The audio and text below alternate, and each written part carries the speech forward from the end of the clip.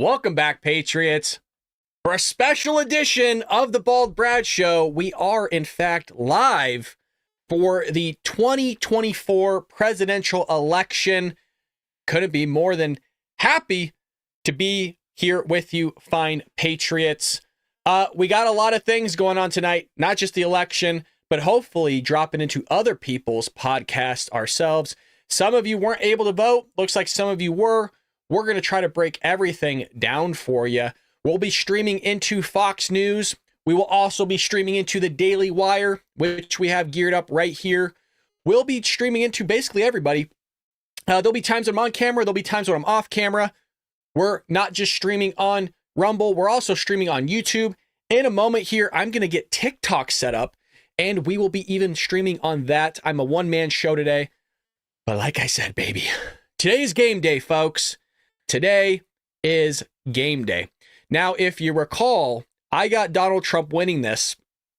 We will pull up the map in a moment here, but I want to make sure that we got everything going, all the bells and whistles. Appreciate you, Good Omen. In here, we got Patriotic Troll, longtime supporter. We got Mr. Cruz, baby. What's up, Patriots? No, sir, what's up?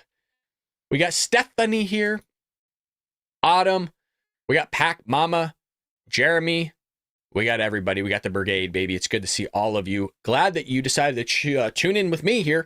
Like I said, we're going to be here all night. I'm already hearing the foozery has been going on in Pennsylvania and other places.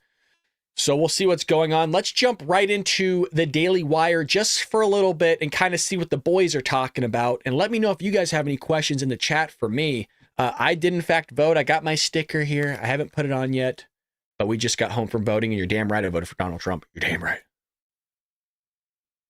Possibly it's transactional, but I also think Donald Trump seems to like people. He does. Well, no, this is a different thing. And he likes new people, which I think is also Think about totally agree. No, I keep thinking of the scene in It's a Wonderful Life where Mr. Potter calls the people of the town rabble, and Jimmy Stewart says the rabble do most of the living and paying and dying and working in this town. And that's what I see in Donald Trump. I see the voices of those people that have been not just silenced, they've been insulted for 50, 60 years and told everything about them stinks, while the people who are telling them they stink live in the country they built, and he's their voice. And shout out to Cruz. He's an angry voice and a coarse voice. They deserve it. They at least deserve it. They have failed at every possible level. That. So somebody said massive technical issues in areas of Pennsylvania. I heard that as well. Actually, why don't we go ahead and just pull that up?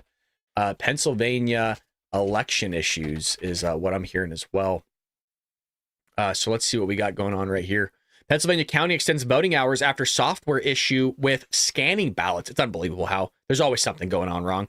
It's really like, how do you not get your ish together? A Pennsylvania judge approved a petition to extend voting hours until 10 p.m. At least they extended it after a malfunction. I love the air quotes. A malfunction. Emphasized that no one who wishes to cast their ballot will be turned away and that all votes will be counted. Well, that's a nice recognition. The RNC chairman, Michael, was it Waitley, urged voters to stay in line. Yes, if you are hearing this and you're in Pennsylvania, Jeff, text all your friends. Tell them to stay in line. Jeff says, Brad, I hope you voted for Trump and didn't fill in the wrong bubbles. Dude, I actually triple checked it. I shit you not. I'm not kidding. I made sure I was like aligning all the things to make sure that it was Trump and JD Vance. I went through everything. I combed that sucker 3 times, man. That thing is filled up perfectly. It's as perfect as you're going to get, baby. You have this county board of election learned early this morning that a software malfunction in the county's electronic voting system has prevented voters from scanning their ballots. It's unbelievable, isn't it? Holy lordy. This should not discourage voters from voting at their precincts. Brad referred to me as a man. I'm a woman. I'm sorry. Don't judge me. We can't sit there and assume somebody's gender, which is what I did. Miss Cruz, I'm sorry. Marshmallow, good evening from Seattle, Washington. Good to see you. Marsh Meow. I guess not Marshmallow, but Marsh Meow. Forgive me. I'm all over the place with the names today. Hit that like button, you guys. If you're over on Rumble and YouTube, it greatly supports us. We had like 3,000. No, we had like 4,000 people in our podcast this morning. Freaking bonkers. It says all completed ballots will be accepted, secured, and counted by the Board of Elections. The Board of Elections has expressed voting machine at a precinct locations to continue to allow voting. What? Can someone explain to me why Pennsylvania is always having issues? Just the other day, They had one printer printing out ballots. Now they have this malfunction. Where are the chats? The chats are here, my friend. Mind you, we're streaming on all platforms, so the chats are everywhere. The chats be happening. Somebody said, same here, made sure there were no spelling errors or random dots in the ballot. Yeah, I did the same thing, actually, Stephanie. Exactly the same thing. Yes, people are online texting them right now. Good. Yeah, if you guys have people in line, text them. Tell them don't leave. Just wait it out. We need the votes. So the chats are here. I might do a pop out in a moment. It will just disappear.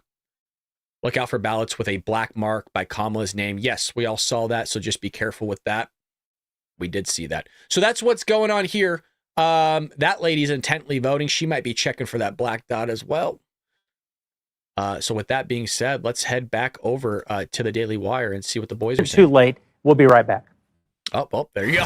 We're going to be right back. But they won't go quiet. So they have Dennis Prager there's in the house and a bunch of other people. But don't worry, folks. We got you geared up. This is what's going on right Party now. in the hotel behind me. In it's Indiana. Expected to be a good night for...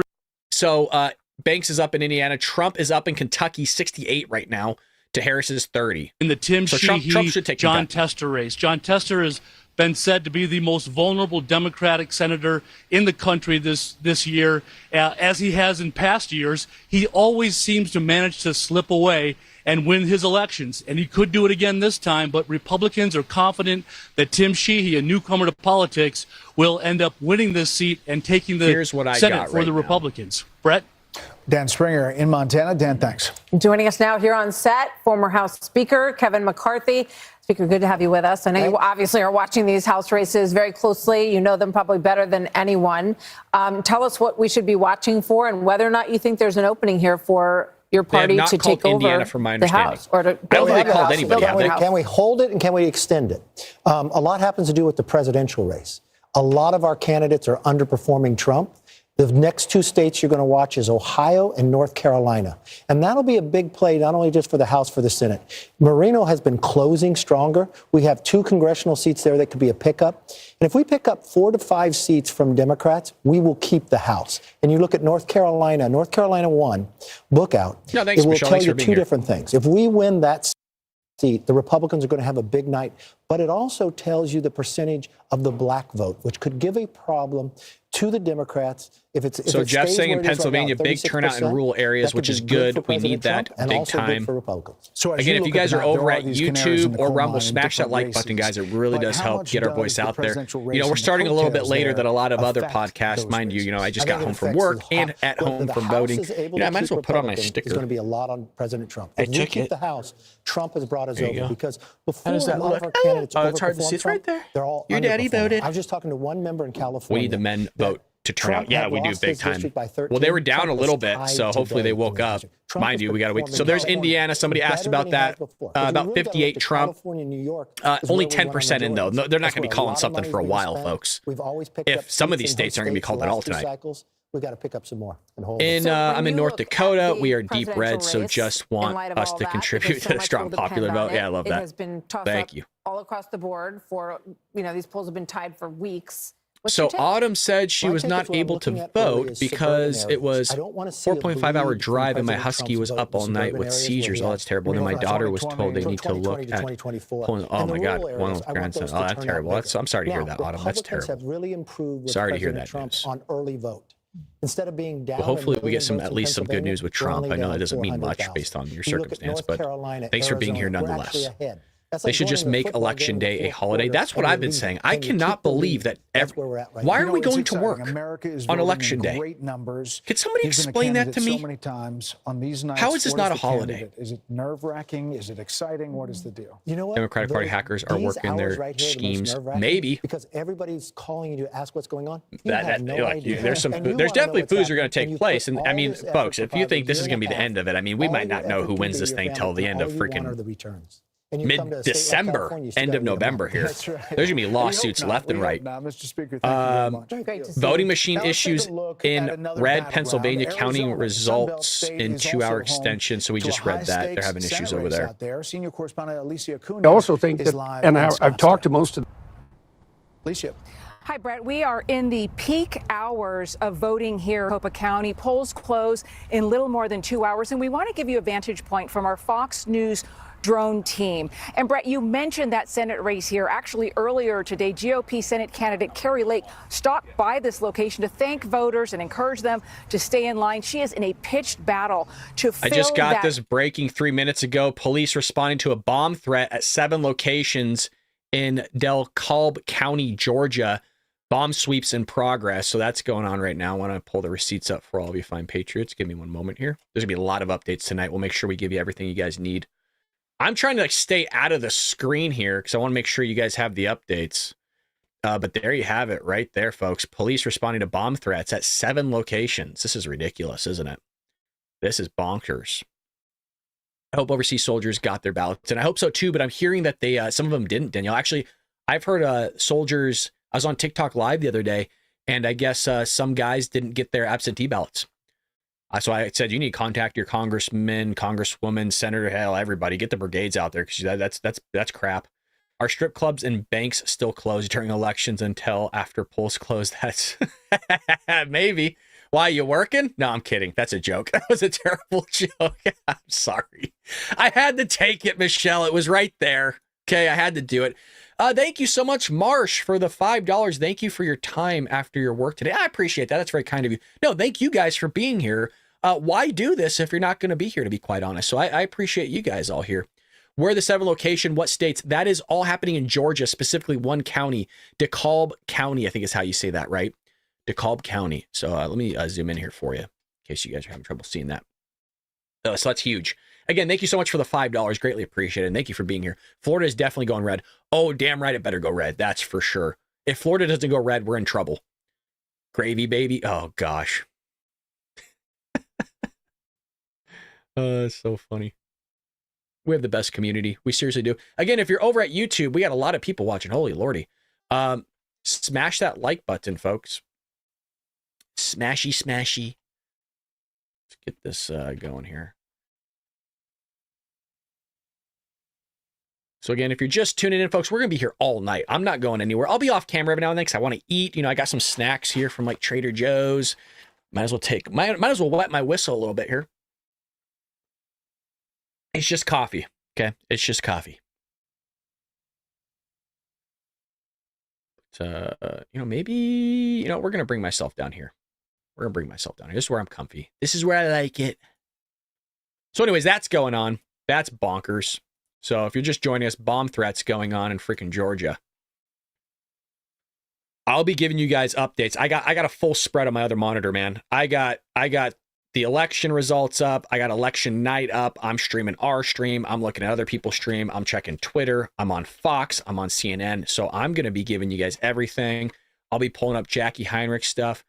Here we got an update here from a county. This is from Pena County Election Day update. Total 56,000, basically 57,000. So that's, yes, Arizona allows that. So this includes in-person Election Day voting and not early ballot drop-off. Interesting. I don't exactly know what county this is in terms of like what state. I'm assuming it's Arizona. So if you're in Arizona, shout out to you. I'm in California. 1.2 million reps voted over Dems. Good. Miami, Tampa, Jacksonville all voted red. Great. Hello, Brad. All amazing Patriots. Hey, what's going on, Karen Cat Mom? Glad to see you here. We went a little bit early. I said 4 o'clock, but hell, I got home early. Might as well go live. Brad, I work for LASD. Us and LAPD possibly go on tactical alert. Really? Whoa, hold on a second. Let me zoom in on that. Hold on a second. Could it possibly that Trump can turn New Hampshire? Wow, that's a take. I don't think so. I don't think Trump's going to turn New Hampshire. No, I could be wrong. Look, I'm not this all-seeing power, but I don't think he has New Hampshire. Let me bring my grid back up here. What was this? 270 to win. Thanks for your patience, you guys. Again, I'm only one guy, so all these other guys have producers and people behind the scenes working for them. I got myself. So this is what I got, other than this ad right here. I don't have that ad. So I don't think Trump is going to take New Hampshire. I really do think this is going to be the layout here. Now, I might be wrong, but let me know if you guys got something different. I think he's going to take Arizona. Nevada, I think, is a toss-up. Wisconsin, Michigan. I should actually be giving Michigan to, I want to say Kamala. I think, let's just do the, that's what I think the final is going to be. That's what I think it's going to look like. Danielle, stay safe, and thank you for the work that you do. Absolutely, yeah, Danielle, thank you. So she works for LASD, us and LAPD possibly going tactical alert. Yeah, I know they're boarding stuff up in like Oregon, Washington. I mean, some places in DC as well. So spot on prediction, Brad. Thank you. We'll see. I mean, like I said, the only reason I want to give Michigan to Harris is, like I said, all that stuff that took place in 2020 is going to happen again. So we'll kind of see here. See what's going on. In a half dozen states, the White House is awaiting those early returns as well. This in a race that was obviously turned upside down just a few months ago. It's hard to believe, back to that debate June 27th, when President Biden ended his bid for re-election. Soon after that, senior White House correspondent Peter Doocy has more live from the North Lawn. Oh, it's Peter, evening, baby. Peter. Good evening, Brett and Martha. The biggest Democratic party of the decade is here in Washington, D.C. tonight, and President Biden will not be there at Howard headquarters, and rather at Howard for Harris headquarters. And if you're keeping score at home, President Biden is the one who got Harris elected the first time and raised millions of dollars for the re-election effort. And tonight, White House officials are telling us he's going to be watching the returns on TV in the residence with longtime aides. He'll be getting regular updates. We did see them wheeling some big screens into the first floor a little while ago.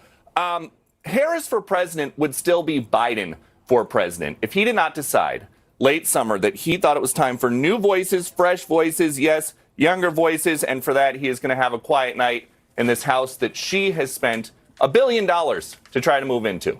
Brett? What a sequence of events this has been, Peter, between that really disastrous debate and then the dropping out in the middle of July for this president. Give me a sense of what the security is like around there. There are a lot more local police, but it's not like something where they have called in the National Guard. And there is extra fencing up tonight, but there has been for the last couple of weeks. Also worth pointing out, they've been building the inaugural viewing stand right outside. That is why the fencing has been up. And that is something else that during the commercials, President Biden can look out and see for the next president. Back to you. That is something. Peter Doocy live on the North Lawn. guys. Peter, thanks. Britt, we should just take a moment and think about all that has transpired from that debate, from 2 assassination attempts on one of the candidates, the former president, from a new candidate campaigning in about 100 days, and here we are essentially tied. And it gives us an idea of the acceleration of the news cycle, that all of that, which was really so very recent and so extraordinary, it sort of passed and disappeared. I mean, Biden seems like Biden's been gone forever. She's been the candidate forever. The assassination attempts, which we thought would leave such a big mark on President Trump's standing, former President Trump's standing, it's vanished from sight. It's not even talked about. But why is that? Well, I think part of it's, as I say, the acceleration of the news cycle, that we move on very quickly from one thing, no matter how major, to another. And the only things that kind of stay in the news are things like the wars in Ukraine and in the Middle East. But even today, we had a major development in the Middle East with the firing of the Israeli defense minister, and that'll pass without notice tonight, almost completely. Barely gets remarkable. It is stunning, and when Biden dropped out, it knocked the assassination attempts off the top of the news list. But we are going to speak with our panel because we're getting raw vote total in, right? We're seconds away from 9 states, including Ohio, Virginia, Kentucky, Indiana. Sorry, we're also streaming critical on TikTok battlegrounds. Live, We're going to do a great job for North Carolina. Georgia, this election right here is a fight for the future. With 97 electoral votes on the line, we have the results as they come in. The moment is here. America. Yes, praying for watching. Autumn. Absolutely, yeah. Shout out to Autumn. Prayers for her grandson for sure.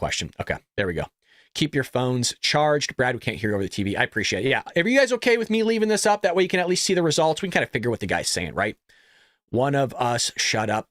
One of you, I don't know what. Bear, are you drunk again? If you're drunk, head over to Rumble. That's more of the rated R side of everything. We got a lot of people over at TikTok. Holy Lord, let me fix TikTok here real quick. Again, I'm one man running multiple streams here. Let's bring you guys a little bit closer to Daddy. Let's bring you closer to Daddy. There we go. So I can at least read the chat better. There we go. Oh, that's not going to work. I don't want to make an emergency call. No, I don't. Damn it. This is what I get for trying to do this.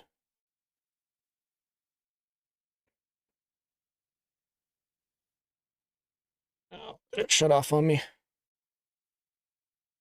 I think it turned my phone off.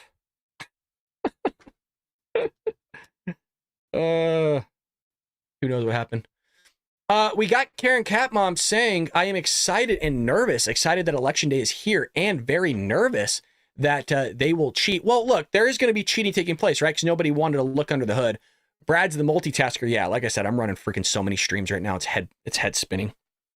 And I just kicked myself out of TikTok, which is hilarious. So we're going to get back up on that. Show me something in your house. By the way, we've been going bonkers on TikTok, man. I should have been on this thing a lot longer ago. Let's resume. There we go. My bad. All right. Ow. There we go. There we go. All right. I just got to be able to read the chat here. Love the impression. You love the Trump impression. We're going to go big. We're going to defeat that woman. Love Donald Trump. Smash that like button again for those over at TikTok. I apologize for the pause. I totally restarted it. Actually, I should just do a full restart here. 1 second.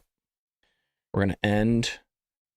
And then we're going to hit the X. I apologize for everybody over at Rumble. Super unprofessional, but this is what we're going to get. There we go. All right. If you're over at YouTube, please smash that like button, guys. We're going to be here all evening. Be right back. Not all of us are Democrats. Well, that's true. Kingsman, nice suit, Brad. I love it, right? This says, Papa didn't raise no commie, baby. Damn right. Gotcha, Danielle. Who knows? My wife and I may eventually move to Florida. Florida's an amazing area. Jeff's in Pennsylvania. He's watching Pennsylvania for us. He's our boots on the ground, basically. We need Jeff. Jeff's texting people to stay in line. Pennsylvania's having some issues. Yo, what's up, Bryce? I don't know who Bryce is. There is no Bryce. Brad, did you set up a fan? It's going to get hot. Actually, I have the door open. I'm preset, baby. I got the cam. That's why I'm actually over really far left. Normally, I'm way over here. So the door is actually open slightly. It's not going to get as hot. I know you guys want to see me hot and sweaty, all bothered. But, Danielle, doesn't that show you how close of a community we are that I literally know where you guys live? We have 66,000 subscribers, and I know all my members, where they live at, what's going on, if they're having family issues. I tell you, you're not going to get that from other places. You know what I mean? Welcome, everybody, over at TikTok. We've got a ton of people over there. If you're voting for Trump, hit that like button. I do have Trump winning this thing. Hopefully we find out tonight. Most likely won't. You'll probably find out something along the lines of, hell, maybe Thursday if we're lucky. If there's lawsuits, well, this bad boy could be going on for a long time. Weather is nice here in SoCal. It is nice, isn't it? A little crispy, which is always great. If you guys got questions over at TikTok, let us know. If you're a Kamala supporter, let us know why. Love people joining the chat. Again, we are live everywhere right now. TikTok, X, YouTube, Rumble. We got a lot of people with us. I'm loving that hair. Appreciate your work. No, I appreciate you, Architect. Thank you so much, Brad. Sorry, I've been around. I have been around in a minute. You are all the best show on the net. Thank you. That's kind of you to say I'm the best show on the internet. I don't know if that's true, but I appreciate that. Just been crazy busy, brother. Wouldn't want to ride this out with any other show. Damn, God, that's a salute to you, sir. What a nice thing to say. A lot of people are saying Trump over at TikTok. Greatly appreciated. Thank you so much. The hair has bounced. Yeah, that is some serious hair. So for those on TikTok, we are tuning into multiple platforms here. We got less than 1% showing in New Hampshire, 50-50. Craig Ayotte is up 83. Ayotte. Again, if you're tuning in, there's bomb threats happening in Georgia. I still can't believe that. That's unbelievable. Brad, while seeing you hot and bothered would be better than seeing Kamala as such, please don't. Oh, geez. Let me know over at TikTok. Smash that like button if you're voting for Trump. Let us know what's going on. And if you already voted, be greatly appreciated. I have Trump winning this bad boy. And yeah, you're damn right I'm giving him Pennsylvania. Because our own members are saying Pennsylvania is going to Donald J. Trump. Brad, I live in Laverne near Pomona. Okay, nice. I know exactly where that's at. Devil's Advocate says, what's up, everybody? Happy election eve. Driving from D.C. to Philly, listening in. Love that. Thank you so much for tuning in. Greatly appreciated. So right now, Fox News is showing the black voters by race. Harris says 83%. Trump is allegedly only getting 15. We'll see if that's true. We will see. They're saying 67 degrees in Redding, California. That's nice. Do you have Montana as a red or blue state? I have Montana. Actually, where did my election go? Montana. Let me bring it back up. I don't know why it disappeared. What do I have Montana as? I have Montana as red. Yeah, I have Montana as deep red. I don't even have Montana as like leaning red. It's red. So Montana right this way. There we go. It needs to stay that way. I think it will. The only one that I'm really unsure of is Arizona, obviously the swing states, right? I think North Carolina and Georgia are going to go to Trump. That's what I got right here. Georgia, North Carolina. I think we're going to get Pennsylvania. I think Michigan and Wisconsin, Minnesota are all going to go towards Kamala. I could be wrong. Again, this is all nobody knows what's going on. It needs to stay that way. Yeah. Well, the one that people had a little worried yesterday and into today was Iowa, because Iowa was going blue. That made everybody bonkers, and people got pissed because my original TikTok video got like 50,000 views in like the first hour, I think it was. I had TikTok as blue, Iowa as blue, because that's the way it was leaning from Real Clear Politics. I didn't think it was going to stay blue, right? There's more Republicans than registered Republicans and Democrats in Iowa, but yeah, that was like the talk of the town for a while. What's going on, Q 1969? Hello, Patriots. Let's go. Yes, it is the Super Bowl of politics, baby. Nah, PA is going to be blue. Maybe you're right. I don't know. I mean, I got members over at the Bald Brad channel, and they're all saying that Pennsylvania is going to go red. So they're saying rural areas are showing up big time. Oh, we got St. Louis Truckin'. I love that name, by the way. Bald Brad, in Mississippi, we keep it simple here. Paper ballots and just scan. Plus, Brad, if you are looking to move after you turn 65 here, don't pay any property tax. Ooh. Well, do I have to, why does it have to be after 65? Why can't I just move over there now? If you're over at TikTok, smash that like button, folks. If you're voting for Donald Trump, greatly appreciated. I have several friends in Arizona, and it's going red. That's what I have right now. I have Arizona going red myself. So I kind of just did that. You don't think Wisconsin's going to turn red? It might. You're not the first person to ask me about that. It very well might. The whole projection that I have here is it doesn't matter. So the way I have it set up is, and let me pull this up for my viewers on Rumble and TikTok as well, because I want to explain this to kind of everybody. Because a lot of people think, well, why don't you have it as red? Because my math doesn't matter, is what I'm saying. So regardless, he just needs one of these three. Basically, he just needs Wisconsin, Michigan, or PA. He just needs one of the three based on how I have it set up. So I'm giving him Arizona. I'm giving Harris Nevada. Trump might take Nevada. Again, the math, it doesn't matter. As long as he takes South Carolina, Georgia, and Arizona, if he just gets Pennsylvania, Michigan, or Wisconsin, one of those, it's game over. It's GG. She loses. So we'll have to see. It is for seniors to keep their home. Oh, okay. Oh, I understand. So after 65, you don't pay property tax. That's kind of cool that you guys do something like that. I love that, actually. That's a great idea. Honestly, there shouldn't be property tax in the first place. I don't know why the hell we're paying property taxes. In the same way we have to register our vehicles is ridiculous. 15%, if that holds up, black vote, mathematically, it's over. Jeff's coming in hot today, man. Jeff is just coming in with these hot takes, and I'm all about it. That's for damn sure. Again, we're going to be bringing you guys updates all night. I mean, I got multi-tabs going on. Election electoral votes, Trump 19, Harris has 3. That comes 4 minutes ago, folks. So right now, Trump officially has 19 electoral votes. Harris has 3. That's coming in hot. That was as of basically less than 3 minutes ago. Early data shows Harris performing 4 points worse in Broward County, Florida, a Democrat stronghold in the state. Holy smokes. Pulling that up right now. Hold on a second, folks. A shout out to everybody over TikTok. I never knew Colorado was blue. Colorado is, it's blue. So's New Mexico. I mean, I'm not surprised about Colorado. The one I'm surprised about is New Mexico and Arizona, both border states, both being shellacked by the Democrats right now. I would think it would be a Republican state. Nah. If you look at a lot of what's going on in Colorado, they've actually been leaning more Democrat, not even centrist, by the way. So let me pull this up for you guys right here. So Election Wizard saying data shows Harris performing 4 points worse in Broward County, Florida. Democrat stronghold. That's so bonkers, dude. That is so bonkers.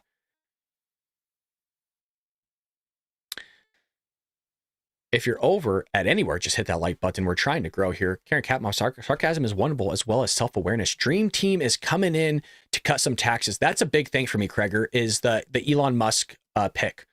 The Elon Musk to come in and just clean house because the spending that's going on is ridiculous. I always share that famous congressional hearing where I forgot who it was. The individual's holding up a bag of bolts, airplane bolts. He's like, you get these for like $5 to $8 at Lowe's. It is a pretty big bag of them, right? And it was about $5 to $8. They're charging us for that same exact bag, charging us $85,000. It's ridiculous. It's bonkers. Long days and provisional ballots being required for voters. I feel like people can't get their ish together, man. I don't know what's going on. Kamala is currently winning Georgia, unfortunately. Yeah, but I mean, what percentage is in right now? First results in from Georgia. We're waiting on that right now. Indiana right now for only 14% in, so we'll see. This is going to be going on for a while, folks. We don't have enough in yet. Does anybody know if illegals are voting? Yes, they are. Absolutely. We already know that Michigan, right? I mean, you literally had a Chinese national vote. Because in Michigan, all you need is a student ID. You don't need an actual driver's license. A lot of you are thinking that Colorado should have been... look at that. Gifton just got a badge. Thank you so much, Pat, for joining us over at TikTok. I didn't know you had a TikTok. Pat, you're seeing a different angle, huh? Ooh. Long delays. Yes, absolutely. $80 versus 98 grand was insane. Yeah. Isn't there, what do they call it? Like the $10,000 toilet seat or whatever? I mean, that's a real thing. I need to make airline bolts for a few weeks. Yes. Get a governmental contract. You'd be cleaning up. Indiana will be red. I live there. Do I have Indiana as red. So here's the blue states that I have, you guys. I'll just show my grid again. Because I think it's important. These are the blues, right? Washington, Oregon, Nevada, California, New Mexico, Colorado, Minnesota, Wisconsin, Illinois, Michigan, New York, Washington, Massachusetts, Rhode Island, Connecticut, New Jersey, Delaware, Maryland, DC. I mean, I got them all. So I feel very confident about this. Like I said, the only ones that are a toss-up is Minnesota, Wisconsin, Michigan. I feel good that Trump is going to get Pennsylvania. I had Pennsylvania selected yesterday, so it's not that we just have Jeff in the chat and Jeff lives there. I just feel good about it. So Indiana has 15% in. Trump's up 62-37 right now. Bo, I live there. I'm with you, Craig. So what did Craig say?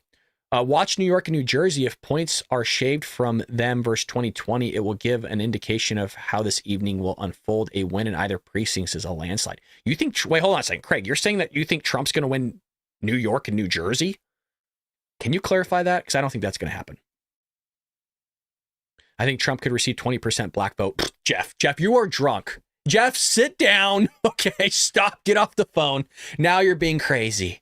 Jeff's being crazy. Trump's going to win. Oh, Boogzilla, I hope you're right, my friend. I hope you're absolutely right. Smash that like button. Jeff put the pipe down exactly. Look at Jeff. They're telling you to put your pipe down over on TikTok. Smash that like button, friends. The Trevor 7. I love that. By the way, our TikTok went freaking viral yesterday. This image went viral. My prediction got like 200,000 views or something like that, like 180, something crazy. I don't know what the hell was that. Bonkers. Do it end. I don't know what that means. When do it end? I don't know what the hell you're saying. You're clearly drunk too. Put the pipe down. Put the pipey down. Okay, now I'm going to jump over a screw tube. Well, I'm on both, so I'll see the chat.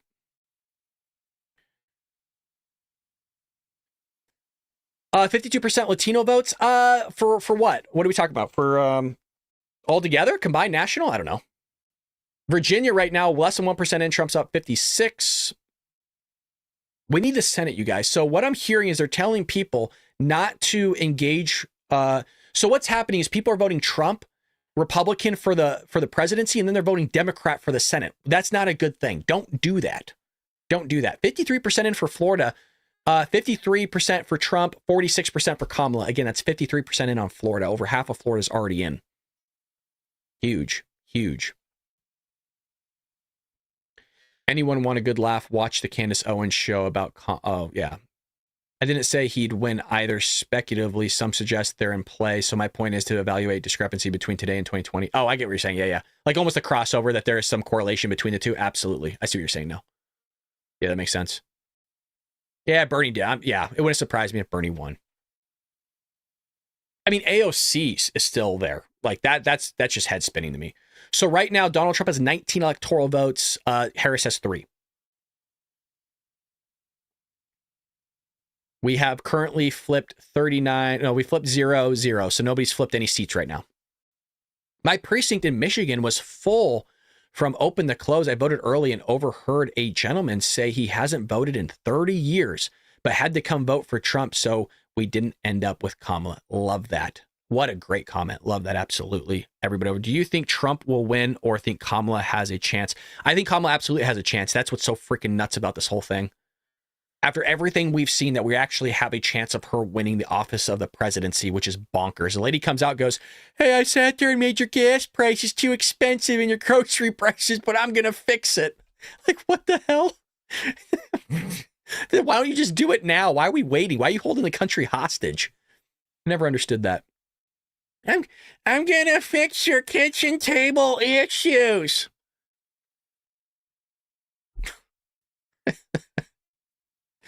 Oh, Lordy. So, yeah, I mean, Trump could very well lose.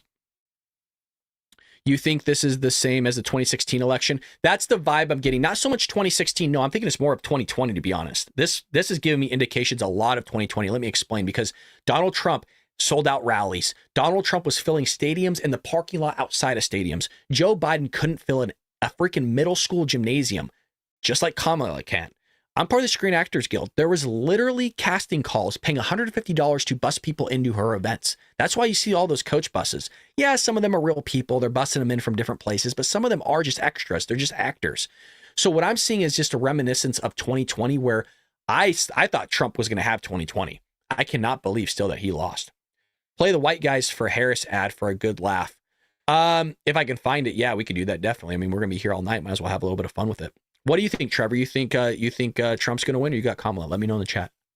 Let me know and hit that like button. What are you doing? Smash that like button over at TikTok. I'm trying to get updates for y'all, folks. So we're trying to keep you in the loop. Let's see what Fox is saying right here.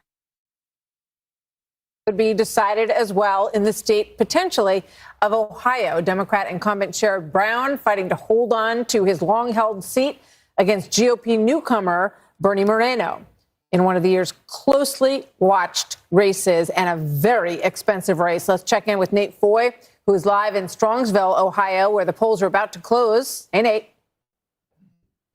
Hey, guys. So, yeah, more than $400 million in ad spending in this Senate race, and a few people still coming in here to vote just minutes before the polls close at 7:30. And voter turnout has been strong. More than 2.5 million Ohioans voted early. This morning at 5 a.m., there was a line stretching around this entire building with people ready to vote, and it really reflects what's at stake. 17 electoral votes. Former President Donald Trump is expected to carry the state for a third time. But as you mentioned, the race that everybody is watching is between the incumbent Democratic Senator Sherrod Brown and GOP challenger Bernie Moreno. Now, Senator Brown has campaigned seeking a fourth term, trying to make this about reproductive rights, which are enshrined in Ohio's Constitution. And for that reason, Moreno told us last night it should be a non-issue in this race. And he says that Senator Brown is turning abortion into a political weapon.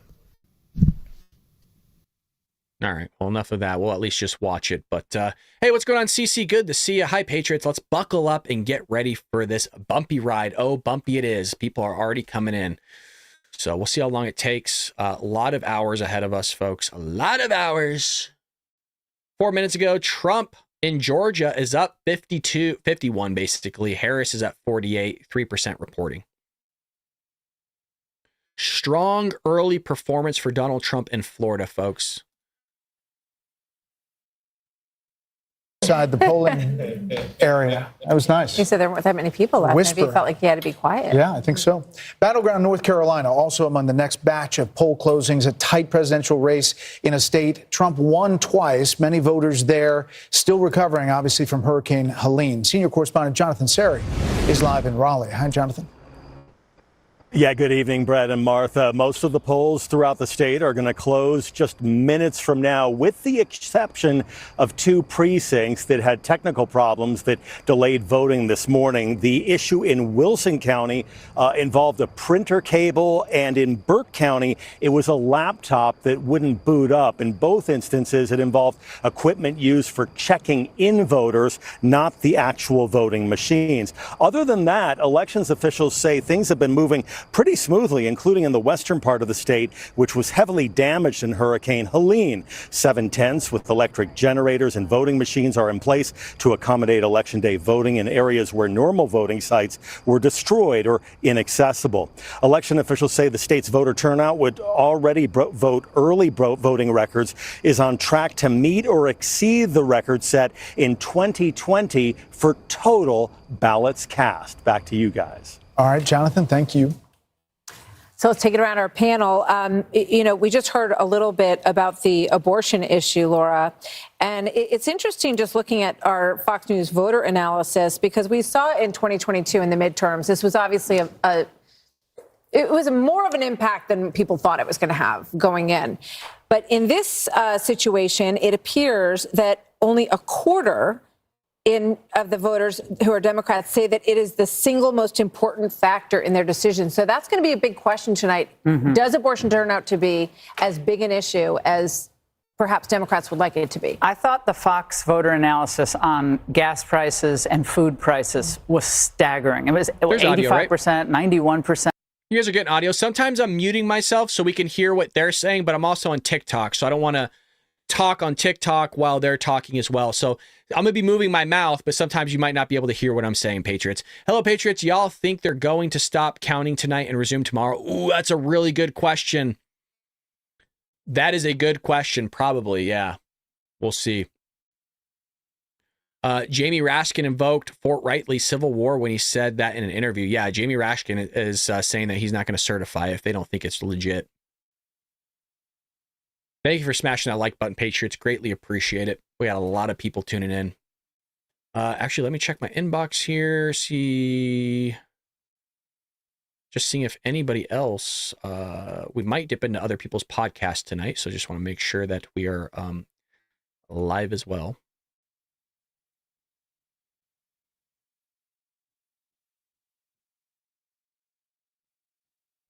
People are saying Trump is going to win Miami-Dade County, and he might not even have to break a sweat to do it. How much that state has changed since my childhood. Talking about the state of Florida, absolutely.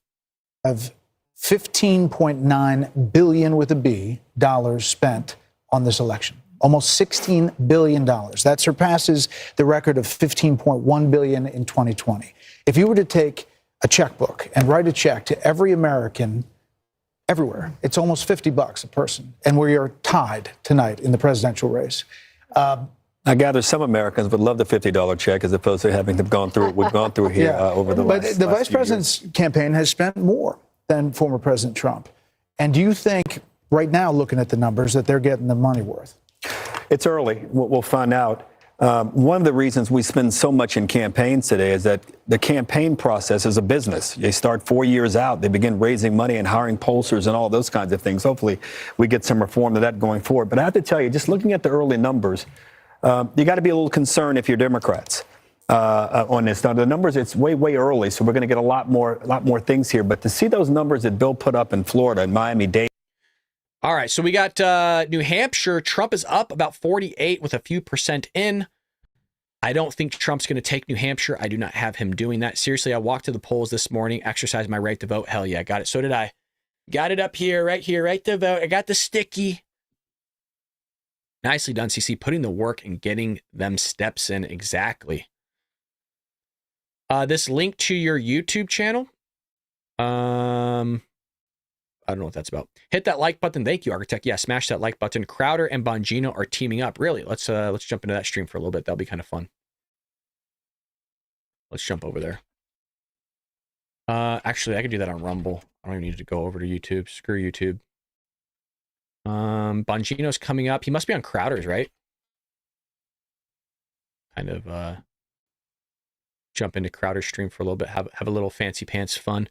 As Vermontier, I'm disappointed but not surprised. Vermont should be going blue. I don't think Vermont's going to go any other direction. Milwaukee has to recount their votes. I think there's going to be a lot of recounts no matter what. I think there's going to be challenges happening. So let's see what's going on with Crowder here.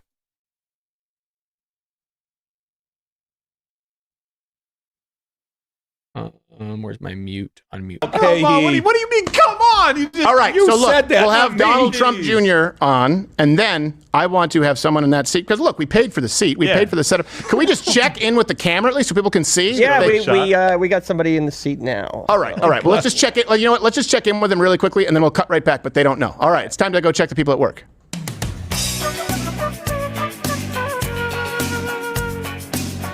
All right. Who do we have in the chair right now? Who's there? Oh, there you go. We got Lane the Brain. Hey, Lane the Brain. Ginger Snap, do you have an update for us? Audio. Yeah. Audio. Oh, hold on. We're going to bring up your audio. really quickly. Hold on one second. We're going to bring up your audio. It's got John Travolta's shirt on. All right. Hold on one second. Oh, wait, hold on a second. You know what? Toolman, come back, Toolman. Come back. Oh, there we go. Can we, Lane the Brain? Hi, Lane. I'm here. Okay, cool. I'm good. Okay, well, we're going to go to Donald Trump Jr. We'll go back to you later. All right. Well, I have some information. Yeah, we'll go back. What, chest hair? What are you doing?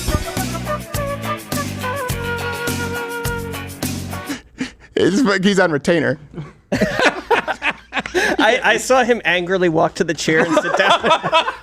That makes it so much better. I told them they don't have to be on their toes tonight. Sorry, Lane. Plus, I look like crap. I look like I'm already sweating, and you can't be side by side with Lane. Do we have time to do another state call really quickly? Oh, do we have time? Yep. Well, look, California, hey guys, it's time for one more state call. Thank you, Eric Birch, for the $2. Thank you so much. Hey, Patriot Graham, Trump 2024. Love that. Thank you, sir. The Brits aren't coming. Unless you count smart. Who? Was that you burping? No, I didn't have anything to do with that burp. All right, so It's Father Mulcahy. West Virginia. What do you think? West Virginia? I'd say that's 3 teeth. Right now, we are calling West Virginia Billy the Sample, because I don't know if we have. These are ridiculous. We have West Virginia officially. We are calling it right here. Yep. For Donald Trump. That's right, baby. There we go. How many West electoral votes is that? 4. Yeah. All right. 4 whole That's good. electoral votes. What are we up to, Father Mulcahy? Technically, it's 3.5. There's overlap with the sister. So we got a Republican pickup as well in a Senate seat. So Jim Justice won the seat that was vacated by Joe Manchin. I won 10 grand. I just won 10 grand. No. Did you actually? I actually won 10 grand. What? How did you win 10 grand? It's not an upset. Huh? How much did you have to bet to get 10 grand? I bet it on FanDuel. Oh. You mean Polymarket? Polymarket, I meant. It doesn't matter. The Publix market. Kroger. Piggly Wiggly. All right. I didn't win nothing. Relax. I don't even know who the guy is, but congratulations. No, he was. That's the former governor, I believe, who took the seat of Manchin, if I'm not mistaken. Jim Justice is a good last name. It is a good name. Yeah, it's it solid. is a good name. Not as He went good from as, governor to senator now? as Justice Cockburn. That was my favorite. That's the best. Yes. Yes. We have to bring in Cockburn. By God, he it's does things Coburn? his own way, but he gets it done. Let's bring in Cockburn. There's an actual, real. justice named Cockburn. We had fun with that about real? 4 years ago. I'm a child. Let us know. Okay, well, that's kind of fun stuff over at Steven Crowder. They always have a great time over there. What does Arizona look like? Not sure yet. Not sure what Arizona looks like. I have Arizona going for Trump, but that's up in the air. Not exactly sure right now. Same with Albany County and PA. Yeah, we got a member that's over there in Pennsylvania. Like I said, Eric Birch, thank you again for the $2. I'm not sure if you heard me, because sometimes the goes a little loud. Actually, I want to hear this about Florida right now. Trump's up 54 over 45. So 71% of Florida is in. Trump is up 54% to Kamala's 45. I want to hear this. 88, George Bush 41. And right now, you got 71% of the statewide voting, but you got 80% of the county voting here. And Trump's got a easy 10-point advantage right now over Kamala Harris. So we'll see how that holds up here. Thank you, Karen. Another thing we're going to look at right now is Georgia. And, Georgia is one of these states that's gone through a bit of a realignment, kind of like North Carolina, kind of like Arizona and some others that we've looked at. And, in the blue wall a little bit right now, Trump did the trick 8 years ago. We'll see whether or not he can do it again this time. But I just want to take a glance at this because you got a lot of vote out there, guys. Now, we expect a lot of batches to come in quickly here Trump's in Georgia because they say they're going to count quickly. But right now, 8% of the statewide vote. One thing we're talking about the rurals. This down here is Brantley County. Now, this was Trump's best performing rural county in 2020. And he's doing a number right now again. And I'll just go back to 2020, 4 years ago, and watch this. The percentage there was, so he's doing a tick better. Raw vote here, 6,200 4 years ago. Raw vote now in the same county, 4,900. So maybe that comes back to that conversation about, turnout and things like that throughout the rest of the country. But when you look at Georgia, I mean, let's look at the vote difference for Georgia, and we can show you a little of the realignment that we're talking about here. And if you look at this, right, all this over here, this is a dominant state for the Republican Party and had been for a long time. You think about George Bush's second term, right? Watch, this is important. He won that state by 16.5 points. It wasn't even on the map in terms of consideration, but slowly Georgia changed. and a lot of it changed for the metro area, the 26 counties that make up Atlanta. Here was Trump in 2016. I give it to him, right? 5 points 8 years ago. But things seem to change in 2020 and change in a significant way when Joe Biden went there Trump has and officially took the state by won 0.2 percentage points. Raw vote of 11,779. All right. Now, so this is. So again, Donald Trump has won West Virginia. By the way, that is on my map. Thank you very much. One prediction down, a few more to go. I'm also very optimistic about Wisconsin, as Western Wisconsin is very deep blue and a huge GOP turnout there in the counties. We'll see. 70% of Florida's in, 9% of Georgia's in right now. Georgia I need because Georgia's on my grid right here. Trump is up about 61 to Kamala's 39. 9% in. No difference. Indiana, 18% in. In North Carolina, but was able to pull it off. Let's come back to 2020 right now, and I can show you what I'm seeing there. Let's go ahead and clear this, all right? Brad, let's be honest, the prediction is a given. I hope so. What's going on, Angel? I hope so. The projection's true. That'd be freaking great. Can you imagine that I got it exact? That'd be insane. I read that like 90% of the donations to the Democrats came from big tech, I'm assuming. Yeah, I mean, look at what they did with the Act Blue stuff, filtering in money from other people that didn't even donate in the first place. Brad is governed by reason, logic, rationality, truth, facts, science, and common sense. That's why the show works. People are starving for these futures and people today. That's really kind of you. Guys are being very nice to me today. Thank you so much. Not that you're not nice to me any other day, but thank you very much. It's very, very kind words. I try to just have common sense. I don't think I'm right about everything. I try to really listen to other people's perspectives and just more or less have a conversation. I'm no better than you guys. I've always said that. We got a freaking awesome community. I know I keep saying it, but it is true. West Virginia. Wait, you talk about Wisconsin or West Virginia? I'm confused. I think I have West Virginia going to it. Yeah, I have West Virginia for us. Some people are saying Virginia might flip. Like people are telling me don't sleep on Virginia. I don't know where that's coming from. Thank you. That's kind, Karen. Below. I am trying to manage a lot right now by myself. Like there's TikTok going on right here. Okay, jumping over to Rumble. I'll jump back in a little bit. Thanks, Pat. So Pat's coming back over. I appreciate that. Pat's bouncing around everywhere supporting us, which is cool. But yeah, I got this monitor going on. I got that monitor going on. I got my OBS. I got to make sure it's going on that I'm not muting myself. I'm muting in and out. I'm jumping on TikTok. I'm jumping on all of you guys over here. It's freaking awesome. It's cool. Thank you. All right. I believe 25 counties were affected by Hurricane Helene. And one of the early discussions was, a lot of those counties are red. Are they going to be able to vote? Yeah. And then everyone felt like it was going to be okay. Yeah, it looked like it was in good shape for I'll show that to Martha here. And I don't know how much of that vote we've got in, but we're looking at this with virgin eyes here. Okay, you're only 2% statewide. But what you're talking about, Martha, let me go ahead and draw this up here. That's one of the ones I have. All those 25 counties are west of Mecklenburg that we're talking about. They're west of Charlotte, okay? This is the blue dot in the western part of North Carolina. That's Buncombe County. That's Asheville.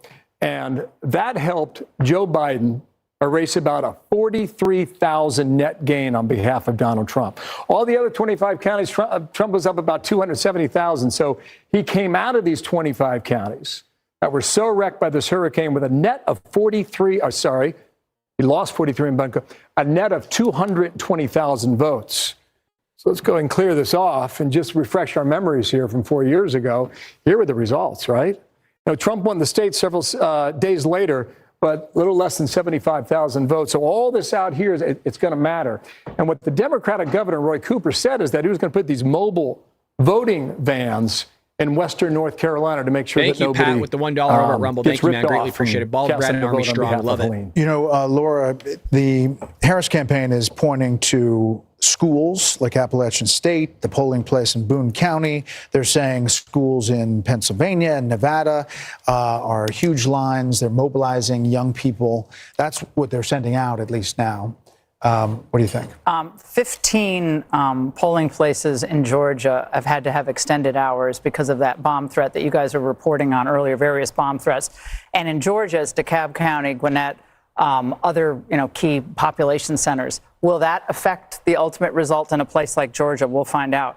But Donald Trump this morning in West Palm Beach looked into the camera and he said, stay in line. Like it took him a while to sort of ask for people's votes over this campaign Twitter season. tonight, he's still up on X saying stay in line. Yeah, stay in line. Don't get out of the line because Harris supporters were reporting in Pennsylvania, Lehigh University students, that they waited in line for 6 hours to vote.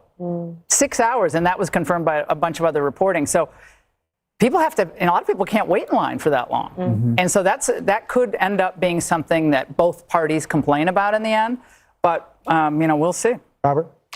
So, as you know, when we were all at the convention together, I said that Kamala Harris was the underdog and that Trump would win. And I didn't shift until maybe with Martha like 2 weeks ago. And the reason was the following. One, on the economy, yes, it's number one, but it went from Trump plus 15 to Trump plus 8. And so that was a big difference. And some polls had it even tighter. And some, I think Fox ended up at 6. And then the second thing was the money. Harris campaign raised $1 to $2 billion. All of a sudden, it wasn't just the blue wall. Arizona, Nevada, Georgia, North Carolina come into play. And Martha and I have spoken about it, not to make this a gender issue, but Arizona and Nevada do have reproductive rights on the line. So that makes a big difference on the gender vote. So listen, I'm not going to say I went from optimistic to nauseously optimistic. I'm going to stay at optimistic, but we're going to have to see what happens in Atlanta and Charlotte and some of the big cities that, we're depending huge votes for. All right, you know what I actually want to do? I want to jump over to the Daily Wire just for a little bit and kind of see what they got gone over there. And there are still 18 minutes to vote, to get in line to vote before the next round of polls closed. If you're a Christian and you've been on the fence about the idea of voting, please go stand in line. If you're not in a state where the polls have already closed, please get in line. You have an obligation to vote. Our obligation is not to our view of ourselves. Our obligation, if anything, is to confront our view of ourselves, realize our need. And part of what we get out of grace in Christianity is the opportunity to actually participate in a world that isn't perfect. You only get to participate in that world that isn't perfect if you believe in some sort of system of grace. And I wanted to say that while Dr. Peterson was here, but it's I didn't get to. I'll have to do. So I'm saying it to you. What do you say to this? Well, for all that conservatives have spent, 4 years at least now, bewailing wokeness and identifying all of its flaws and talking about what a terrible, ugly, self-destructive ideology it is, which it is. And all of that is true, and we should. So Spencer Clavin is Andrew Clavin's son, actually a super smart guy. Again, Pat, thank you again for the $1 over at Rumble. Greatly appreciated. We got a lot of people joining us over at TikTok. If you're over at TikTok, hit that like button. Good to see you, Diego. The Architect says, can you imagine being stupid enough to stand in line all day to vote for the effers that destroying the country for Christ's sake? Yeah, isn't that crazy? People actually spending their time. I mean, these are the same people, right, that are being told that I'm destroying your country and then asking for you to vote for the person that's destroying the country. And they're going, yes, yes. Try to wrap your head around this stuff, but you really can't. That's why sometimes there's no point in just like going past a certain limit of trying to understand what the hell some people are thinking. What's going on, Shib? And again, for Jean, things are going well. Good to see you. Greatly appreciate you guys joining us right now. I'm good. Thank you for asking. Got my snacks and drink for the night. What are you drinking and what are your snacks, Shib? Let us know in the chat. Cece says, still at work. I continue to watch. Love that. Thank you so much for always supporting me. I almost said man, but we know Cece's a woman. She's a woman. We know. We know. Again, there's going to be times, you guys, just so you, I mean, this is going to be a long stream, right? We're going to be here freaking all, it's only 4:45. I mean, we're going to be here all freaking night. So there's going to be times where I'm just going to like walk away for a bit, stretch out the back and kind of eat some food and stay hydrated. But I'm not going anywhere. That's why I say smash the like button if you guys can. And Brad, thank you for covering this. Thank you for joining us, Lisa. And thank you for being a member. I love that badge, by the way. Lisa says, hello, all Patriots. Hopefully you guys went out and voted. I know I did. Again, I got the proof. I almost like was going to record myself voting, but I didn't. Almost recorded myself voting. I hopefully you guys are okay with me muting this. I more or less just want to see the results than anything and talk to you fine people, as well as talk to the great people on TikTok, as well as Rumble and YouTube. So definitely a woman. Yes, there you go. Some people don't think there is a thing called a woman. So Trump is up 63% with 27% in from Kentucky. I have Kentucky going to Trump already. So again, my big things, which we're not going to know for a while, is Nevada, Wisconsin, Michigan. Here, I'm going to put this up while they're on break. Again, if you want to take a screenshot of this, this is my prediction. This is what I need to happen. We'll kind of keep this up for all of you for just a wee bit, nothing crazy. Pepsi and my late birthday cake. Have a nice day. Well, happy birthday, Dan. Dan's the good Dan. He always says he's a good Dan. We know the difference. We know that other Dan. That viral video of ours for just slapping Democrats right over the head. Okay, jumping over to Rumble. Oh, that's old. Pat's already over at Rumble. I feel like we're all waiting around for the results of a big test. Yeah, to find out if we passed or failed. Are we going to move on? Are we going to graduate? All right, Shib. Yo, sorry, I had to swap to Rumble. Carrot sticks, peanuts, and drink. What the hell? Shib. Shib is eating carrots, peanuts, and drinking. Shib, you okay? Shib? I almost asked Shib if he's voting, but Shib's in the United Kingdom. They don't have a right to vote. I'm sorry, brother. I got to point fun a little bit. But dude, the carrots, honestly, I got the, what are these? The horseradish and chives chips from Trader Joe's. Don't be sleeping on these. My prediction is that he will win 287 to her 251. I'm very close to that, by the way. Again, I have him at 281 to her 257. Granted, the objective here is just 270. You know, I mean, that's all I got going on. That was over at TikTok. Georgia's 12% in. Trump is at 63. Harris is at 37. So, not enough in yet. That's her liberal diet, brother. First, just so you guys know, Shib is a big dog, not in a bad way. Shib is jacked, man. Shib will mess you up. Like, if I ever go to the UK, Shib, you're coming with me and you're protecting me. You're going to be my bodyguard. I'm 5'9", probably 185 now, I'd imagine 180. What's going on, Amy? Evening, Brad and chat. Kind of new to your channel, couple weeks now. Love that. Thank you, Amy, for joining us. Greatly appreciate that. And welcome. Everybody give a shout out to Amy in the chat, both on Rumble and YouTube. I know she's over at YouTube, but give her a shout out nonetheless. A new follower, a new subscriber, and joining us. Love that. Welcome to our community, and we open you with open arms. We welcome you with open arms. I know I wasn't trying to. I know you're good. Yeah, I'm not. I don't think you were. Yeah, sorry. The way I come across is sometimes strong, but I know you weren't. I'm just saying, like, that's just my pick, but I know what you're talking about. Anderson, Mr. Anderson. I love sarcasm. I work with mostly men. They're funny as hell. Some women are too. He will outlast us with our junk food. Yeah. Thank you for giving a shout out to Amy, you guys. Greatly appreciate it. And everybody over at Rumble's giving a shout out. Give me 2 minutes and we'll hunt down a peacock and start roasting it. Jesus. That's why he's over at Rumble. What's going on, Dylan? Hell yeah. Hi, Amy. Welcome to the best community anywhere.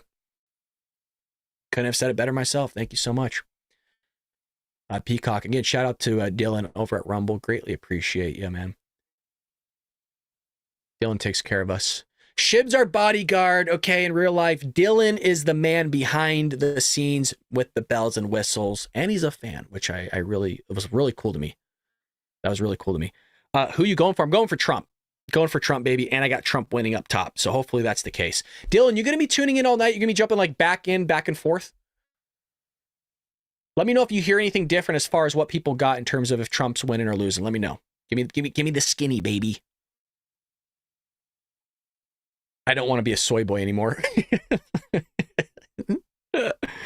Thank God, me too. Okay, William, where you at? So William's over at TikTok right now. William, we're live on Rumble and YouTube and X, all these places. So I'm kind of handling everything by myself. I'm yoked all night. Love to see that. That's a late night for you, brother. It's a late night 'cause you're on the East Coast. Thank you for hopping over. I greatly appreciate it. It's nice to know that I got your support, man. It means a lot to me. Angel, hi, Amy. I'm an Indiana resident, and the race for president called Go Trump. Did Trump get Indiana? Did I miss that? Whoa. See, I'm too busy on the chat. I told you guys I'd stay up to date on all this stuff. Let me see if we, in fact, I know we got West Virginia. Did we, in fact, get? I'm not seeing that. I'm just seeing West Virginia. Are you guys trolling me? You're leading me astray. I love how everybody's ripping on Shib. Sorry, Shib. Shib can take it. Shiv has the dense beard of victory. Do you have a victory hat, Brad? I don't. You know what? I wanted the Trump, the black MAGA hat. The thing is freaking sick, but it wouldn't come in time. Rhode Island here, and thanks for your service. I didn't support. Sorry, so I'm not a veteran. Just want to be clear. My grandfather is, and so is my dad. My grandfather was in World War II, and my dad was on a Navy, both on destroyers. But I did not serve. I'm a proud supporter of those that served, but I did not. So just want to make that. I don't want to be stolen valor like Tim Walz. I don't have a victory hat. I guess you're looking at it. I'm like looking around. Funny enough, I still have this hat. For a long time viewers would know this hat. So this is a sample of a lot of you wanted my hat, but I can't sell it because I made it myself. And these are mock-ups that I did, and well, they stopped selling it. Teespring stopped selling my hats, so nothing to do there. Focus. Yeah, sorry. ADD. I don't have them calling that. The last thing I have is I still only have West Virginia. So here we go. A flip alert. An estimated 90% reporting Trump leads 53-46 in Baldwin County, Georgia, a county won by Biden in 2020. That's a good indicator right there. Folks, that's a county population of roughly 40% of African Americans. So, Jeff, you might be right here where Trump gets that black vote. I mean, Jeff, I'm holding on to that. I hope you're right. But again, that's huge news for our pick because we have Georgia on our slide here. So, again, I want to give a shout out here. A flip alert to Election Wizard is saying that an estimated, why don't I just populate this for you guys? What am I doing? We're all in this together here, like High School Musical. Let's pull this up. This is huge. Flip alert with an estimated 90% reporting Trump leads 53-46. Again, this was a win with Biden in 2020 by 1 point. If we get that, that is good news for us so far. I'm back and meat's back on the menu, boys. Maybe a little lie. I popped it off a piece. Ship. Dylan says coming soon. So many exciting changes rolling out all at once. Yeah, Rumble has some big changes, and I can't wait to hopefully be a part of all that. Take the hat off for a Trump victory. I didn't buzz my head, but yeah, I mean, we could take it off. Right, do a little Trump victory. I should have buzzed my head for this. I don't know if we'll find out for Trump tonight, so maybe I could buzz it later. Have you worked at McDonald's, Bald Brad? Not yet. How many of you would come buy a burger from me, though? You guys are too good. I love you guys. Freaking A, man. I really do mean this. You know, can we just pause? I know I keep saying it, but we got a freaking awesome community here, man. I said this earlier, like it's a Trump is king. Trump. Yeah, I love that. Georgia will go red. I hope so. I got that on here. I got Georgia red. The community we have, you guys, really, I know all your names, right? Like, I know who you guys are. Shib is in the UK, right? We talked about Pat and Redding. Karen Catmom, communicate with her via email. Like, I actually know you guys. I don't know many other creators that actually take the time to know their community members. Danielle's always here. Lisa's always here. Javier, well, I know Javier in real life. Erica, right? We got Amy, who's a new follower. We're going to know Amy's name now. Angel's always in here. Q1969. Cece's been around for a while. Jeff's always in the chat. Jeff's in Pennsylvania. Jeff was at Butler right before the assassination attempt happened. Patriotic Trolls, always trolling at the chat. He's always in here. Like, I know you guys. You know what I mean? I know all my people. The Bald Brad Army, baby. You don't get that anywhere else. Dylan. I know Dylan because he takes care of me. Vegas has been in here. Vegas, I feel like I haven't seen you in a while, actually, but good to see you. Oh, I got a 3D printed miniature of Trump made. I hope to be painting it soon. What are you going to paint it orange? You're going to paint Trump orange? It's the only way to go, baby. Only way to go. So Kentucky, 34% in. Trump's up 64-34. What does the check mark mean? Am I missing that, you guys? Am I just stupid? Does that mean Trump has it in the bag? Like, are we calling Kentucky for Trump? Can somebody explain that to me? Because are we calling that? I'm confused. What the hell's going on?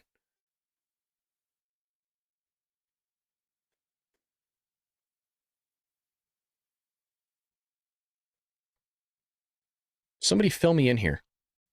Oh, I love that. Like I'm the one supposed to be filling you guys in, but now I'm asking for your help. Election alert, Decision Desk HQ. Donald Trump had 76.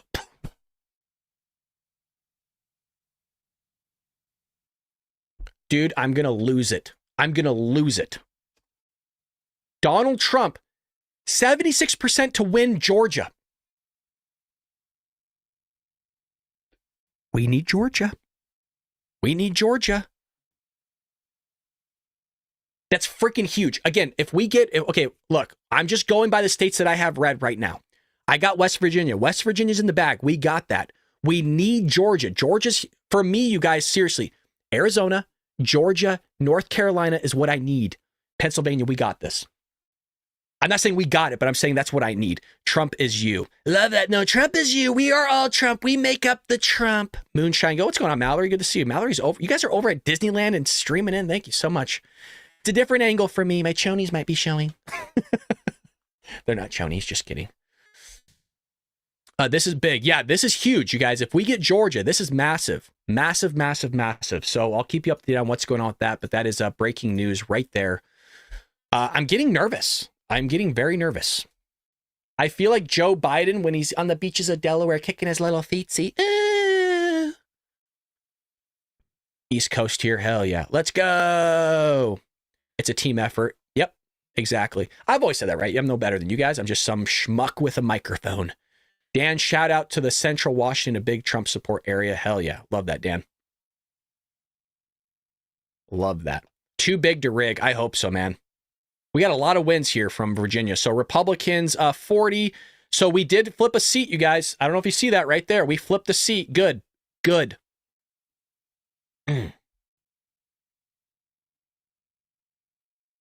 Bald Brad, yes, the check means called. Okay, so we got Kentucky. Is it really that? We won Kentucky that quick with only that much in? Really? Okay. I should be making a list here. Because I'm going to forget. Okay, so I already have Kentucky down red. So we got West Virginia, Kentucky, maybe Georgia. So we're looking good. I should, let me do this. Damn it. Okay, let's put it in the chat. That's what we'll do. So right now, we're going to put it in the chat. We got Kentucky. We got West Virginia and maybe Georgia. So I'm going to put this in YouTube, and what we're going to do is pin it. And we'll just keep updating it, okay? We'll just keep updating it. Everybody help out. We're all part of this together. Kentucky, West Virginia, maybe Georgia. Brad, that is how I thought Trump won in Indiana. They had a check mark by his name. I just missed a check mark again because I was looking at this, but maybe. Again, if he can get at least 13 to 15% of the black, mathematically, it's over. Well, Jeff, you might be spot on there. Like I said, we were rolling in pretty big there on Georgia. Georgia, 40% African American in that area that Biden won in 2020. So that's a huge thing for us. If Trump wins, does he get sworn in tomorrow? No, I wish. A lot of things would be figured out by then. That's for damn sure. If Trump wins, though, okay, so we got Indiana, Kentucky, South Carolina. Am I missing this? We got South Carolina too? We got to update that. Okay. I'm going to update that. We're updating YouTube. What's going on, Franco? I join when Brad says his chonies are showing. I need context. Hi, everyone. Franco's our editor, you guys. Franco, you joined in at a really rough time. Things are going good. Okay, so we're going to unpin message. We got... So just to clarify, we got Indiana, Kentucky, South Carolina, West Virginia. Does anybody want to add to the list here?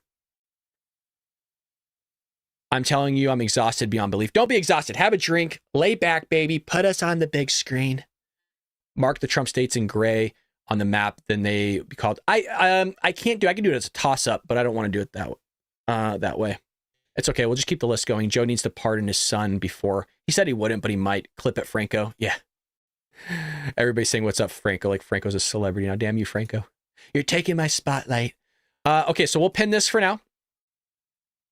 And the one that I'm really looking at hardcore, you guys, is really Georgia. If I already have South, so I already have all these. I already have West Virginia, Kentucky, South Carolina, and Indiana. I already have those as red. So those are not the ones I'm worried about. I need South Carolina, Georgia, and Pennsylvania, Arizona. Obviously, we're not going to know Arizona for a while. I have a cocktail. I got a cigar ready to go, dude. The cigar I have is like a bold, man. That thing knocked me off my feet last time I smoked it. I'm about to have a few Jenny Cream ales. God, man, damn, I want to go hang out with all of you guys. You guys drink good. Indiana just showed again. Yeah, so we got Indiana. If you guys want, I could do this over at Rumble as well. When do the polls close? Not for a while. Harris up. I can look, though. If you guys want to write in the chat, feel free. Again, take part. I'm only one-man show here. If you look at a lot of these other streams, they got like 8 people helping them plus full teams. So this is grassroots, baby. This is what it's all about. Another decision. HQ projects GOP has a 66% chance to win the U.S. House. That's good. Electoral Alert Decision Desk. HQ projects Donald Trump has a 76% win to Georgia. Okay. So Vermont goes to Harris. Already had Vermont going to Harris. That doesn't change anything. That's not even a surprise. My brother says Georgia is calling for Trump. It looks like, damn! I'm getting goosebumps. Trump has 105. 105. Come on, baby. All right, we're saying 7 p.m. They're calling it at 7. Okay. Were people saying New York is going to get a massive amount of votes won't be enough to flip? No, I don't think so. I don't think so, shit. But what Craig was saying was it was a good indicator kind of what other areas could potentially look like if a lot of people are showing up for Trump in New York, which there's definitely truth to that. I think the one with his chonies out is the celebrity. You're fine. Freaking Franco. I know a place where the polls never close. Bring a lot of dollar BR. Yeah. What state did Harris win? Vermont. She has Vermont right there. So Harris has Vermont, which again, we have that on our map that she was going to take Vermont. So here we go. This is what we need. Let's listen in. President. Vice President Harris will also take some big victories this hour. The Fox News Decision Desk can project that the vice president will win Illinois, adding 19 electoral votes to her tally. She will also win New Jersey, another reliably Democratic state. Some people had thought New Jersey might be a little bit tight, but we're already ready to call New Jersey in my home state. Exactly. Voters in Massachusetts will deliver a clear victory to Harris as well, so no mystery in those states. Staying in the Northeast, Fox News can project that the vice president will win Connecticut. She will also win Maryland, that state worth 10 electoral votes. There's an interesting Senate race there. Yeah, Harris will also take Rhode Island, another Democratic stronghold, and she has a lead in Delaware, President Biden's home state, of course, but it is too early to call in Delaware at this point. The vice president will win the District of Columbia, which has never voted for a Republican, and it continues not. If you look at the Electoral College and the race to 270, it obviously changes with all of these numbers. It is in the corner of your screen, 105 to Harris 72, and there you see it full screen. As we start to fill in this map, little by little, we're going to get closer to 270. Remember, really? There's some big states, including California, all the way out in the west, that'll adjust this number for the vice president. We're back with our panel. Jessica, Jesse, and Kellyanne, we added you. Jesse, thoughts? Are we sure about New Jersey? Oh, man, I voted next to a guy this morning wearing a garbage bag. So I thought the state was a lock. I guess I was wrong about that. I also just heard from a person who was not going to vote, and then his girlfriend called him and said, if you don't vote for Kamala Harris, we're breaking up. Can I just give a shout out to Patriotic Troll with this? He says Mexico was called for Harris. Add that to the map. Isn't that freaking great? What is Trump at? Trump is at 105 to 72 right now. 105 electorals to 72 Harris's.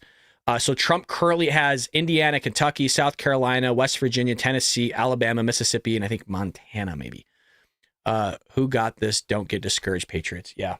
Independents, whereas Biden had beaten him by 9 with independents. So those are just interesting things to look at. Other than that, if you look at these exit polling or the Fox News voter analysis, you think this would be a runaway Donald Trump victory. I don't understand if only 13% of Americans feel they're getting ahead financially, that Kamala Harris is even competitive. And bravo to the Democrat machine to make this race competitive, because she came out of nowhere. No one knows who she is. She didn't run a very specific campaign, and she is making it. They are making it a very competitive race. I mean, we haven't called anything surprising except for New Jersey.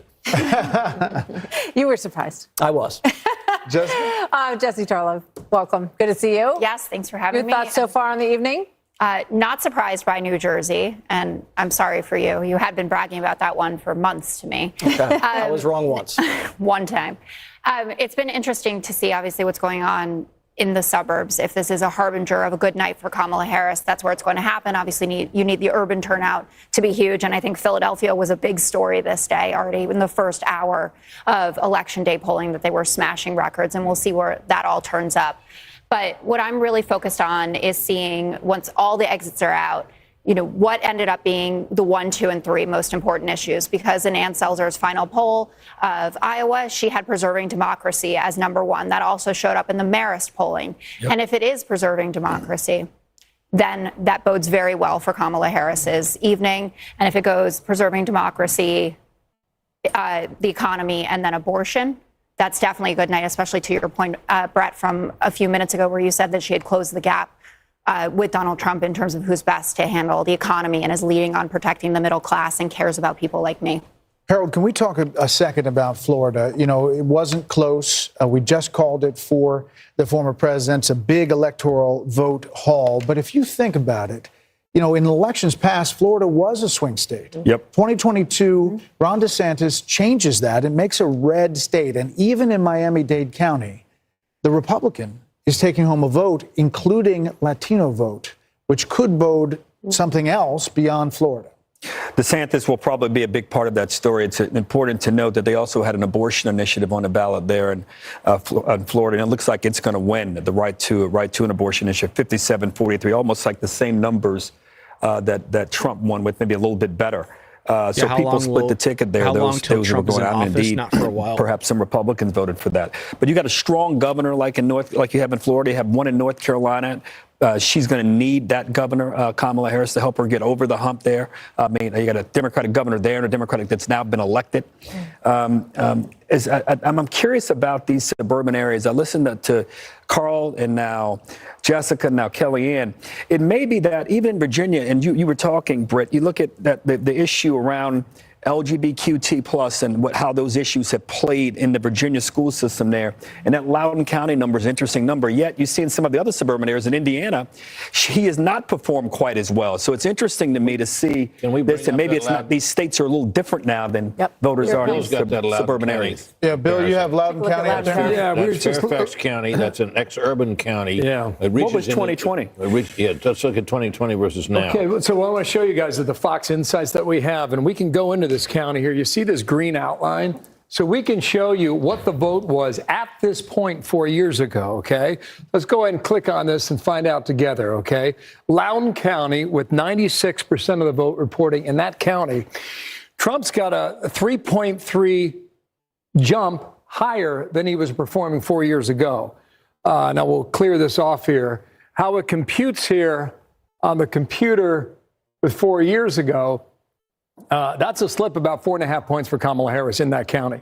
And Harold, maybe it is the issues in the schools. Maybe it is the transgender issue that the Trump team pushed so much during this campaign. And maybe that's having an impact on that. Let's move away from Virginia. There are a couple interesting stories I just want to bring our viewers up to date on. Just punching around this map here. You can find a little good news for Kamala Harris. You can find good news for Donald Trump. And I'm going to show you why here. Down in Florida, just looking at Duval County and Jacksonville, okay? This is advantage Trump from where he was 4 years ago in Duval County. You see that? You see that swap? Flipped it by 5 points there. Now I want to go up to Georgia here. And in the rurals, east of Atlanta and to the south, now the Fox Insight here, right? Okay? That's Baldwin County. The county seat in Baldwin County is Milledgeville. It was the Confederate capital of Georgia during the Civil War. Now, our Fox Insights tell us right now, look at this, okay? It has 2 colleges in this county. The African-American population is about 44% countywide. Trump right now, at this moment, with 84% of the vote reported in Baldwin County, he's up 7.5 points from where he was in 2020. You know, the Trump team's going to take that. Likewise, okay, the metro area of Atlanta. Let me pop out here. You got 26 counties to concentrate on. But the Harris folks are telling us in Douglas County is that she's performing better than Biden did 4 years ago. Okay, these are suburban voters all over the Atlanta metro area. So she's a net gain of 18,267 right now. All right, you got about a quarter of the vote still out there. Biden finished in Douglas County with a net gain of 17,360. That would be good news for the Harris campaign if this number holds there in Douglas County. Let me pop out here a moment and show you another thing here that we were looking at. Wait, can you stay in Georgia for 1 second? I can. Just before we leave there, Yes, the Fox News voter analysis and the network's exit polls, we're being told, show the former president doubling his percentage of black men in Georgia. He was at 11% in 2020 and now at 25%, according to these two surveys today. So that may sync up with what... It's starting to match the raw vote. That may sync up with what we're seeing now in Fulton County. Now, you got almost half the votes still out there, okay? Yep. 52% is the estimated number of votes that are in at the moment, okay? So roughly 48% out there. This is Fulton County. This is Kamala Harris. She's going to win the county, okay? But look at the raw vote total here. It's impressive, 129,000. But look what Joe Biden did in the same county, okay? 242,000. You'd have to go into the precincts to know where the rest of the remaining vote comes from, and maybe we take a look at that in a moment here. But that would be, you're one of 159 in terms of population. So maybe what you're saying, Brett, about the African-American male vote there is true in places like... I was talking on the TikTok stream. Yeah, my bad. Yeah, I know I'm muted. Yeah. Brad, your mic might be muted. I appreciate that. Yeah, sometimes I'm on the TikTok. I sound like a boomerang. I'm on the TikTok. I'm on the Twitter. Yeah, sorry about that, folks. I don't want to interrupt them, and I know you guys can't hear me. I didn't want to, but yeah, Dylan's in the chat. Love that. Kenya Callie girl, thank you, Kenya Callie. I was just saying that the silent issue this election will be those people pushing gender confusion on their children. These aren't silent Trump voters. They are pissed off parents. Yeah, that too. That's for damn sure. Jeff, was I right? You could be right about the black vote. Yeah, I mean, especially for Georgia, that is on my radar. Georgia's huge. Like I said, Georgia for me and South Carolina, that's where the snowball starts kicking in. We're not going to know Arizona till late, right? Because Arizona's still voting. And then Pennsylvania, right, extended it till 10 o'clock because of their crap that's going on there. So we're going to be waiting for a while. My brother's outside of Atlanta, and the officials say it's going to take days. Maybe. Who knows? I hope not. I can't wait. I can't wait. That's how Joe Biden says when he's getting his CPAP all figured out. I can't wait. I live in Atlanta now. Well, you got the name Callie. What's going on? Or is your name Callie? Ohio isn't looking good. What do you mean? What? Did I miss it? Georgia, North Carolina, and Pennsylvania, too early to call. Yeah, I figured.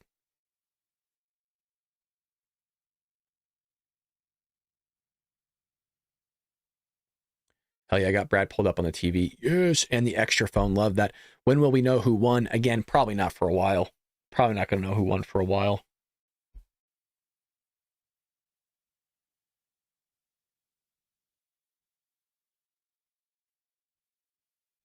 In 2022 that he got blamed for. So the question is, are we going to see the increase in his approval numbers translate into something positive for him tonight? And if you work your way back to what that's about January 6th. Can I clarify something? The price he paid politically for January 6th is still being paid. And it also was hammered over and over again by current President Biden, the former candidate. You know, the threat to democracy was really on his lips pretty much every minute. And Vice President Harris didn't take that ball for a lot, but she did come back to it towards the end of the campaign. The other thing about it I think is striking is it shows you the power of the media. So here's some breaking news, folks. Amendment 4 abortion fails in Florida. That is update 6 minutes ago. Again, Amendment 4 abortion fails in Florida. Florida voters reject recreational marijuana ballot measure. So those are kind of two big things on there. Virginia is sitting on a knife's edge. Total Democrat collapse in Loudoun County spells utter disaster for Harris campaign. We'll see if that ends up being true. That's all breaking news right now. Again, Virginia is sitting on a knife's edge. Total Democrat collapse in Loudoun County. We will see if that breaks out to be true. So again, those yellows, I have Trump taking half of those. We'll see if that ends up being the case. I could totally be wrong. Speaking of that, let's go check in with Aisha Hasni at the Trump campaign headquarters. She is in West Palm Beach, Florida tonight. What's the mood over there? Long way to go tonight, but how are things looking, Aisha? Things are looking good here. The crowd behind me still hasn't really filled up the convention center, and that's because I'm told that there's a long security line. Apparently, a lot of folks are at the Hilton partying right next door and still haven't made their way over, and that's because there's a really long security line. They got to go through the mags before they get in here. So that is what's holding up the people, the spaces that you see behind me, and why that hasn't filled up just yet. I want to just talk about, you guys were on the big screen when you called Florida in here, and everybody erupted into a cheer. I was just talking to Congressman Mike Waltz of Florida, of the great state of Florida, and he was telling me how it was a record early vote turnout, and that's why. And he thinks that's going to resonate across the country today. People are going to come out and vote for Trump. Back to you guys. Thank you, Aisha. Thanks. Let's check in with Jackie Heinrich. She's at the Harris campaign headquarters in Washington, D.C. Hi, Jackie. Hey there, guys. It's quite a different scene out here compared to where Aisha is. I should note that at Harris headquarters, we don't actually have Harris campaign officials because they're all in Wilmington tonight. So we're trying to get a sense from campaign officials about who was invited to this event, how many thousands will be here, and who's in the crowd. But I am hearing from people close to the vice president, sort of watching these reports come in. They started tonight very anxious about Georgia, and the first batch of data that they're getting is leaving them feeling pretty buoyed about it. A source close to the VP says that they're seeing really high turnout in the metro Atlanta area, and as of a short while ago, they had a 10-plus point lead among women showing up. And also, they noted that black turnout was slow to start, but it is finishing strong, and they attribute that to their Get Out the Vote effort. One thing they've been wrestling with is whether or not they underestimated Trump's Get Out the Vote effort. So far, they're not seeing signs of that, but they're definitely feeling happy about that first report coming out of Georgia, guys. All right, Jackie, thank you so much. Before we make some race calls, Harold, you wanted to clarify something you said? The 58% 42, the Florida abortion initiative, that it didn't pass, though, because you had to have 60%. So I misspoke, but it got 58%, but fell by 2. And matter of fact, they had a marijuana initiative, which I would have voted against, but it didn't reach the number either to get to 60. Yeah, and so both failed. Governor DeSantis is touting both of those things down there in Florida. Okay, we have some calls. We begin in Pennsylvania, home to a razor-thin Senate race between incumbent Democrat Bob Casey and Republican businessman Dave McCormick. The Fox News decision desk says this is too early to make a call in Pennsylvania on that race. This could be a big cheer. Fox News can project that Rick Scott, the Republican senator from Florida, will win his second term. We'll pause for applause down there with Aisha. In Maryland, it's too early to call the race between Democratic County Executive Angela Alsobrooks and former Republican Governor Larry Hogan. Alsobrooks has a lead, however, in our Fox News voter analysis as we wait for the raw vote total to come in. And too early to call Missouri's Senate race between Republican Senator Josh Hawley and Democratic Attorney Lucas Kunce. Republican Senator Marsha Blackburn, though, we can tell you, will win once again in the state of Tennessee, another reliably conservative state. In Mississippi, longtime GOP Senator Roger Wicker will take home another victory. The Fox News decision desk can project that in Massachusetts, Democratic Senator Elizabeth Warren will win her third term. Connecticut's Democratic Senator Chris Murphy will also win a third term. Not enough data to project the main Senate race quite yet. And in New Jersey, current Democratic House Rep Andy Kim will win his Senate race, putting him in the upper chamber for the first time. This is the Bob Menendez seat. In Delaware, Democratic House Representative Lisa Blunt Rochester will win her first Senate race. In Rhode Island, Democratic Senator Sheldon Whitehouse will return for a fourth term. And let's take a look at the balance of power and how it shapes up at this point in the evening. 8:18 on the East Coast. You have 43 Republicans securing their seat. One seat was flipped. That is West Virginia. The former governor will now be Senator Jim Justice in West Virginia. 34 Democrats have secured their seats in the Senate, and a long way to go in the upper chamber as well. We have a lot of raw vote totals starting to dump in from those early states. More Democracy 24 coverage ahead as we await the next round. Thank you so much, Pat. Member for 6 months, Bald Brad Army Strong. Thank you so much. Is this where the snowball comes in? This is where all the memberships start spiraling in? Thank you so much, Pat. Greatly appreciated. You're always supporting the show, man. Got me on your phone. You got me on your big screen. It doesn't go unnoticed. The Blackstone guy, Illinois, let me down again. Well, I mean, I didn't think it was going to go red. So That's like me saying California let me down. I mean, California's going to go blue. We really need term limits in Congress. Yeah, I agree. I do agree with that. So let's look at this map. Let me know if you guys want to see anything particular. I'm looking at Ohio. Ohio's making me a little nervous right now. A little nervous. So Ohio has about 37% in, and Donald Trump's losing. I have Donald Trump taking Ohio. So if we zoom in here, this isn't good. It's not good. Here's the thing. I'm not seeing a ton of blue, so I still think, right, because they got a lot of unreported numbers here, and I'm thinking these are all red, right? So Trump, he should take it, right? Are these just really heavy? Yeah, look at this one up here. Cuyahoga? I don't know how you say it. Cuyahoga. It's like somebody sneezed, right? Cuyahoga. 145 to 57. Can I just ask, did anybody laugh when I did that? I'm just curious if I'm only in here by myself. I'm so sorry. Anywho, well, that's what we got going on here. We will see. Oh God, that is so funny. Bless you. Forget. Ow. Vermont must want finish destroying its state. Okay, good for them. Heard that on 4 different devices. That was funny. Thank you. I appreciate that, Pat. I'm not all by myself. Looks like the big cities really mess you up. Also, yeah, I found it funny. Thank you. Okay, I'm not the only one. Sometimes I'm weird. Shenanigans. Shenanigans. This is the one I'm honing in on, folks. Georgia right here. Salute. Yeah, but look, it totally screws things up because we need Ohio. Ooh, okay. Is Trump making a play? Trump's been coming back in Ohio a little bit. Look at that. It's changed.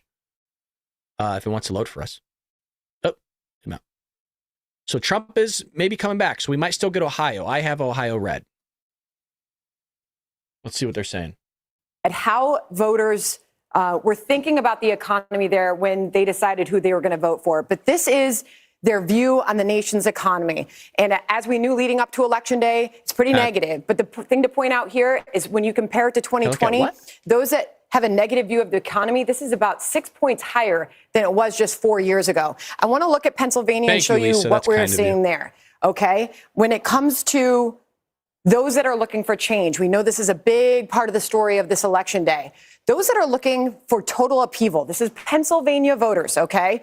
28%. And you were to break that down by candidate, which we can now do as we work our way into closing time there in PA, 66% voted for Trump. This is a really interesting story. Those who are looking for substantial change, it is about split with the edge going to Donald Trump by 3 points. Okay, so substantial change. Those are people looking for still big change, and it is about even in PA. We've got a lot more we're going to dig into in Pennsylvania. We'll have that for you in a bit. Brett and Martha. Sandra, thanks. Let's bring in our Fox Business panel. Maria Bartiromo, Larry Kudlow, Charles Payne, and Kevin O'Leary. Great to see you all. Maria, you know, it's not just the betting markets on the election. It's the markets that were betting prior to this election day. Right. What are we to divine from all of that tonight? Well, I think when you're talking about investors and businesses, Brett, Martha, I think you really have to look at economic policy and tax policy in particular. The one issue that is bothering investors and corporations out there is the plan of Kamala Harris to raise the corporate tax rate to 28%. We haven't seen that in a long time. And the word on that is that cuts into wages. Something's got to give. When a corporation is looking at a 28% corporate tax rate, it's likely that means less money for employees and wages. So that's one of the issues that business and investors are worried about. Her economic policy, of course, Trump has talked about a 15% corporate tax rate if you're doing business in America. Also, you want... All right, I want to mute that because I want to look at this together. Okay, so this is from 2020. So let's kind of figure out Ohio together here so we can calm down a little bit. You know what I mean? Kind of ease the nerves. I might actually have a drink myself. Let me see if I can make something really quick. So I think, okay, so we got here, I'm going to type this out. Can we do this together? Okay, so we got Montgomery, Hamilton, Franklin, Athens, Summit, Cahoga.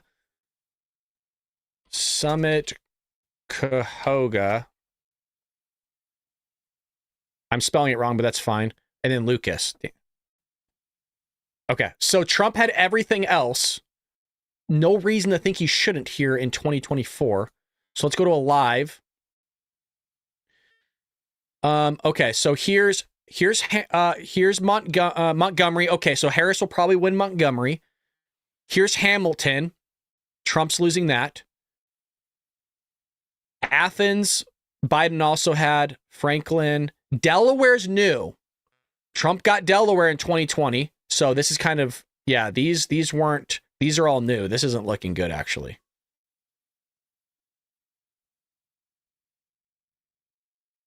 Yeah, some of these aren't looking very good, folks. So we'll see. We will see.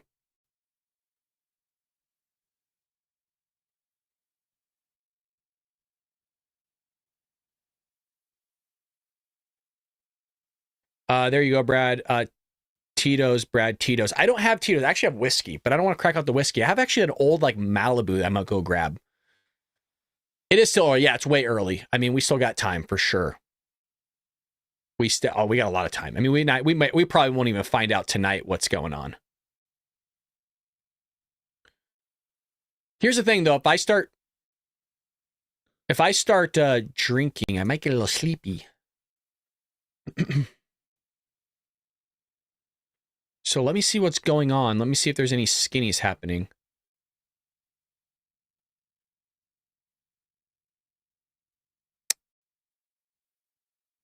Let's go back here. Okay, election alert. 74% reporting. Fulton County, Georgia shows 2.6% shift towards Trump over 2020. That's a good sign. Texas right now has 28% reporting in. 53% for Trump, 45% for Harris. So nothing super new here.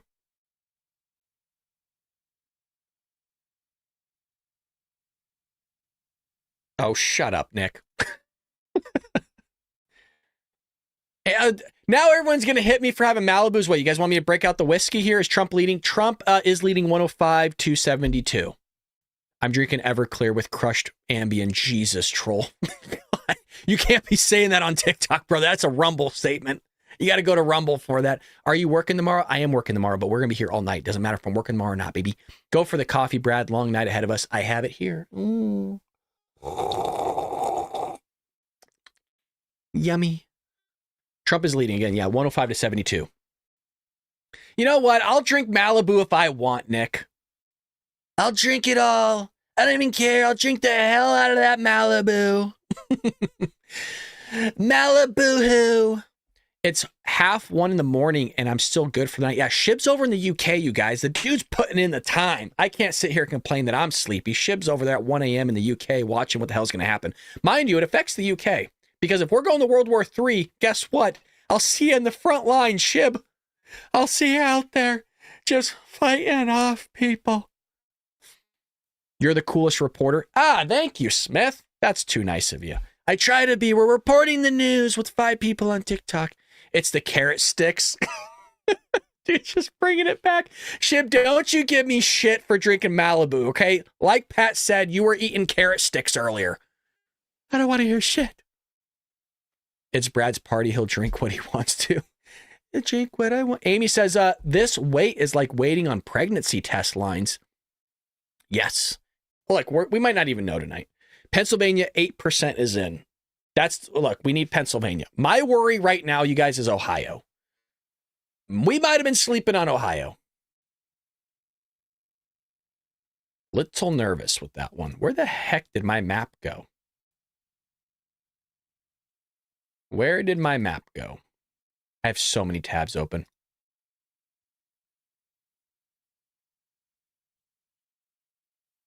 Smash that like button over on TikTok. It does help us. And if you're over at YouTube and Rumble, it helps us as well. I don't know. Maybe Dylan can answer this. Dylan, does the thumbs up work in the same way that it does on YouTube, or it's just kind of like, people like it. It doesn't really mess with the algorithm over at Rumble. I don't even know if Rumble really has an algorithm. I guess that's head knowledge for all of us. But hit like nonetheless. Can you chug Malibu and then yell Mar-a-Lago, baby? If we win, I will. I only have one Malibu. It's really old. Actually, the Malibu, I think, is from when the boys came over. Andrew, I think that was from, I think you might have brought it, or the ladies might have had it together. So that I got to drink it. It's going to go bad. Brad, I've got some whiskey time. I got some early times whiskey and add cranberry juice to it. I got stuff. Andy brought over Bullet, and I also have some double oak. Oh, here we go. Election alert. Hold on. PM on the East Coast, and the Fox Decision Desk can now project that former President Trump will win Arkansas. Oh. The state hasn't voted for a Democratic presidential candidate since Bill Clinton. And as you look at the race to 270, as it ticks up, 111 for former President Trump, 72 for Vice President Harris. That'll be on your screen all night in the ticker there on the bottom. Yes, and then we'll scroll through the races by state. We'll look at Senate races, some House races, and governor's races as well. We're back with our panel here in studio. I think, Britt, they're still talking about the economy in that other studio. I think they're pretty much. I kind of wish we missed it. We missed it. Dip in. Well, they were talking a lot more substance than when we heard on the campaign trail when it came in. They're absolutely right. I mean, we did not have a good debate, for instance, over economic issues, and it clearly is the number one issue on people's minds. Brett? We didn't really get into policy. Trump, baby. Love that, Smith, over at TikTok. Hell yeah. What are called the non-MAGA Republican voters. Yes. And there's been. So we're at 111 to 72. Again, right now, the one that I think we're all focused on, kind of nervous a little bit, is Ohio. So let's go ahead and jump into that with the Patriots a little bit here. Ohio, Trump is up. Okay, with 40%. So Trump was down a little bit. I understand it's early, guys. I understand. Fully aware. But Trump was down. Okay, look, I'm a little nervous. Michigan, I have going to Harris, but we'll see. 5%'s nothing. So polls close at 7. So we're going to get a lot of data here at 7 o'clock. We need Arizona, Georgia, North Carolina.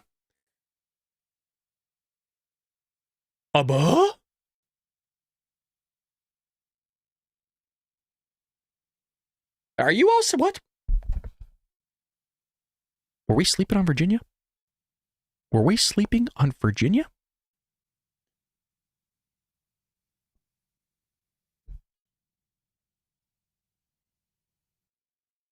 Holy Lord. If we get Virginia. It's too early, Brad. Calm down. Brad, calm down. Maybe you do need that Malibu. Maybe you need that whiskey. Oh, that is dead even. Holy crap. That is literally the definition of dead even. That's like 15 vote difference. Holy Lord. Huh. What's going on here? A lot of blue. A lot of blue. So we'll polls close at 7. So polls have been closed. All right, so they're just counting. Okay. 51% in. We need Georgia. We need it. Saving my shenanigans and drunken debauchery for them liberal tears. That a boy, Ray. Phew, sweating there for a moment. Yeah, no, I'm sweating too. I'm nervous. Drinking vodka sour. That sounds nice. Look at all of it. What does it say about the Patriots here? Are we drunken sailors? 1,000-gram gummy will set you all just right. Jeez, Amy. Oh my God. She's trying to kill us. Hanging out with you, the architect, nice hanging out with you. Look at that community we got going on. I'm trying to switch to YouTube on my bedroom TV. I might be saying goodnight to you, chat. Don't leave us. No, don't go sleepy. Hang out with us. Rumble just notified me Ball Brad started streaming election night. A little late, Rumble, but it's okay. You guys are busy. No hate, all love. That 1,000-gram gummy, jeez, man. Yeah, they'll put you in a coma, man. I don't know if some people will wake up after that. So Georgia, 52% in. Trump is up 55-43. That's really what I'm paying attention to and what's going on. Okay, I'm going to step away for a moment, you guys. That's great I will for him. be A back. feather I'm in probably his going cap. to sign Ron off DeSantis on has done TikTok, but I'll incredible go work live to back on make TikTok Florida in a a place moment, that okay? a lot of my own liberal Stick around, friends I'll be are right happy back. to be living. But that is inefficient vote when you are trying to become president. And Donald Trump went to a lot of places, like having a rally here at Madison Square Garden, going to Coachella to give a rally, spending time in New Mexico, which he lost twice. And I think that if Kamala Harris is victorious tonight, there should be some examination of why those campaign stops happened and if his time would have been better spent parked in North Carolina, in Georgia, in Arizona, and one of the blue wall states that he has to pick up, Pennsylvania, for sure. We've got to go ahead. Yeah, we'll see how that inefficient vote is. It's a real issue, and we have to see whether or not it actually pans out. And one of the reasons he went to New York and New Mexico and were these House races. I mean, there are House races in all of those places. So. And she did the same thing in places as well. Hold on. We're going to take a quick break. We're going to be right back with the panel, and we're going to dig into a lot of these numbers. Major poll closings coming up. We'll get our first look at Arizona. Remember Arizona? Michigan, Wisconsin. This is Fox News Democracy 24 marches on. The votes are in. The next president of the United States is...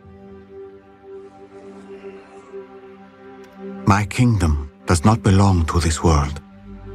Repay to Caesar what belongs to Caesar, and to God what belongs to God. Jesus, we trust in you. Amen.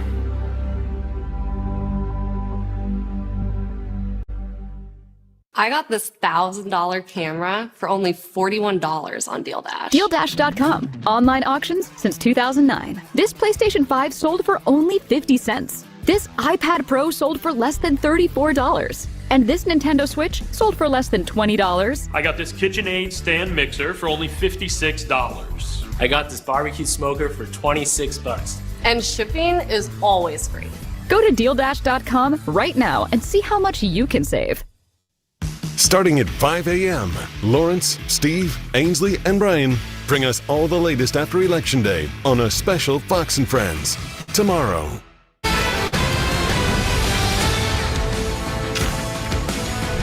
Back, and let's get a live look, she said, at Pennsylvania, where Alexandria Hoff is in Newtown tonight. Hi, Alexandria.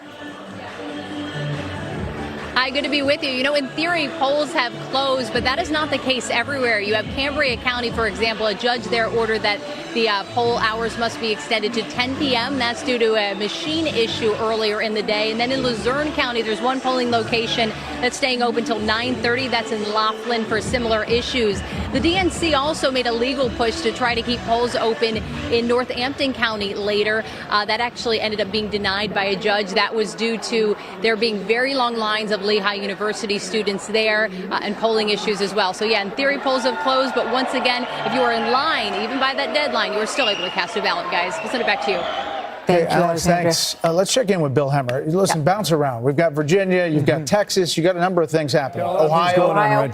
Yeah, let's get to it, okay? So this is Georgia. I just want to set this up for a moment here. She's performing slightly better than Biden in Douglas County. There's all the metro counties of Georgia. Slightly better in Cobb County. I still see a little of a sticky move here in Fulton County, okay? And maybe that becomes significant because of how many people live there. The problem here is that you've got DeKalb County, nothing reporting because the polls were suspended from that threat. So this is the first number I've seen from Gwinnett, all right? You're 16% in. She got about 60% of the votes, so a lot of the vote still remains out there. Let's move away from Georgia as requested. This is kind of interesting, guys. I mean, a lot of you folks live in the Washington, D.C. area. And right now, this is, 40% of the vote in Virginia, the Commonwealth here. Donald Trump's got an edge here, okay? That's 8,000 raw votes. That's 0.4 percentage points. Here's the catch, however. You got a lot of this map starting to fill in. This right here across from Washington, D.C. is Fairfax County, all right? Fairfax County is number one out of 133 counties in Virginia based on population. At the moment, you still have at least half of the vote still outstanding. And you see, Kamala Harris was 67%. You would expect that in Fairfax. I'm just making the argument there's a lot of votes still out there, and it may determine whether or not the margin statewide hangs where it is right now or whether or not it changes, okay? So watch that. You mentioned Texas. Let's jump on down there, and I'll tell you what's going on in Texas, all right? Too soon to call. Half of the vote is in. Half of the estimated vote is in at 51%. Trump's got a lead right now. Percentage-wise, 5 points, okay? So that's kind of what a lot of the pollsters had in Texas thus far this year. I'm going to come back to Georgia in a moment. Let me just see what's happening in Pennsylvania because this is critical, too. All right, so there's a ton of vote out there, by the way. I mean, there's no conclusions at the Keystone State. You're at 11%. I would keep an eye on Pittsburgh. I'd keep an eye on Philadelphia. In fact, if we can, do we have a moment here? Why don't we go ahead and do the vote? Let's go ahead and do that, right? Let's do the vote margin for Pennsylvania, and let's see what's happening here.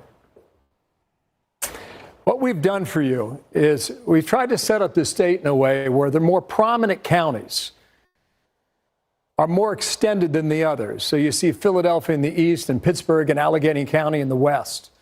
And the darker the blue, the more Democratic the vote is. The darker the red, the more Republican the vote is. If you see shades of blue, that means the margin in that county is 10% or less. If you see a shade of red, like a rosé, it's happy hour somewhere. If you see a shade of rosé, that's 10% or less, too. So those are the counties that we want to watch. Let's look at the vote margin now for Georgia. This is interesting, right? So we just went over there on the board, and we showed you the metro counties throughout Atlanta. Let's find out where the outstanding vote for Georgia is at the moment. So what we want to do here, the deeper the purple, the more outstanding votes. So you can go to the more populated counties, perhaps like DeKalb County. You can look at DeKalb on the map, 0% in the upper right-hand corner. Can't know anything from DeKalb. What about Fulton? Fulton. You see, Fulton, 70% of that vote is now in. So that's certainly one to watch. What about Gwinnett? All right, still at 16%. Kevin, go ahead and arm up and look at Cobb County, just to the northwest of Atlanta there. This is Newt Gingrich's old district, heavily Republican for decades, and around 2016, it flipped toward the Democrats, and right now, a little more than 50% of the vote in. So, Kevin, come on back down here a moment.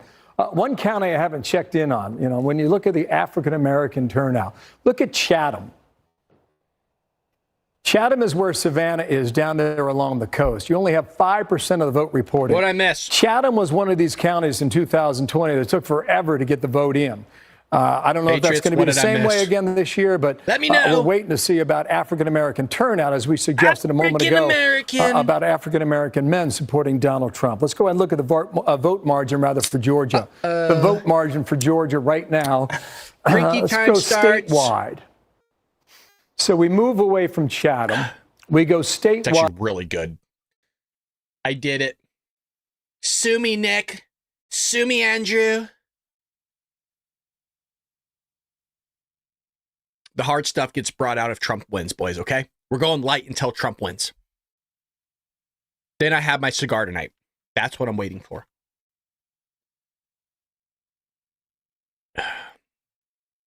All of it, Trump won. Down it now. Not looking good in Pennsylvania. What? Don't tell me that, Jeff. Hold on, let's take a peek. Let's take a peeky.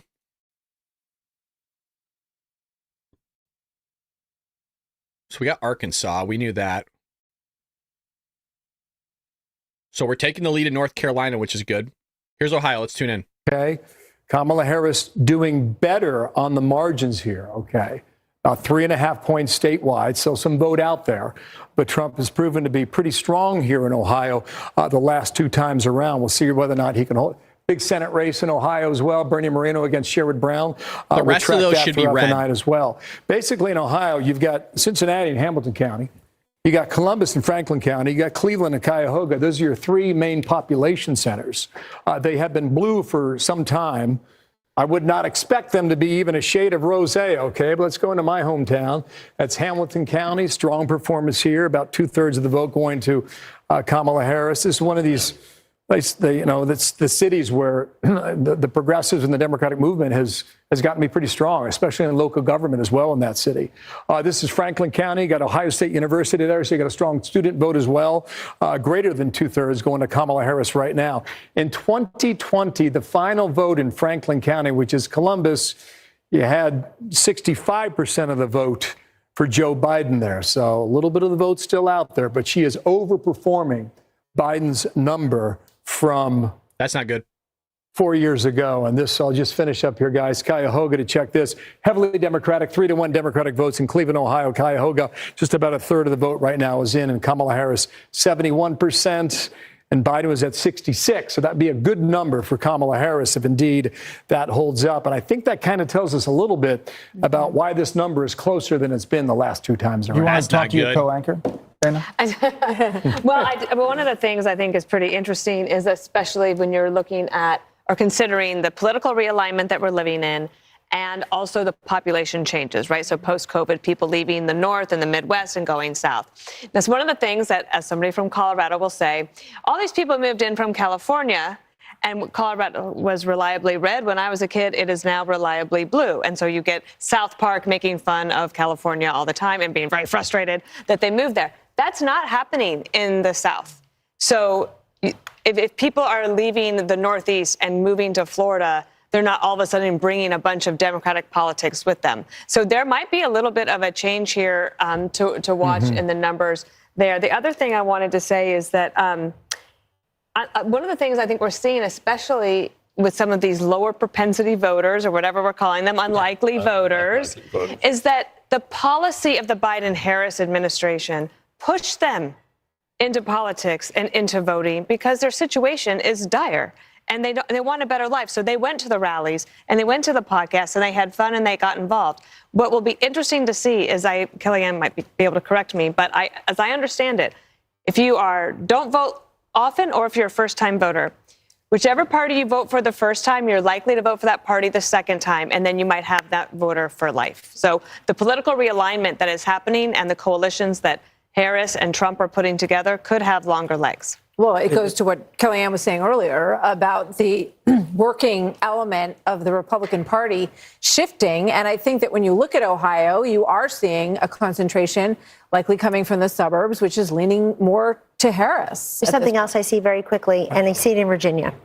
Remember, this is the first presidential election since Glenn Youngkin was elected over Terry McAuliffe on the issues of wokeness and education and just really post-COVID policies.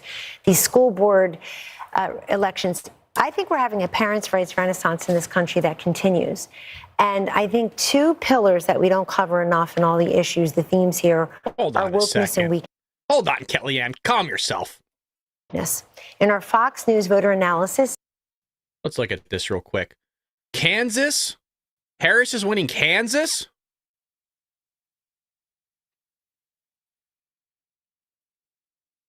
Take a drink. Cutting the edge. I have Trump winning District 2, by the way. That's not a shock to me if he wins that. Missouri, I have Minnesota. Okay. Michigan, okay. I have Michigan going to Harris anyways. Ow. Keep hitting my knee. North Carolina, we need that, by the way. Trump is up, 23% in. Montana, Nebraska, don't care about. No offense. New Hampshire, New Jersey. What are the Patriots saying in the chat? Nothing, Brad. She's wearing the pink symbol. Don't laugh. I made a mimosa. They're cheating. Maybe. Who knows? When Brad gets quiet and gets to look in his eyes, he's going 1,000 miles an hour. Yeah, that's totally correct. I'm running the numbers in my head. Oklahoma. Okay, New Jersey. No. Nevada. We don't know. We won't know that till later. Oklahoma. Okay, we got a call on that. That's fine. Ohio is what we're looking at right now. Ohio's. Trump is starting to split a little bit more, which is good. But man, that has me a little bit nervous, that breakout of what they were saying about Harris, though. God, what happened in Ohio? What's going on in Ohio, man? Do we have any Patriots in Ohio? What the hell's going on over there? Any Patriots in Ohio? Thought we had some. Okay, here's Whoa! Pennsylvania! What the Where's my drink?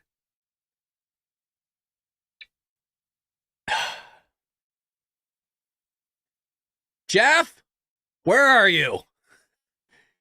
Jeff says it's too early to call. Jeff is shitting his pants right now. Fuck. He's having flashbacks of 2020 PTSD.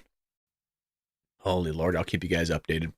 You know what I want to jump into for a bit? We've been kind of holding off on this. Let's jump into a little bit of massive energy for Ted Cruz. By the way, one piece of interesting NBC exit poll. Again, always with the proviso that exit polls are chicken entrails. But the Pennsylvania Independent Voter exit poll out of NBC News, Trump 50, Harris 44. If that holds, Trump's going to win Pennsylvania. He's going to win the presidency. Wow. So, let's hope that holds. Well, meanwhile, Brent Buchanan from Signal, he is with us, and he has some updates from Georgia. Brent, tell us all about what's happening in Georgia as more of the vote is coming in. Well, we're starting to see some of the northern counties begin to report, which is what we had talked about earlier. And so we look at places like Cobb County, Georgia here is beginning to report. So this is a very large county that in the past has voted for Joe Biden. Let me look at the numbers here. So this was a seat that, or a county that Joe Biden. Who hurt George? George, what happened? That's probably what my hairline would look like if I grew my hair out. Shout out to George. In this seat. So one of the biggest trends that we're beginning to see across Georgia specifically is that there are some places where she's doing better. She's improving upon Biden's margins. The vote share is higher. But then you're starting to see some of these rural counties come in also too. And so we've got Forsyth County here as an example. And this is a county that Trump won by 33 points. And currently he is up by 37. So you can see you've got kind of a counterbalance effect here of two northern arc Georgia counties. One Red America is getting redder and blue America is getting bluer is what this tells me. That's a really good point. And then you throw in, again, let's go back to Fayette County that we were talking about earlier. This is a county that Trump won by 7. And now you can see how tight this margin is. And so if we're talking about blue and red America, Fayette County is the county in between blue and red America, and it has shifted somewhat in her direction. So overall, we're seeing a lot of the same trends in that the rurals are doing better, but this partisanship gap of if you were in a blue county, you're voting even more heavily blue, at least in the swing states. And again, I go back to what you brought up in the last segment, talking about Loudoun County. That's a really interesting place because they had 220,000 votes in 2020. That's down to about 212,000. Harris so wins an 8,000 Virginia? vote drop, and it looks to have almost come exclusively off of the back of Kamala Harris.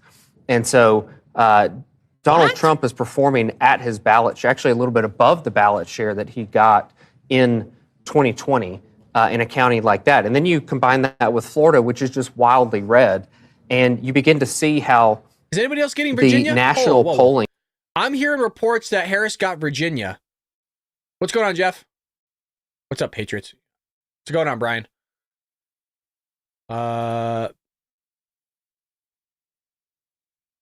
Brad, we got this, brother. No worries. Well, I hope so, man. I don't have Harris winning Virginia. I have Trump up 49-48. Why are they calling Virginia for Harris? What's going on here?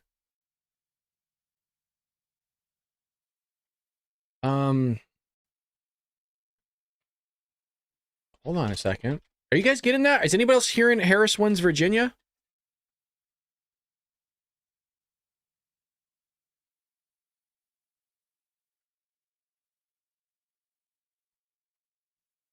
Let me know if you guys are seeing that. I have people saying on Twitter that the race is being called for Harris in Virginia.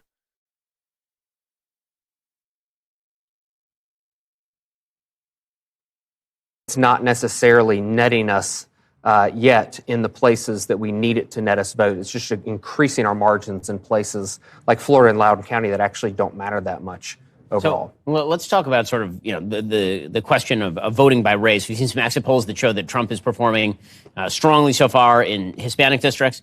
There was an exit poll that somebody had cited earlier that suggested that he was doing well with black men in Georgia. Well, what did the turnout look like? Do we know yet in terms of exit polling or any other data what the turnout looks like racially? You guys want to go back to Fox? Let me refresh it, actually. Contextualize all this information and ask ourselves the actual questions of how we feel in the circumstances. Who did you vote for? I voted for Donald Trump. All right. This is the second time, you're 22, that you voted in a presidential election. Was your vote different this time than it was in 2020? Did you vote for him last time? I did not vote for him last time. Sounds like the economy made a huge difference for you. All Yes. right. Oh, this is fun. Getting to know all of you as we watch in real time. We've got some races that are coming into, and we don't want to miss a minute with Brett and Martha. So we will hear more from the voters' voices throughout this evening. So glad to be here with all of you. Brett and Martha, back to you. Harris, thanks so much. Harris. So we welcome Sean Hannity to the panel. Sean, you're watching all of this along with us tonight, and you say that you have some significant takeaways already. I have a lot of takeaways from tonight. Obviously, you guys have gone over the issues and what is important to people and what they've been telling all the pollsters, exit polls, et cetera. I'm looking at this from a little bit different perspective tonight. To me, it's a numbers game. I was on with Dana and Bill Hemmer earlier today, and I made the point going into today. Let me refresh right quick. Kamala Harris and her team had a numbers problem. And the numbers problem was they didn't have anywhere near the votes or the percentages of votes that they had in 2020 when it was Biden and Harris. Now, that's a math problem that you have to overcome with unprecedented day of voting, which Democrats are not used to doing. I've checked in with a lot of people that I trust, a lot of people that I think have a lot of knowledge in individual states. For example, Reince Priebus, long conversations with him. He feels that... Hold on one second. Let me put this on mute real quick. We came here at the start. They came right here first, right to the shores, Jamestown, Williamsburg. We would go there for field trips as kids. So we right where it started. I would be proud of you guys if you did the right thing and went for Trump. Now, you know what else about Virginia? When Trump wins Virginia, that's going to be a signal. Look at Georgia. 65% of the votes in Georgia, 52.7% for Donald Trump, 46.7% for Kamala Harris. So 46.7 Kamala, 52.7 for Trump. Let's zoom in a little bit. Let's do county by county in Georgia. It's going to be a short night. Hey, it's going to be a short night. Last time we were here all night, weren't we? Last time we were here for 7.5 hours. Tonight, stream real quick. Hey, man, by midnight, we going to be in the bed. By midnight, we going to be sound asleep. Okay, we going to be snoring and everything else. Up here, of course, all MAGA country. Atlanta, Wakanda, you can see Wakanda is right there. Shout out to Wakanda. But the main thing is... Now, Pennsylvania is still by midnight, we going Pennsylvania, that's going to be something you got to look out for all night. Okay, Ohio, 47% of the vote in. Not sure if Anthony Trump Bryan in the lead, Logan 52.2% to 46.9% for Kamala. Indiana, of course, won. Let me just say what's been called so far, shall we? Let me say what's been called.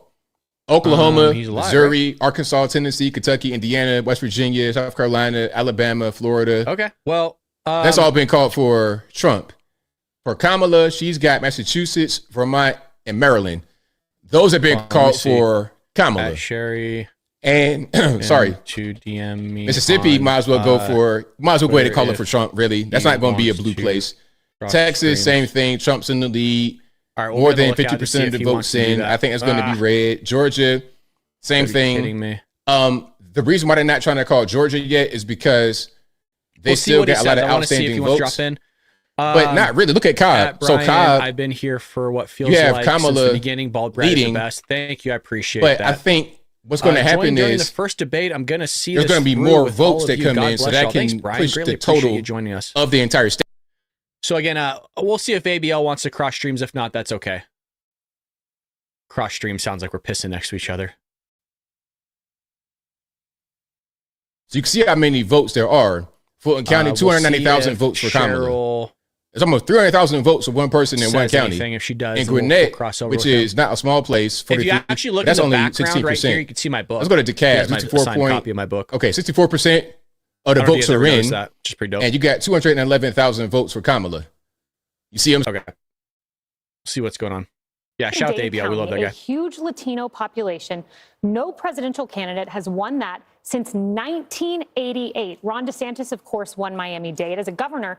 But currently, Donald Trump in Miami-Dade County with 95% reporting is plus 11. Yeah. Thank you. The electoral vote count about to go up. Stay tuned. We are seconds away from 15 states, including New York, Colorado. All right, sorry about that, folks. I was trying to see if ABL wanted to cross stream, so I'm actually going to hit him up on the side here.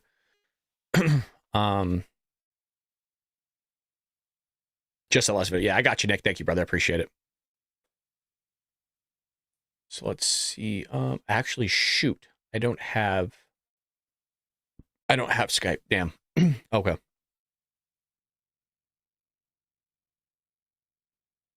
New York, another 15 states have just finished voting. This is the heat of the matter here. The Fox News decision desk says it's too early to call Michigan one of the two battlegrounds in the Rust Belt that just finished voting, part of that blue wall that we hear about all the time. The other is Wisconsin, where Vice President Harris and former President Trump appear to be locked in a very tight race. And again, this is too early, not too close, but too early to call many of these races. Arizona also too early to call as the polls are closing there.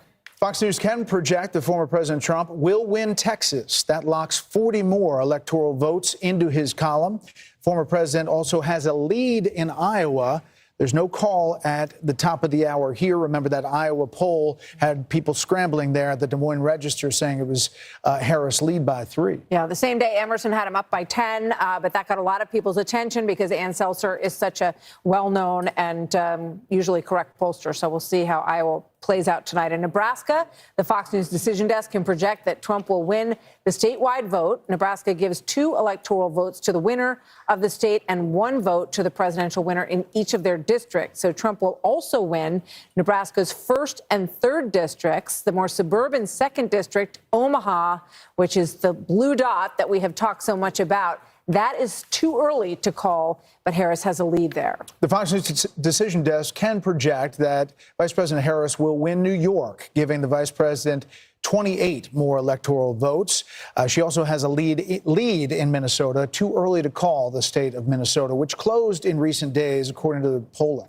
Obviously, the vice presidential candidate, Tim Walz, from Minnesota, and now Fox News can project a Harris victory in Colorado as well. She gets 10 more electoral college votes there. New Mexico, too early to call, but Harris has a lead, according to our Fox News voter analysis in New Mexico. Former President Trump will win Louisiana, which has voted for a Republican in every election this century. Pretty sure we were going to get that one. Trump also wins Kansas, adding another 6 electoral votes to his tally. The former president will win North Dakota, a longtime conservative state as well. He will also take South Dakota, which often mirrors the vote of its neighbor to the north. And Fox News can project that the former president will win Wyoming with 3 electoral votes. So there you see the tally on your screen, 178 electoral votes to 113. That map of the U.S. is slowly filling in, and we will continue to bring that to you throughout the night as we make more calls. So moving to the Senate and back to the Rust Belt as well. The Fox News decision desk say it is too early to call this race, which we've been watching between incumbent Democratic Senator Tammy Baldwin, who is in a close race now with Republican banker and entrepreneur Eric Hovde. Michigan Senate race also too early to call. Former GOP Congressman Mike Rogers competing against current Democrat. Okay, so we're up 178 to 113. All right, here we go. Now, everybody buckle the fuck up. Now the shit starts getting real. Now this is where now we're getting into the 6 o'clock hour. Once we hit 7, we got an hour. Start buckling up because stuff's about to get real. Now is when you start drinking, getting a little light and tipsy. Okay, so let me break this down. So again, I just want to show the Patriots what my predictions are. And right now, I'm not wrong. Okay, and this isn't like, oh, well, you just came up with this shit today. No, I came up with it a couple days ago. Okay, it's on TikTok. Okay, the proof is in the pudding. Where the hell did it go? Damn it, wrong screen. This one, thank you, Jesus. I'm a one-man person, okay? Don't judge me. We're doing this all by myself, all right? So I think Michigan. I think this is a good grid. I'm telling you. I think I'm good. let me get this off the screen. What we got here? Well, we're closer to majority. Look, this is actually a big deal because if Harris wins, God forbid, if she wins, we need the Senate because then we can stop her from doing her crazy shit that she wants to do. Okay? So it's a big deal. Alrighty. Let's refresh this. Let me bring you the actual map. So this is my prediction, right? So let's cut this. And let me bring you this over. Here we go. Okay, this is my prediction. And this is what we got going on. Look. I'm in the way. Damn it. Put me up here. That's pretty spot on so far. I'm not doing too bad. Now, focus. We need Georgia. If we get Georgia and North Carolina, Arizona, we need those 3. Then we just need Wisconsin, Michigan, or Pennsylvania. Because Idaho should go. If Idaho doesn't go red, I don't know what the hell's going on. Utah should go red. Montana should go red as well. Excuse me. We should know North Carolina tonight. I'm thinking we're going to know Georgia. We can know Georgia if Georgia wins big. Georgia, pull through, baby. Stay in there. Stay in the lane. Iowa, Trump, chill, brother.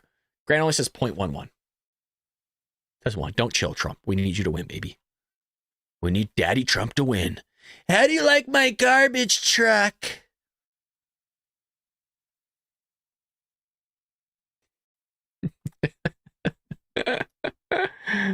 Holy shit, this is too close. I don't like it. Shib, are you in a health kick? He might be, but Shib looks good, man. I've seen Shib wearing the Bald Bradshaw shirt. He looks good. Ohio called to Trump. What? Where are you getting the news? Ohio called for Trump. Did I miss that? Here I'm talking. Time ago. This is Rutherford 72, but a lot of that vote's still out there. Why am I showing you this? Because where are you getting it, Jeff? Your comparison for percentage is that you expect Trump to do well out here. 72, Henderson 58, Haywood 62. So we're going to see through the night whether or not that storm damage had an effect on the vote turnout in North Carolina. Just keep that in mind as we move through the night. Also, I was just poking through here in Ohio. We saw this a moment ago based on a percentage spread. It seems like Trump is upping his number.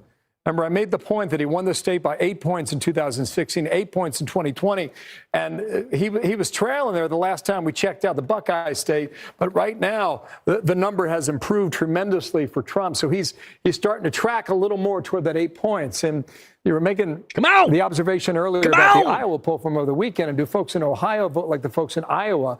If Ann Seltzer's poll, the Des Moines Register, had Kamala Harris pull it out, Iowa Ohio. That's what she said. Pull it out. Pull it out for us, Ohio, right when we're there. Pull it out. That's why you guys are here, right? For the entertainment, baby. Alcohol isn't just for breakfast anymore. You're damn right, Craig. We win the election, baby. Alcohol for everybody. Krager, a lot of NC that's counted is the larger cities. Trump should take North Carolina. I hope. It's not boring to take care of yourself. Exactly right. Damn right. Some I've looked at, all right? You got 10% in, all right? Look at this. Yeah. Robert Kennedy going to make a difference in Michigan? He is on the ballot. They tried to get him off the ballot. The court said, no, you got to be on the ballot. He's drawing 2,455 raw votes. Okay, now, if Michigan is that close, it's just something that we're going to have to watch throughout the night to see whether or not this is some sort of spoiler for the red team and whether or not it helps out Team Blue in Michigan so far. Bullshit. So that's for you, by the way. Let's interact with the panel here. Yes. Trey Gowdy's here. What about that point about third party? RFK Jr. tries... First of all, the Democrats try to prevent him from getting on the ballot. I love Trey Gowdy. I'm fangirling right now. Him from getting off the ballot. Now, he's on the ballot in Michigan and Wisconsin, also Minnesota. But Michigan and Wisconsin, obviously, if it comes down to really tight, that could make a difference. Why would anyone vote for someone who doesn't want to be the president and has asked you not to? That's what I'm trying to figure out. Who are these 0.4% that are voting for someone who has begged you not to vote for him? If you want to see him in Washington, don't vote for him. But it reminds me of Jill Stein. I mean, I think Jill Stein cost Hillary Clinton a state. I know that Ross Perot cost Bush a presidential election. I was in the green room, Brett, doing what I did in high school, which is finding the two smartest kids in the class and sitting in between them and looking on their papers. That's McCarthy and Rove.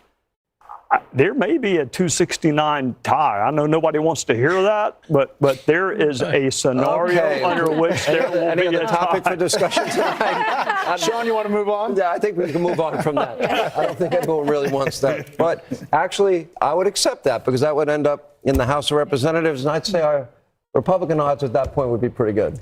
It is a very dysfunctional House, but I think they could coalesce around that, yes. I think they would. What are you looking at, Brett? Well, 8 years ago, you may remember, it was a while before we sensed that the Trump upset was happening.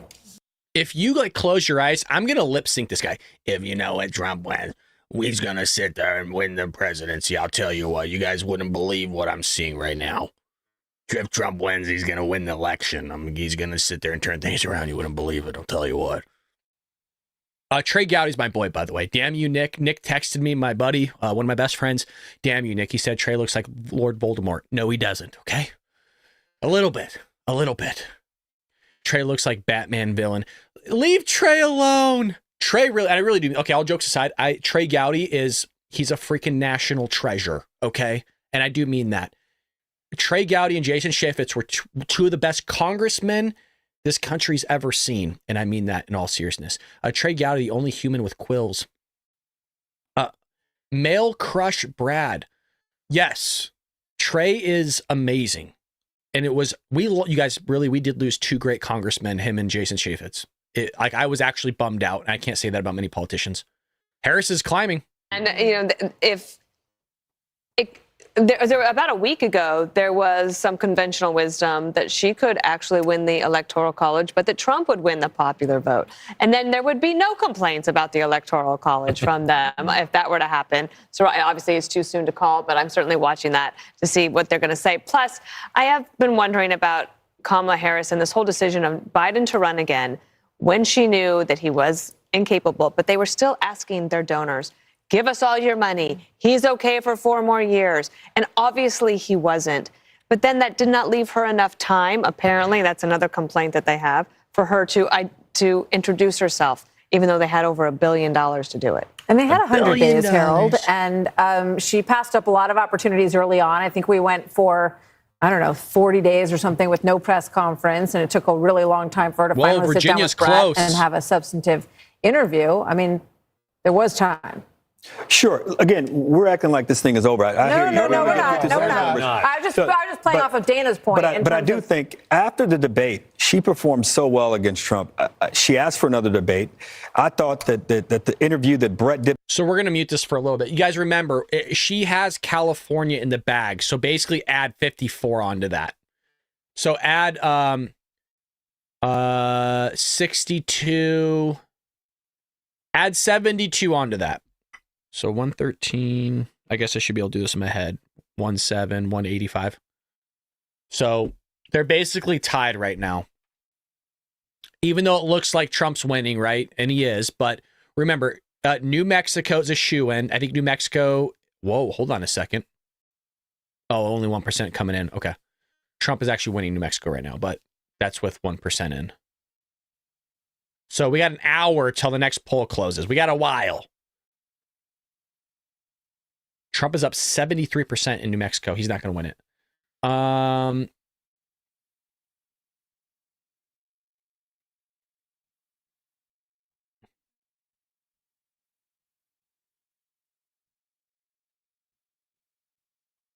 Why does Dana look like Colonel Sanders? That is a great question.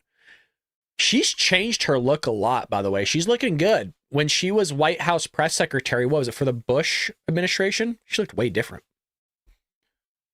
All right, let's go back to the Daily Wire here.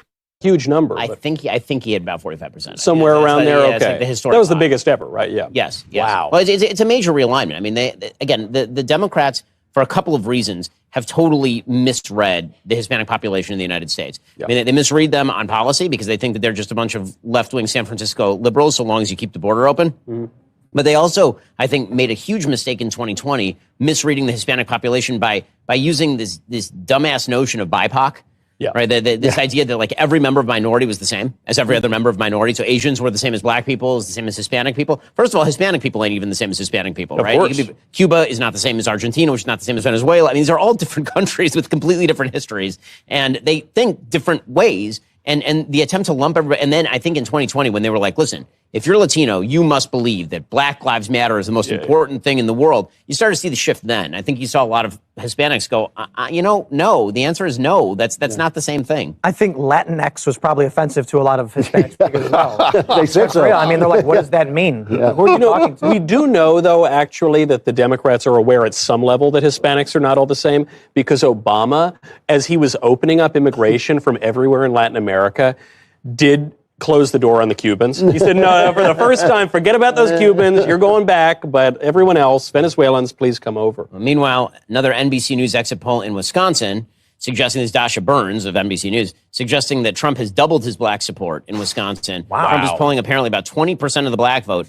versus 78% for Kamala Harris. 4 years ago, he won 8% of black voters in Wisconsin. I mean, you're 20%. You're looking at identity realignments happening in real time in this election cycle. It's amazing. And so the final identity that Democrats are just banging on is white ladies, white single ladies. Yeah. That is really, honest to God. Yeah. Well, black ladies too.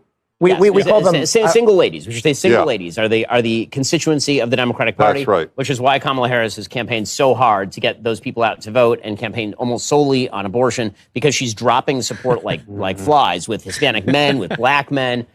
For those at Rumble, you guys know why we're the best. We really are. Patriotic Troll, you're a funny guy, dude. Seriously. He says you could set a cup on Ben Shapiro's eyebrows. Oh, shit.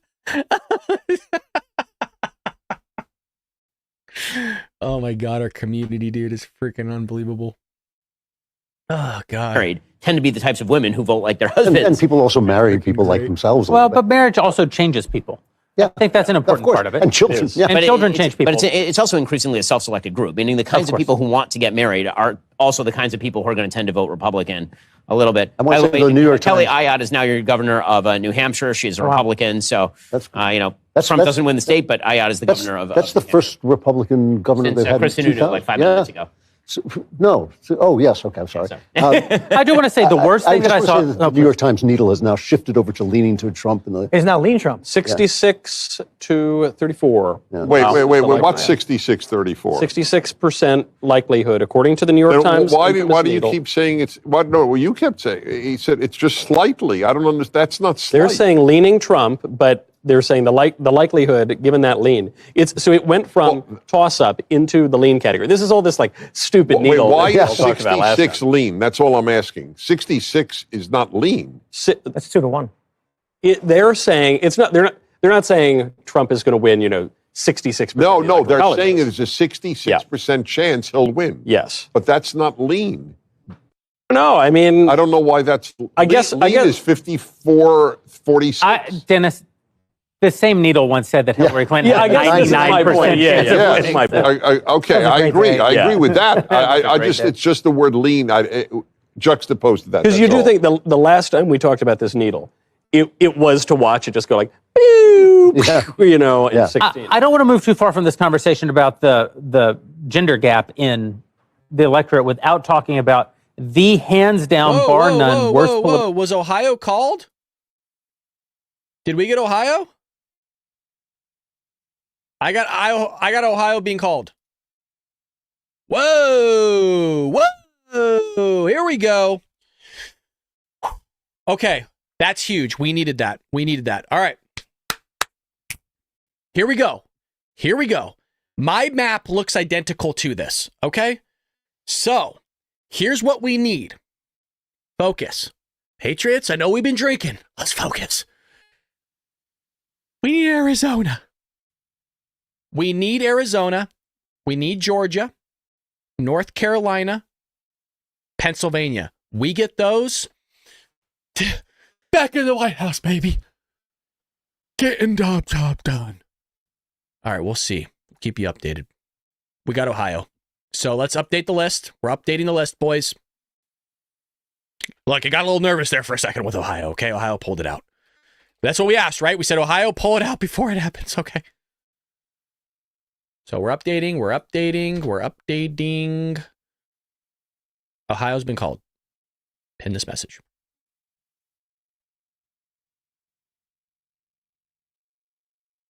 Promoting divorce, discouraging marriage, promoting abortion, all down the line, all the way up to, hey, folks, our best argument for victory is you divide up your marriage. Right, and that will divide up the country and we win. You know, the New York Times, if you follow the New York Times, they run at least 3 articles a week suggesting various kinds of sex that will probably destroy or enslave you, unless you're married. If you're married, they keep saying, you don't have to have sex when you're married. Yeah. They literally will have these articles. Well, but you might want to consider it a throuple. You know? if you're childless and alone, maybe a decent. I was like, when the hell did Jordan Peterson get in there? Up other people. If you're alive and alone, you can spread the data.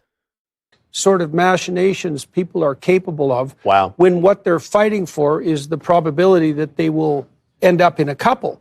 Like, there's no holds barred. And it certainly is a useful strategy. If you're not in a couple and other people are, then one of your strategies is to do everything you can to break that up. Why wouldn't you? Yeah. Right. Are you going to solidify the situation? And you might say, well, that's counterproductive in the long run. It's like, well, maybe you're not concerned about the long run if you're that desperate, because desperate people tend not to be concerned with the long run. Like, we do have this terrible mystery that conservatives haven't unlocked, which is the absolutely aberrant pattern of attitudes and voting patterns that characterize single women between the ages of 18 and 34. It's like, there's a big problem there. There's a big problem. Passed over because what they're doing is radically different than what everyone else is doing, and it's enough to consistently swing the election. Tim, we were talking about this last night on your show, this idea that, people like Chelsea Handler and others keep talking about how, they do drugs and have sex with themselves all day, and they're so genuinely happy. And and my argument was that they actually are happy. I don't think that they're lying. I think that they don't know that there's an entire realm of human emotion that happens in marriage, and then when you have children, that they're not even aware of. Happy is a trivial emotion. Yeah, happy. And of course. The fact that we're obsessed with happiness, even on the psychological side, is an indication of how trivial our culture is. I mean, one of the things that you see quite consistently in psychological research is that couples without children are happier than couples with children. It's like, well, you shouldn't have children. It's like, no, you shouldn't use happiness measurements as your index of outcome. Of course, you're less happy because your 3-year-old is fragile. And if you have a 3-year-old and a 1-year-old, it's like, well, you're juggling catastrophes all the time. Well, seriously, you don't have time to be happy. It's like, but happiness is a fleeting hedonic emotion, and it's not an indicator of participation in a process that's going to stabilize your life and the life of your family across decades. And enrich your life. It's the permanent adolescence of the coming generations. I look at wolves and I look at dogs and the story of how dogs came to be domesticated.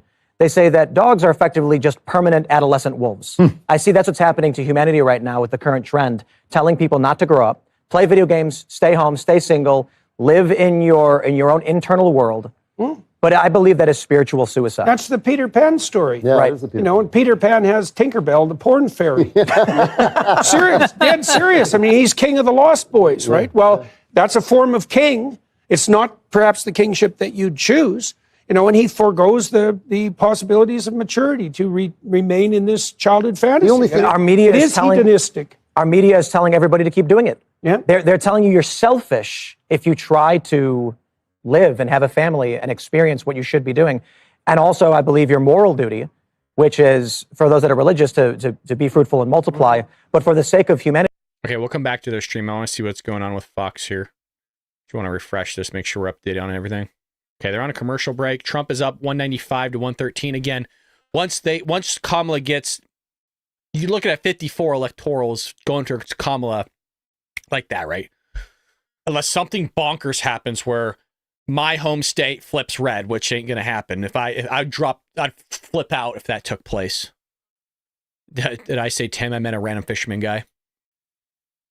Pray to a God, your God, or just God.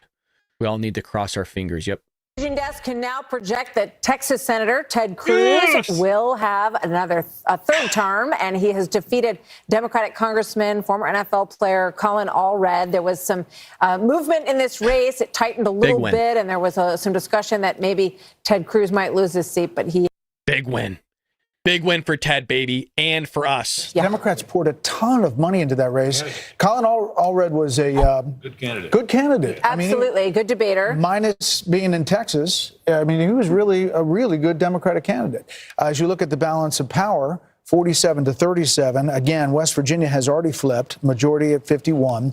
We're looking at states like Ohio, the Sherrod Brown race, Montana, the John Tester race as a possible flip in the U.S. Senate. Brooke Taylor is at the Cruz campaign headquarters in Houston. Check in with Brooke. Good evening.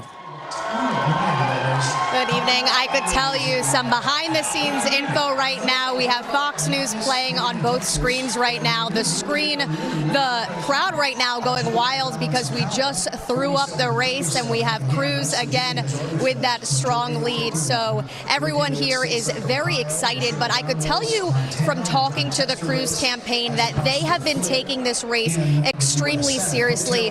When you think of Texas, you think of this deep red state.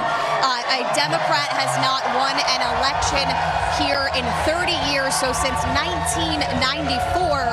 But again, since 2018, Democrats have really seen an opportunity to possibly switch the seat. We saw it with Beto O'Rourke.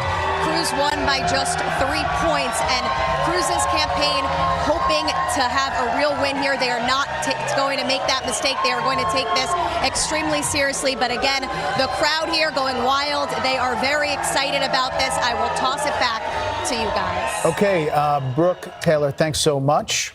Let's bring in Pete Hegseth, who is at a honky-tonk in Nashville. Of course he is. Of course he is. Where else would we find you, Pete? Stand by in a second. Hold on. Once I go like this, we got to wrap real quick. They're coming to us. You're on. Should we get Pete a drink? Just stand by, everybody. We're coordinating with the mothership. Pete, we are the mothership calling Pete Hegseth at the honky-tonk in Nashville. Calling. Can you hear us? Hey, guys. Yes, I can hear you. I'm sorry, Brett and Martha. We're at Kid Rock's Honky Tonk in Nashville. I can't hear a thing. I can't hear myself think. And the crowd here is psyched because you're now on the TVs here in the bar as well.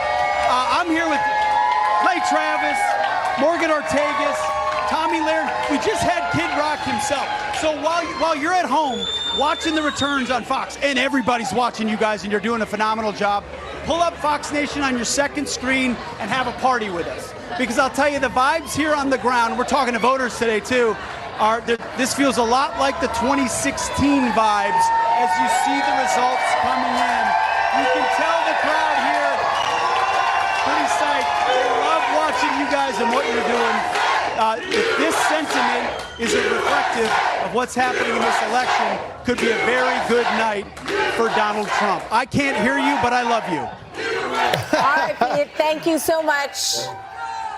Pete, sounds like they're having lot. a pretty good time there. They are. We're back with our here. panel. Britt Hume, Dana Perino, Harold Ford Jr., Kayleigh McEnany, Sean Hannity, and Trey Gowdy. And Bill Hemmer just went behind the billboard, and I kind of was going to call him out there. It's like the Wizard of Oz. So they're saying that Harris people are looking at Erie County, Pennsylvania. Yeah, I was looking at it too. One thing to keep in mind here as we look at this data here is you got to remember how they count the votes, right? You know, they start processing at 7 a.m. this morning. All that's mail-in stuff too. And that's the vote that's put out first. And so I want to do something funky and fancy here, guys. So just bear with me because I'm going to try and find Pennsylvania in 2020, okay? This is important. It's important for us to understand. It's important for our analysts to know, understand. It's important for the audience to understand at home. This is 4 years ago in Pennsylvania, okay? This is just a 24-hour span from November 3rd into November 4th, from 8 p.m. to 8 p.m. the following day. And the vote count that came in here, right, it's heavily blue, well over 70%.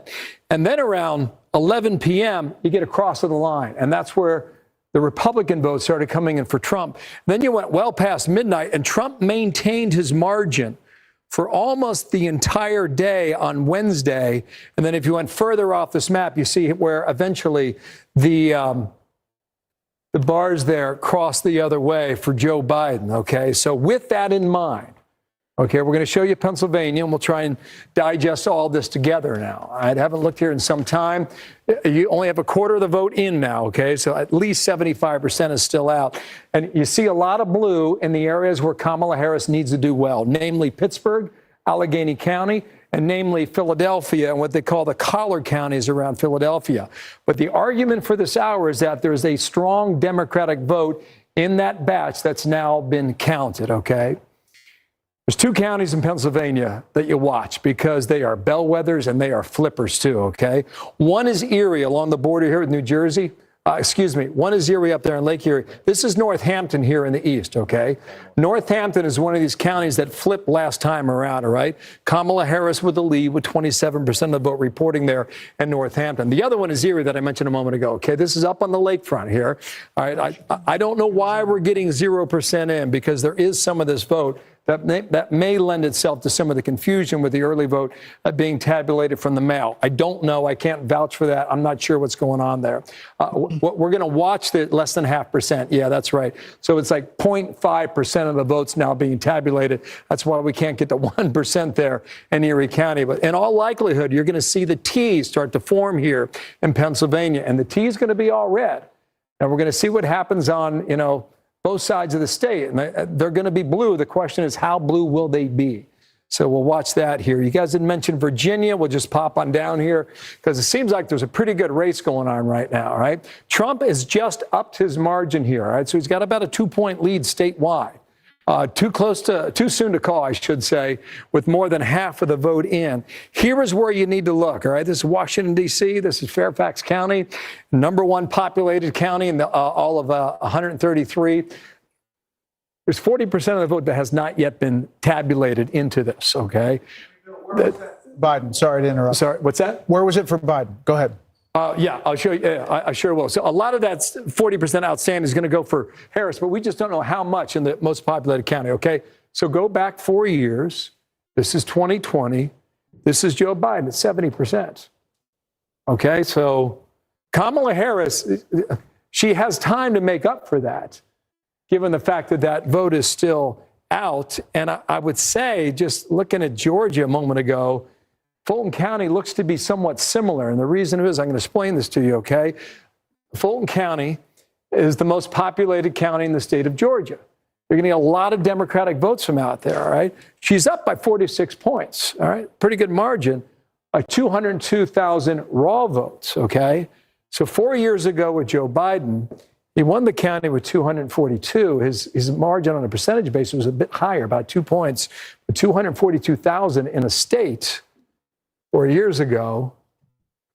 Excuse me. I apologize. Let's go statewide here. In a state that was determined by 11,779. Let me go to my cheat sheet here, guys, all right? I can do something that's a little ugly, but for the sake of the audience at home and for our knowledge too, this was Georgia in 2020. Wow, look at this. Okay, again, we've taken a 24-hour period from 4 years ago. Blue is the Democratic vote, obviously red is the Republican vote. And you see all this, at 7 o'clock, boy, it was all over the place, okay? And then in the 8 o'clock hour, Trump easily took a lead there. And then the margin started to close overnight around 3 a.m. The lines moved and they moved and they moved for several days until finally we reached that margin of 12,000 votes separating Biden from Trump in the Peach State. So the difference would be that was the COVID election, and that was a lot of mail-in vote, right. And that was not the same early vote for Republicans, right? Yeah, I would argue you're right about that in Georgia. I think the important thing to keep in mind is how states report it. Yeah. And Pennsylvania is a really good example. So again, we're waiting on the next kind of big dump here of stuff. Let me go over to Daily Wire. They have a tracker. So 25 minutes till the next new poll close. So let me bring up what I got so far, Patriots.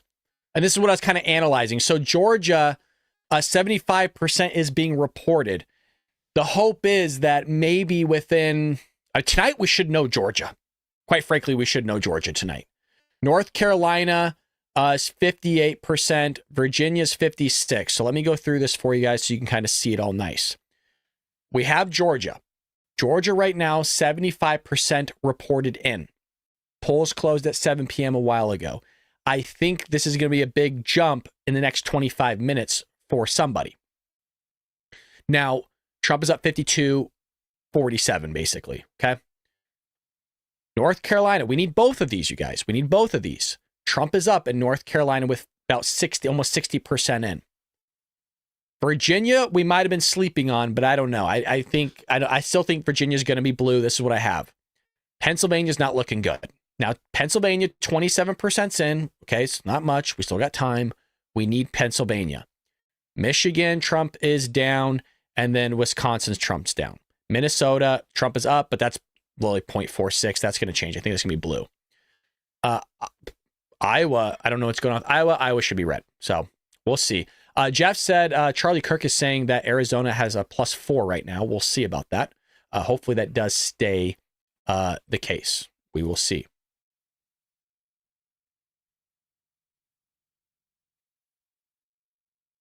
But right now, he's not meeting the number that he hit in that rural county 4 years ago. We're going to make a quick call. We'll come back to the board and the panel. The Fox News decision desk can now project that Vice President Harris will win the state of New Hampshire. Former President Trump came closer than many expected there, but the vice president did well in cities and suburban areas. There was a time that New Hampshire they thought was closing. Actually, and we saw that Kelly Ayotte wins in the governor's race there, but now we're calling that for Vice President Harris. She's a former senator for New Hampshire, popular in the state, but not enough to really turn New Hampshire red in this situation. So the Maryland Senate race we have for you next. The Democrat Angela Brooks will defeat former Republican Governor Larry Hogan.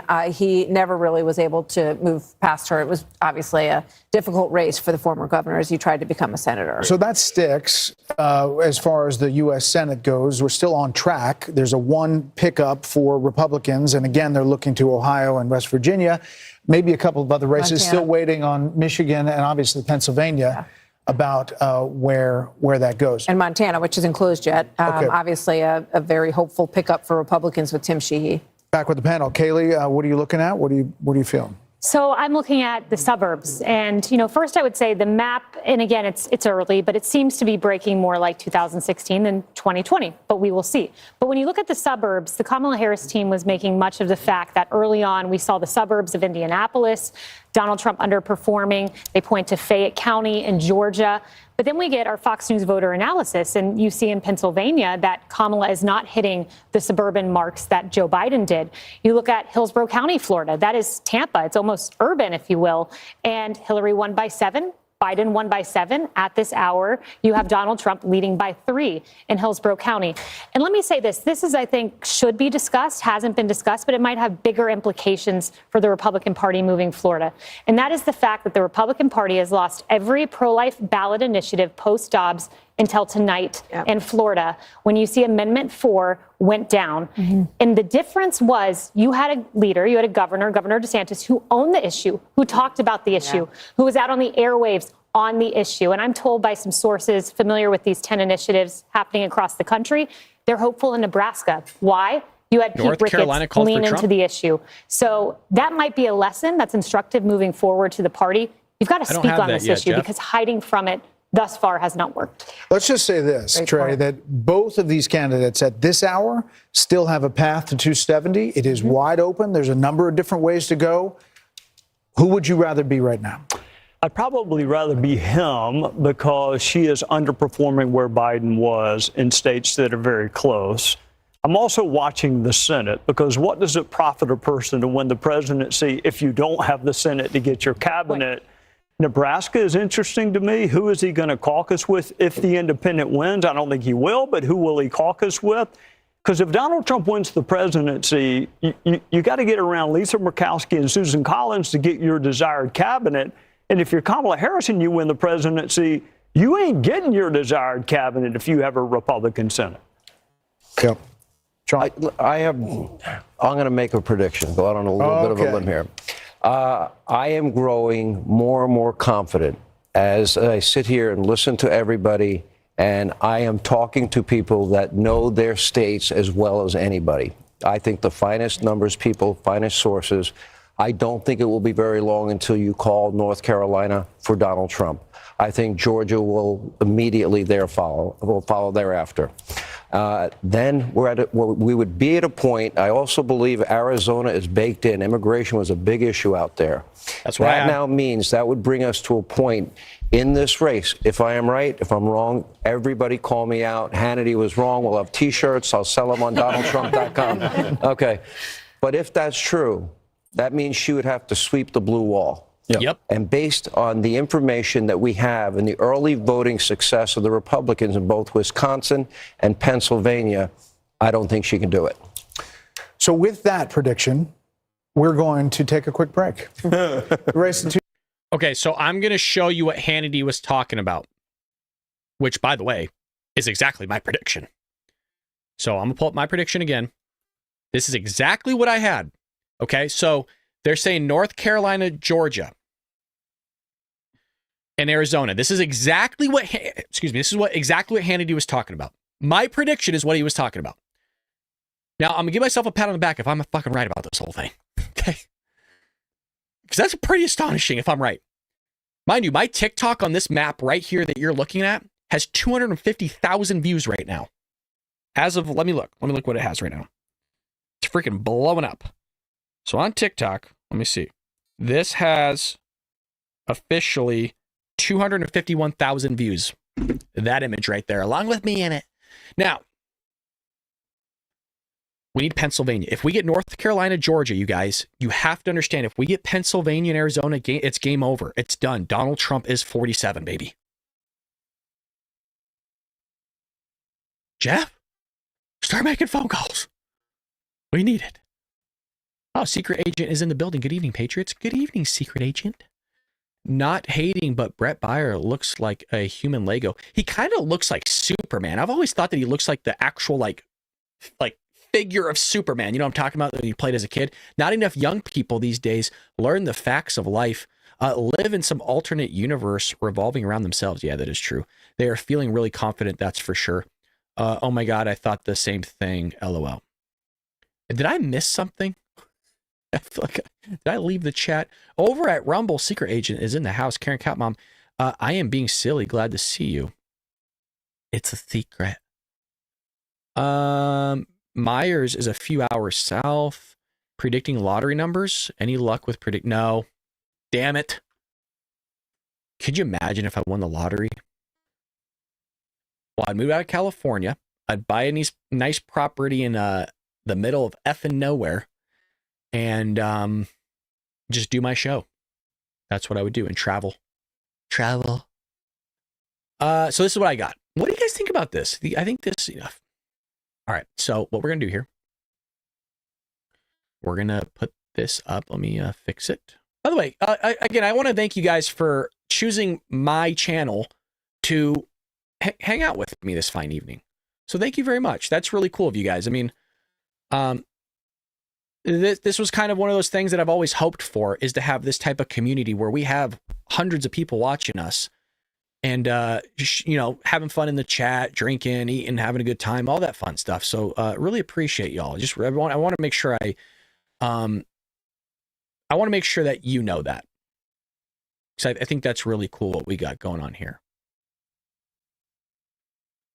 So Trump's losing in Pennsylvania right now. They haven't called North Carolina yet. Trump is up in North Carolina and he's up in Georgia. Two huge, massive states that we need. So we will see.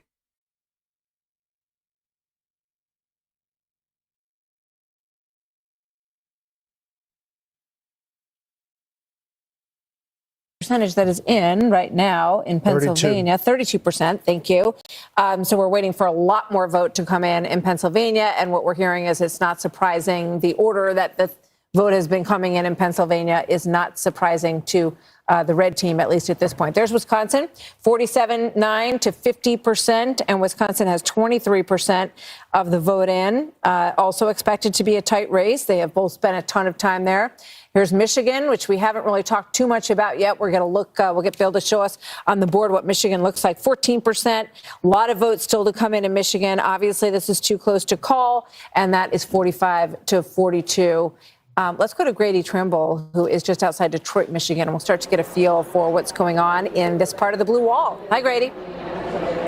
Hey, Martha. Yeah, so we're expecting an update from Michigan's top elections official very shortly. But what we know from her updates throughout the day so far is that turnout on Election Day has been very strong here in the Wolverine state. And when combined with early voting, it's quite possible that it sets a new record, the previous record set in the last presidential election in 2020. And like most of the battleground states, this is going to be a story of rural turnout versus urban turnout. But there's an interesting storyline playing out in the Detroit suburbs, particularly in the Dearborn area, in the Arab American community.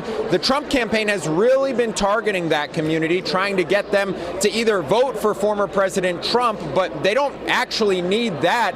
In some cases, we've talked to Arab Americans who are casting their ballots for Green Party candidate Jill Stein, somebody you probably haven't heard mentioned much, but who could be a spoiler candidate. We also know that many Arab Americans are going to sit out this election entirely, which could tip the scales in favor of former President Trump. We're also watching the Senate race here. Mike Rogers, the Republican candidate, spoke to the crowd. He says it's going to be a nail-biter and probably a very late night. Brett, Martha, back to you. Okay, great. Brady, thank you very much.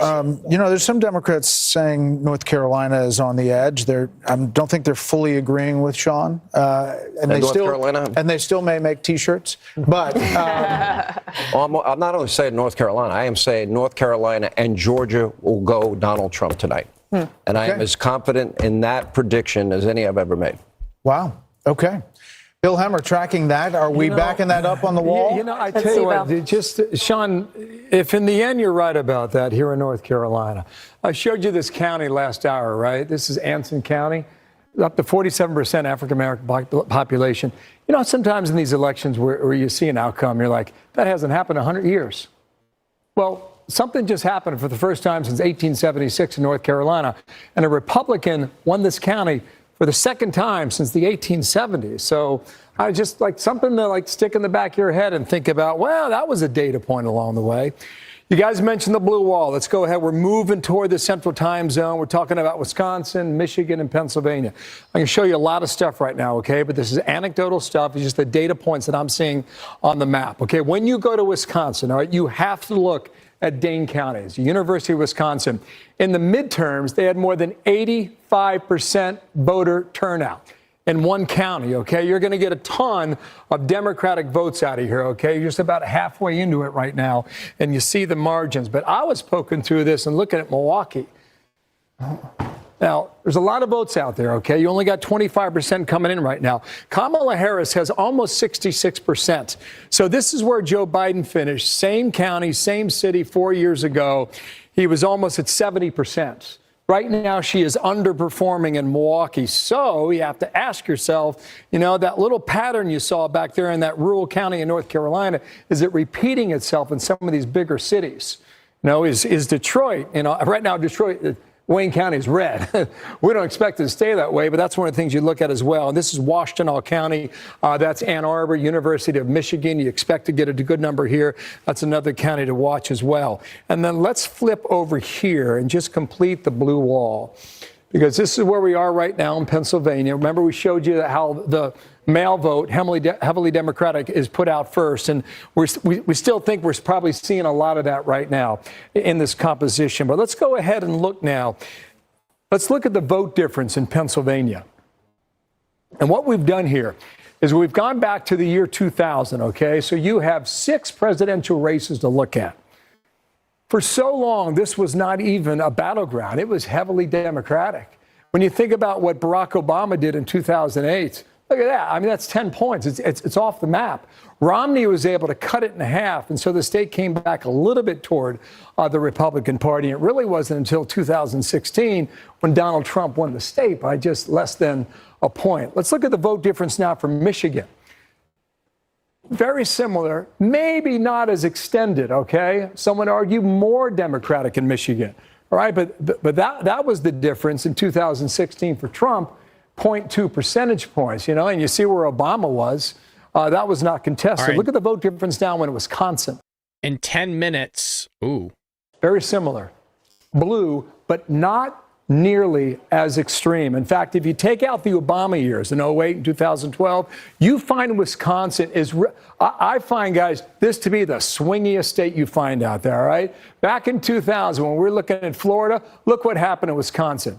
4 years later, John Kerry. So at 7 o'clock, we should have the next polls closing, and we should have some pretty big updates going on, folks.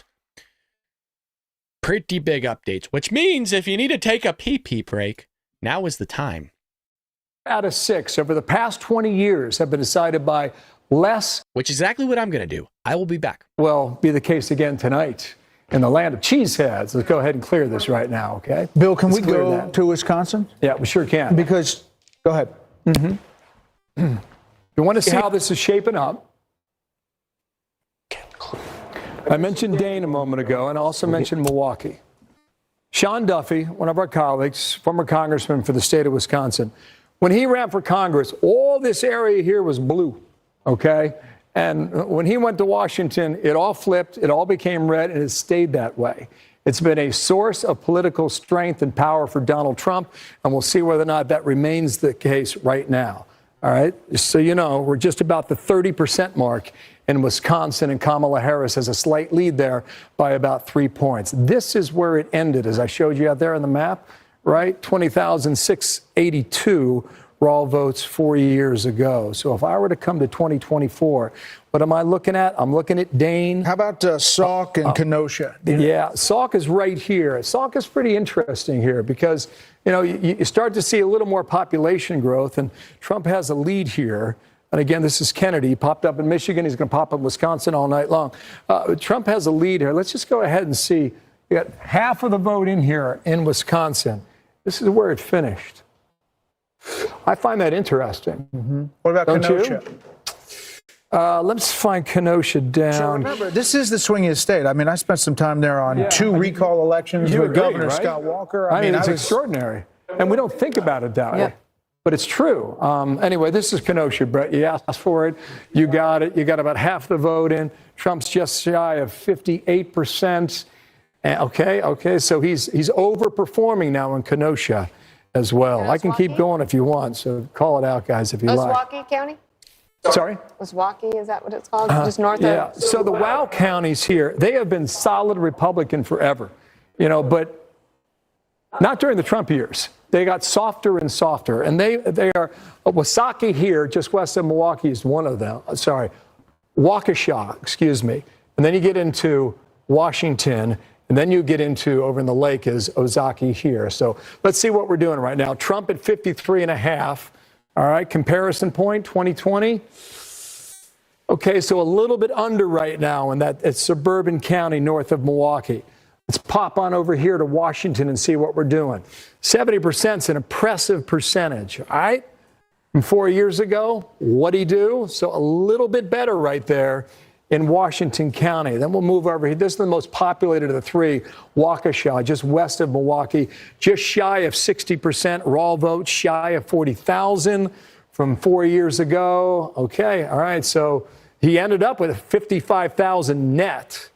So he either has some space to make up or he's not going to get to the number from 4 years ago. So that's something to watch. The WOW counties there in Milwaukee. My favorite county in all of Wisconsin, maybe my favorite county in the entire map this year, right here. You know what this is, Brett and Martha? Door County. It's Door County, okay? And why do we talk about Door County? First of all, you don't want to be there in the winter, okay? Because it's cold and it's frozen. But in the summertime, it's got to be beautiful. Half the vote in. Trump has an edge here. 4 years ago, you see what happened here. Biden won it, all right? Go back to 2024. 4. Let's go statewide.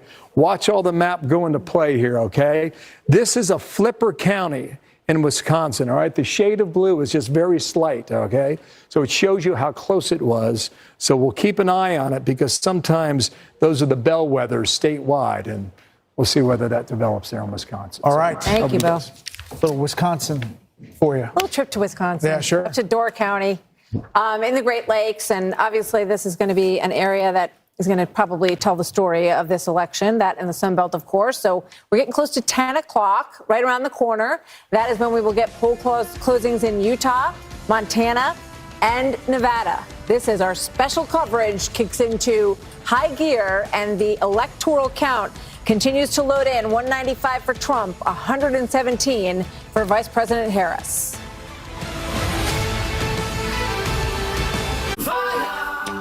There are some things that work better together, like your workplace benefits and retirement savings. Presentation looks great. Thanks. Voya provides tools that help you make the right investment and benefit choices so you can reach today's financial goals. That one. And look forward to a more confident future. That is one dynamic duo. Voya. Well planned, well invested, well protected. What's Simply Safe got that I don't? 24/7 monitoring to help stop crime in real time. Stop. This is Simply Safe. Maybe Simply Safe and I could work together. Unlikely. There's no safe like Simply Safe. Before Apoquel Chewable for allergic itch, giving dogs pills was a battle of wits. Oh, Maria, I'm wise to your foolish game. Is it gone? Totally gone.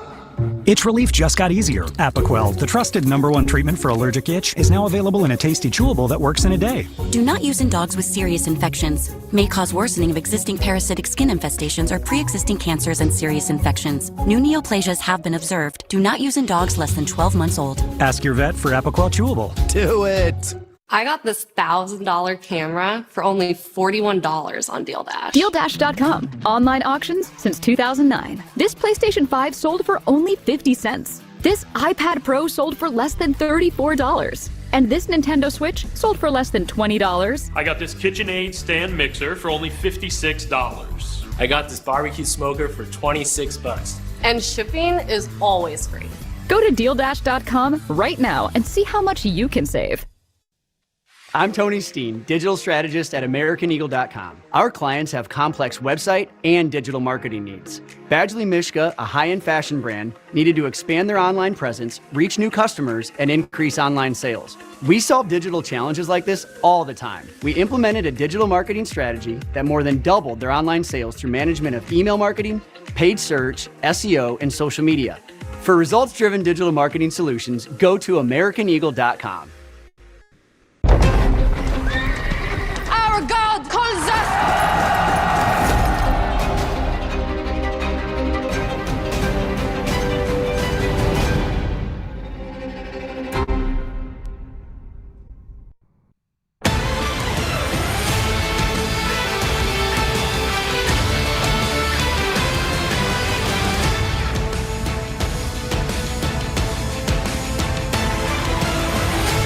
Guys being mischievous in the Election chat. night What is going unfolding on? before our eyes. We've got a lot happening as you take a look at the big board on the scorecard. Right now, the electoral vote count stands at former President Trump at 195 to Vice President Harris at 117. We're still waiting, obviously, for Georgia to fill in and North Carolina to fill in. But there's a lot of discussion about that outstanding vote and whether or not it will meet the level that Vice President Harris would have to meet. And we've been talking about Philadelphia County. She would have to clear 700,000 votes in order to... In 2020, yeah. Yeah. All right. So let's go to Jeff Paul from the headquarters of Republican Senate candidate Sam Brown. And what's going on there? Hi, Jeff. We'll be there in a little bit right when it starts, but right now we are outside maybe one of the biggest and most expensive polling centers in the country. This is Allegiant Stadium, home of the Las Vegas Raiders. And one of the things I want to mention to you folks at home is that people are still showing up here to cast their ballot. We are a minute away from polls closing, roughly a minute away from polls closing. And under Nevada law, if you are in line by 7 o'clock, you have the right to vote. And we are hearing about some instances where there are some pretty long lines throughout the state. Also keep in mind that they will not release any results anywhere in the state of Nevada until the last person in the state votes. So we could be looking at a very long night ahead of us here in the state of Nevada. Martha? All right, Jeff Paul, thank you so much. Jeff. We're waiting now for these calls at 10 o'clock, and we're looking at basically a scenario where the Democrats are putting all their hope in the blue wall. The question is, what happens when we make a call in North Carolina and Georgia? If you believe Sean Hannity, it's coming soon. We'll see if it does. It is time to see how many more electoral votes will fall as we get ready for our next calls. Stay tuned. Here we go. We are seconds away from 3 states, including Montana, Utah, plus the critical battleground. All right, that wasn't as climactic as I thought it was going to be. Odds have changed to 82% of Trump in UK. We should know. America is. Let me see what's going on Daily Wire here. The gender gap definitely exists, but it is heavier. Have just finished voting. Fox News Decision Desk, too early to call. The state of Nevada, one of the most competitive states in play. Hispanic and working class voters obviously could be key to the victory there. Both of these candidates have spent a lot of time in Nevada. Fox News can project that former President Trump will win the state of Utah, adding another 6 votes, electoral votes, to his column. He'll also win Montana's presidential election. We're looking closely at that Senate race out there. Ad lib. Oh. Yes, you will. I just did that. All right, so let's take a look at some of the places that are too early to call, and let's get you an update on the total count. President Trump at 205 right now, 117 for Harris, and waiting on Georgia, waiting on North Carolina, waiting on Pennsylvania, waiting on Michigan. And, just keep in mind that in all these places, there's a lot of city vote, a lot of high population concentrated vote that has not come in yet. The question is whether or not that vote, when it does come in, will be enough to outbalance what we have seen in the early part of this vote here. Montana, as we mentioned, also home to this pivotal Senate race. Longtime rural Democratic Senator John Tester in the political fight of his life this time. He's survived it before, but this time Republican former Navy SEAL Tim Sheehy putting up a real fight and may win. The Fox News Decision Desk says it's too early to call there. Nevada also home, too early to call, to this Senate race between incumbent. That was really anticlimactic. And hi, Michelle. That's why I was waving hi. Hello. Hello, everybody. Hello, Lily B. Hello. Let's go over here. Shenanigans in Pennsylvania, and the Republicans have just scored a legal victory. According to Chairman Whatley, Centre County officials were planning to stop counting ballots throughout the night in violation of state law. We, the RNC, threatened to sue. That was enough. Officials have agreed to continue the count as required. Our attorneys will continue fighting to quickly eliminate issues at the polls as they arise. This is what you want to hear. Well, speaking of Pennsylvania, our friend Ryan Gerdusky, formerly of CNN, he says that Lackawanna, Pennsylvania, which is the first county in Pennsylvania that is near to completion, that has shifted from a Biden plus 8.4 to a Harris plus 3. Ooh. That is a 5.4 percentage shift toward President Trump. Again, the trend lines, you hate to read trend lines, but yeah. I'm becoming, nauseously optimistic, as Dr. Phil suggests. Yeah, that's not a bad place to be. And guys, I'm going to have to wrap out of here to talk to somebody. But before I do, Matt Walsh, I just have to congratulate you on your movie, Am I a Racist? A comedy to DEI for. What an absolute masterpiece. Congratulations on what a success with that movie. So thank you for that work and congratulations on the success. Amen. Thank you so much. And we are in fact paying all of our guests to say that. So if you're wondering. Yeah. So by the way, I expect my $8 by the end of the night. Dr. Phil, thanks for making time for us on this important night. Well, thank you guys. We'll be in touch. All right, let's go back to Fox. Too soon to call for us. Well, this is wild. Remember, Trump didn't come anywhere near these numbers in 2016 or 2020. The Loudoun County numbers that we were talking about earlier are really something to watch. Trump is outperforming by 8 points in Loudoun County. It was a blowout in 2020. big issue with education there. The other thing to look at, and Glenn Youngkin, I've been in touch with him. He said, buckle up. Virginia is going to be very tight. Then go down to Miami-Dade, where we haven't seen a Republican take that county in Florida since 1988. Donald Trump is doing something tonight. The New York Times is noticing he's up at 287 electoral votes projected. Obviously, anything can happen, with a 72% chance of winning. Watch out for slowing vote reporting down in the blue wall states. It happened last time in 2020. And if by midnight it looks like Trump has a good chance to win and things start slowing down with reporting, I think you can't really blame people for being a little bit concerned about the way we do reporting in elections. Yeah. I have more of a question, actually, for Laura, if that's okay, if it's permitted. On Loudoun Yes, County. always, yes. In Loudoun County, can you talk to what is the issue? Is it the economy or is it the cultural issues? Yeah. We've been having a little debate. I think that the cultural issues cut through the new immigrant population in Loudoun County. There's an enormous influx of Indian immigrants, Hispanic immigrants, and Muslim immigrants in Loudoun County. And if you talk to them, and some reporting has been done on this, a couple of issues of the gender curriculum, some of the trans issues, but also in general, just this idea that the new immigrants coming to this country want to be able to start small businesses and make a decent living. And I think both issues are really hitting hard tonight. And Loudoun County is the kind of place where you'd think it might be fertile ground for Democrats almost in perpetuity because of where it is. It's in the exurbs of Washington, but it is very close to that huge number of people who work in the Dulles Technology Corridor. And that looks like the kind of place, young, tech-savvy people who would be prone generally to vote Democrat. And the fact that it seems to be going the way it is tonight is I think, a lot of quite credit telling. to Glenn Youngkin and obviously Donald Trump for the way that state was handled. They were smart to go there late in the game. It's interesting to look at Virginia, and sometimes these things sort of take hold over a period of time, right? So Glenn Youngkin won his very close race, all about education, really, against Terry McAuliffe and parents' rights.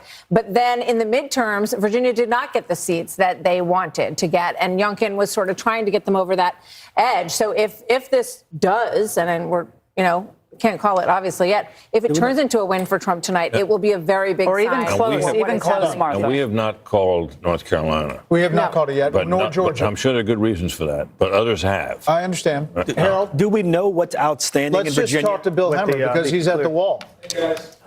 Yeah, I can do that for you. Don't mind me. This is Roanoke County. Why do I have that on the screen? That's Salem, Virginia. That's where Trump went for the rally the other day with Glenn Youngkin. Okay, so as you guys were talking here, all right, so this is part of our Fox Insights. Anytime we see an outline here, we go in Loudoun County. We've mentioned this, right? Now, this is a 16-point advantage for Kamala Harris. You've almost got all the estimated vote in right now, and Trump's doing 3.4 points better now, with 98% of the vote reporting, than he did in 2020. So that's pretty interesting. The other thing I would point out while I'm here is Fairfax County. All right, so you're almost at 2/3 of the vote in. This is where all the people are, right? Number one out of 133. Biden was an easy winner at 70% of the vote. So right now, across from Washington, D.C., she's underperforming in the most populated county in the entire state. Did you have something else there? Do you have a question? Gotcha. No. Okay, Carolina. Go ahead, guys. Again. So the Virginia, is that the biggest county, Fairfax County? Is there another big county out? Because the campaigns are saying they've got big votes still out in Virginia. They still believe that they... I tell you what I'll do, Harold. I'll cheat for a second here and go back to Virginia. It seems as if Kamala Harris is doing better in the southeastern part than was expected, okay? So there's still some vote. Okay, so let me kind of explain what's going on. If Trump wins Georgia, North Carolina, and takes Virginia and Arizona, it's game over. Trump wins. So again, this is why it's so key that we take the North Carolina and Georgia in my spread, in my prediction, and Arizona, because I guess theoretically, Wisconsin, Michigan, Pennsylvania, or Virginia, he would just need one of the four, and he wins. So that's why those states are so critical, in my opinion. And God, can you imagine if he pulled out freaking Virginia? It's so close, you guys. It is so close. Oh my gosh, who's gonna sleep tonight? Well, I mean, luckily I'm on the West Coast, so 10 o'clock in another 3 hours is, I'll probably still be up streaming. We've been already streaming for 3.5 hours. Thanks for hanging in there with me, guys. It's kind of fun. And I'm lucky to be able to hang out with all you fine Patriots. Thank you. Expensive as Florida, and they've seen an awful lot of growth in this part of the state. So here's where we are. Too soon to call, but Donald Trump right now up by almost 5 points in I'm Carolina. doing good. Go for it. We're going to take a look at Pennsylvania, which is tightening up considerably, and in the presidential race and in the Senate race. Show us what's going on there. You're exactly right about that. Okay, so there's about half of the vote being counted. You remember that chart I showed you a moment ago? The chart I showed you a moment ago? They count the mail-in vote first in Pennsylvania. It tends to be more Democratic. As we saw in 2020, we're seeing that again in 2024. All right, you got about a 1.4 margin there. Raw votes just shy of 50,000. So let's go for a spin, shall we? Philadelphia, let's start there. It is number one. Come on. Let's go here. All right, here we go. This is the kind of margin you expect to get in Philadelphia. You got 8 or 9 out of 10 voters are Democratic, right? So Joe Biden was well over 80%. It's interesting, right? So she's just a tick below that right now. Does Philadelphia vote the way that Milwaukee votes, right? We saw that difference in Milwaukee a short time ago. Is Philadelphia going to vote differently than Wayne County and Detroit? We're waiting to get that in as well. These are the collar counties. They're heavily blue. I would expect them to change somewhat, but we'll see as we go through the night. Just to check the bellwether here, this is Northampton. That's about as close as you get, guys. Difference of 300 votes, 303. Biden barely won it by 1,200 just 4 years ago. So that's where we are at the moment. What about Pittsburgh? Back on over to you, Allegheny County. Let's see where we are. A lot of the vote came in from Pittsburgh early on. 71, Okay, yeah. So you're 71 coming. That's right. And she's at 61%. Both you guys watched it, right? How many rallies did Trump have there? How many times did Kamala Harris go to the west side of Pennsylvania? This is a place I want to check out. I haven't done it yet. Let's find out together. This is Butler County. All right, where were you on July 13th? Here we go. You got 94% coming in, just shy of 66%. So how did Trump do in a rural county like Butler 4 years ago, before the assassination attempt, right, this past year? It was almost around the same number, okay, up 36,000 to finish it 4 years ago. Right now, he's up 34,000 in Butler, PA. Let me bring our prime folks in. Laura, what are you looking at? Well, I just think it's interesting to look at these states that we kind of had looked past in our analysis. We're always focused on the blue wall states, obviously so important, but signs that Trump may be outperforming in ways that we hadn't expected, bubbling up in places like New Mexico, where it's only 23% of the vote in, mind you, tons of votes outstanding. But he looks like he's outperforming there. He's up now 6 points with that small turnout. Again, the New York Times gives him a 79% chance of winning this election at this point, with leaning North Carolina, leaning Republican in Georgia. If those trends continue, it's all those three states where it's neck and neck. Right now, it's neck and neck in Wisconsin, Michigan, and Pennsylvania. So I hope they can model themselves in the future on what Florida has done so brilliantly with Ron DeSantis. 96% of the vote in, and it's handled beautifully with absentee, mail-in vote. They just seem to do it in Florida. Why can't we do it in these other states? Yeah, it's a great question. Most of us grew up with, you voted in the morning. Same day. Parents voted in the morning, and then you went home and got the answer that night. We've gone from 96 million voters when Fox News started to 160 probably million tonight, somewhere in that neighborhood. And by the way, all of them watched Brett's interview with Kamala. I don't think absolutely nobody missed that. So how much has voting changed, I guess, is what I'm getting at here, Sean, because we have this enormous early vote of 83 million. Okay, so we'll kind of hold off on them. Let's head back over and see what's going on here. Just kept Biden. This is a great question. It's a serious question, really, because where she is picking up votes is in the suburbs, but where she's lagging is with males. And it turns out, I thought an early indicator in this election that she had a massive problem on her hands was the Teamsters Union. So I don't know if you remember this. They did a poll of the Teamsters Union members when it was Trump versus Biden. And Biden was leading Trump something like 47 to 35 or something. And then they did another poll after they flipped out Biden in favor of Kamala Harris. And suddenly, Trump was beating the living hell out of Kamala Harris, beating her like 60-40 among the Teamsters. Why? Because guess what? Every Teamster's a dude.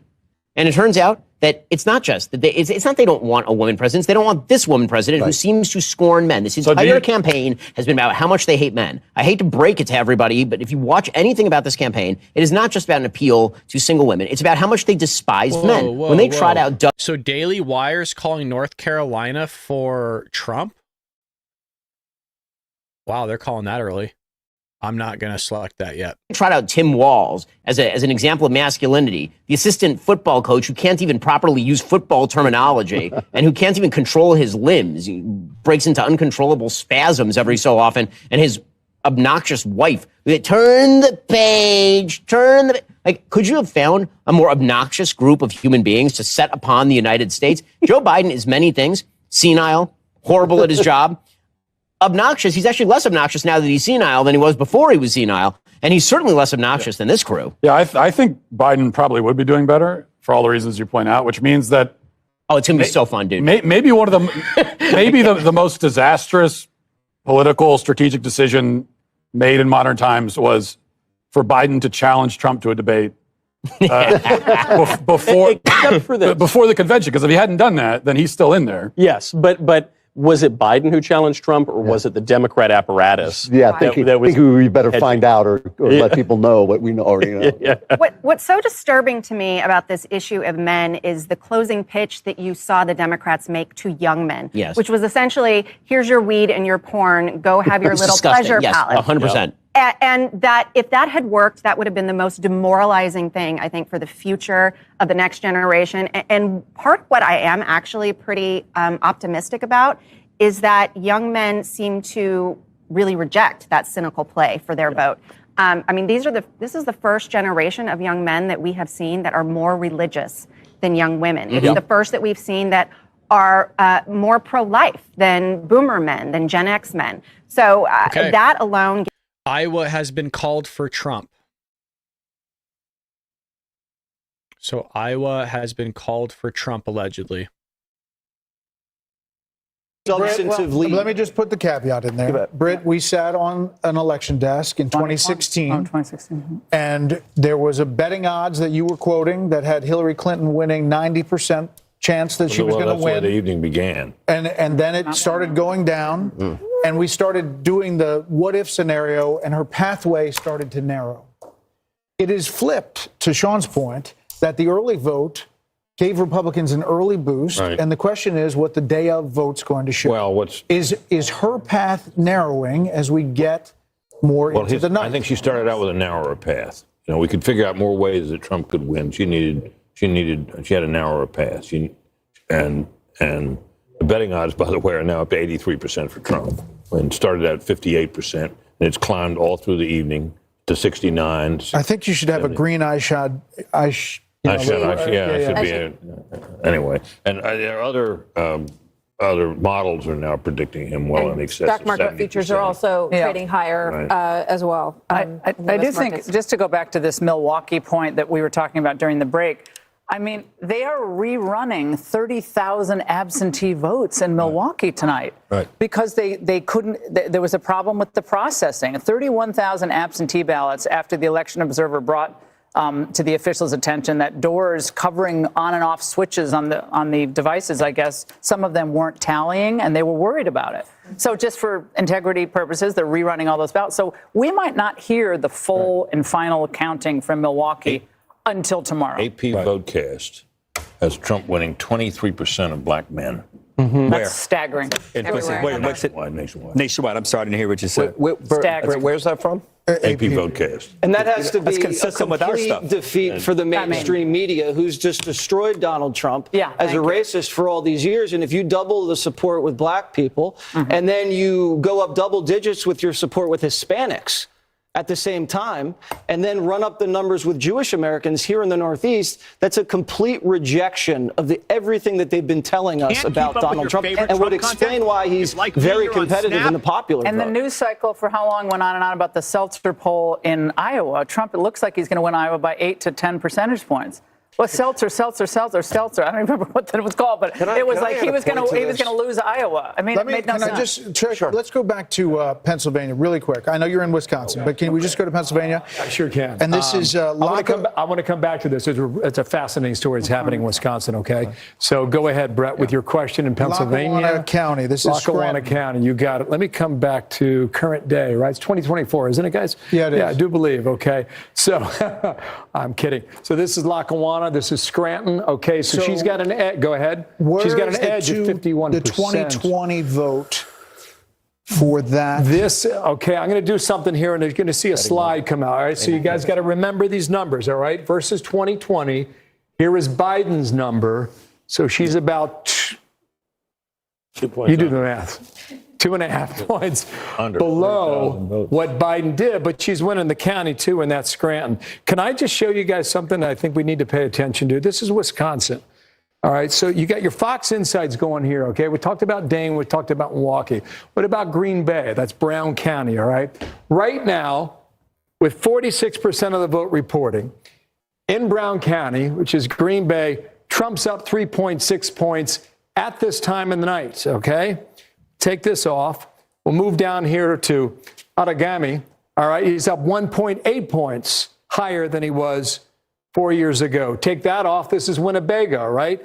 Trump is up 1.3 points at this point in the vote, higher than he was 4 years ago. And, you know, when you're analyzing the state going into this election, those are three of the counties you're looking at where he's trying to like higher than he was.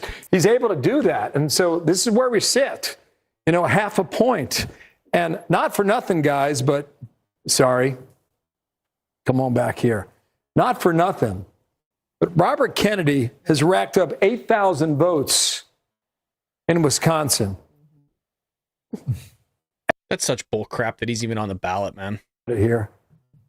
Yeah, I got you. 20,682. Wow. Maybe it matters, guys, or maybe it doesn't, but it's just something to point out right now. When we come back, I'll take you to Michigan. Some things happening there as well. Fascinating, too.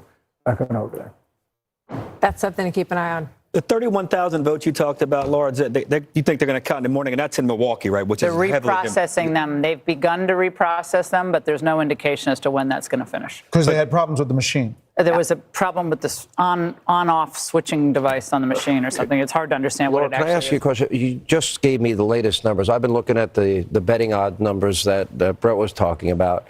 They have moved massively 90%. now to Donald Trump. New York Times has it massively to Donald 71%. Trump. To a point that Jesse... Needle.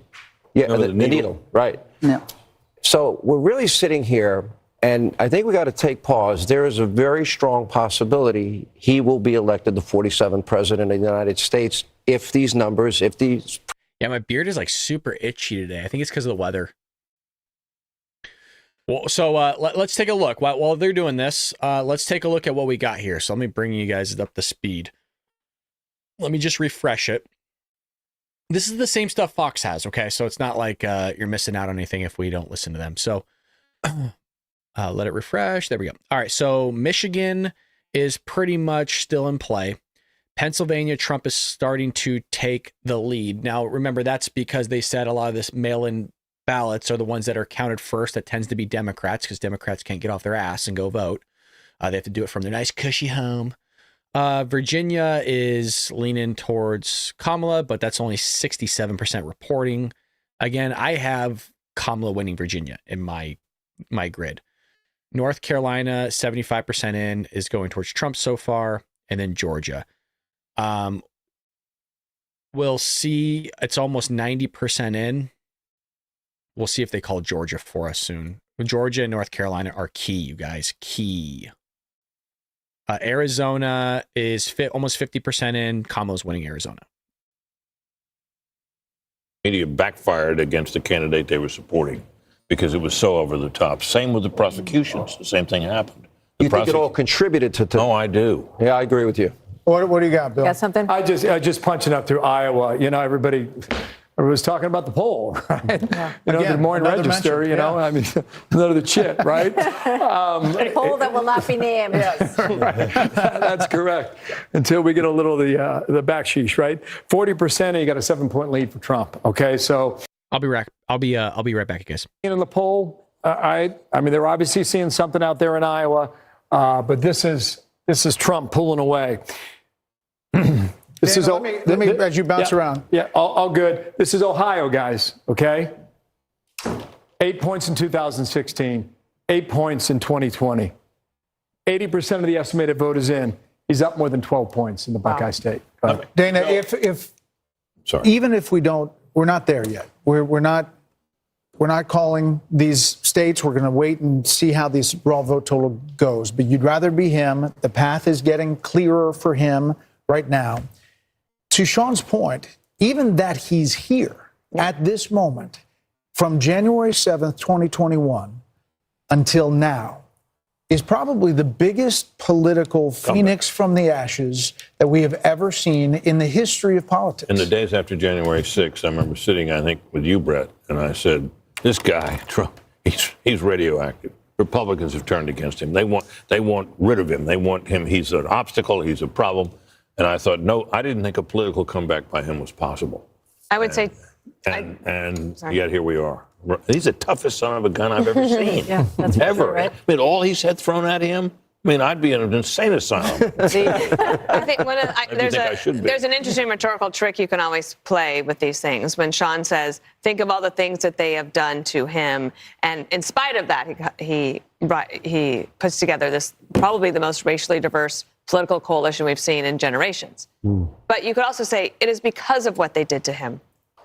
And turn that around. It's not just in spite of it. Like, he's a tough guy and he's that's a great point. Energetic, but it could be because of overdone. Well, and also, overkill. I think we shouldn't underestimate the importance of policy in all of this. Absolutely. Like, the Trump agenda in 2019 delivered some of the most stunning economic gains to blue-collar workers, the people that we came from, that we had seen in 25 years or maybe even longer. So from the border to the economy to foreign policy and peace, that resonated with young people, with men, with this new demographic coalition.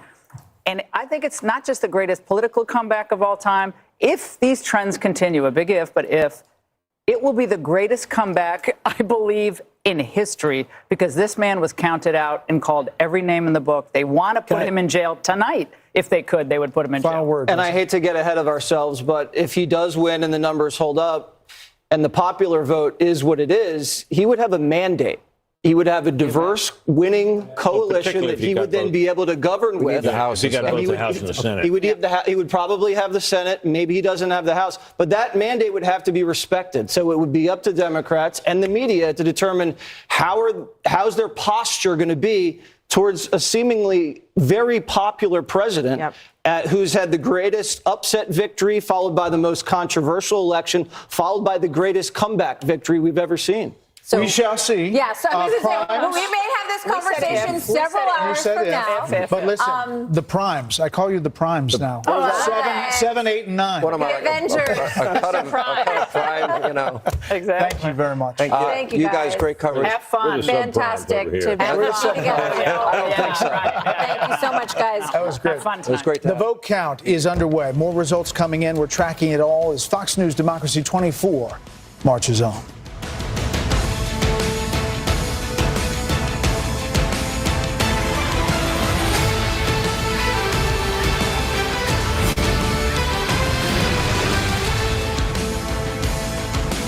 Election Night on Fox News Channel is brought to you by Simply Safe Home Security.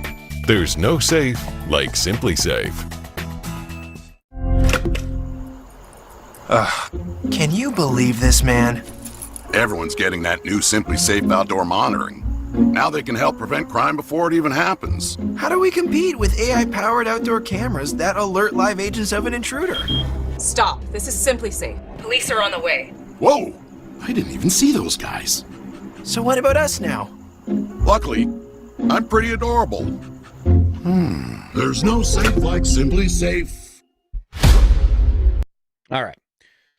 Let's see what we have going on here. Let us see what we have going on here. We have nothing going on. So nothing has moved. We got Georgia. No, I haven't seen anybody call Georgia yet. That'd be the first I am hearing it. So no, who's calling Georgia? I haven't seen it. Cece, where are you getting this from? I have not seen anybody call Georgia. I'm looking on Fox. Fox hasn't called Georgia. It depends what you're looking at, right? I mean, Daily Wire might have called it. Let's look. Maybe Daily Wire did.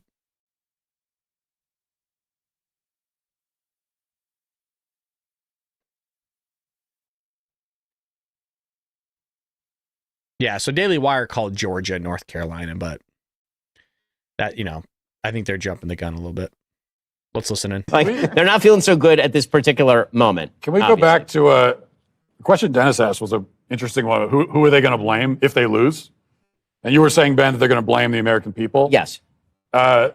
Which I think is mostly right, but specifically they're going to blame men. I mean, that's what it's going to be. They are going to blame men. And when you think about it's hard to break in. Decision Desk has officially called Georgia for Trump. So we knew that was done, but that's done. Okay, go ahead. Who called it for Trump? Decision Desk. Georgia's been called for Trump. He's got North Carolina. He's got Georgia. He's going to take Arizona. Once again, just to reiterate, it comes down to the blue wall states, and Trump currently has momentum in all 3 blue wall states. Sorry, didn't mean to interrupt you. Just got to give the data. Don't interrupt with presidential election stuff. That's not what we're here for now. We're here to. So that's the Daily Wire. That's not Fox. And look, I love the Daily Wire, but I'm going to wait till Fox calls it.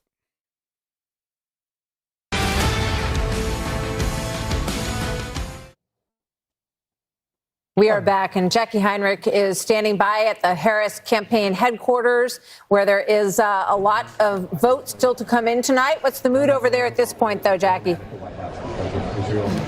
Martha, every once in a while we get this glaring reminder that just over 3 months ago, this was Joe Biden's campaign. Every time we want to get any information from campaign officials, we have to text someone in Wilmington. There aren't any campaign staffers walking around, and that means that often we can't get answers to simple things like how many people are in this crowd, who's in this crowd, what is their connection to the vice president, which groups were invited. We've posed these questions to the campaign and not been able to get any answers. And I've also spoken to some sources close to Harris who are at watch parties nearby in the city. Friends, family, and donors had receptions at 2 big hotels in the area. They're now making their way over here. They'll be hanging out in a basement somewhere inside the building. But even they don't have confirmation that the vice president is going to come here tonight. We don't have any program for the speakers. And right now they've just been piping in CNN behind me.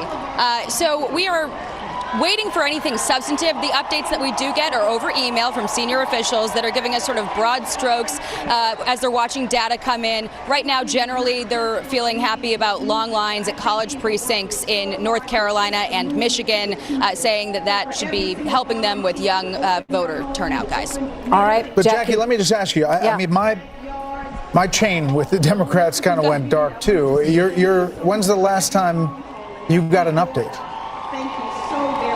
Okay, I'm officially calling it for Georgia. A few sources as well have called it, so we'll update it.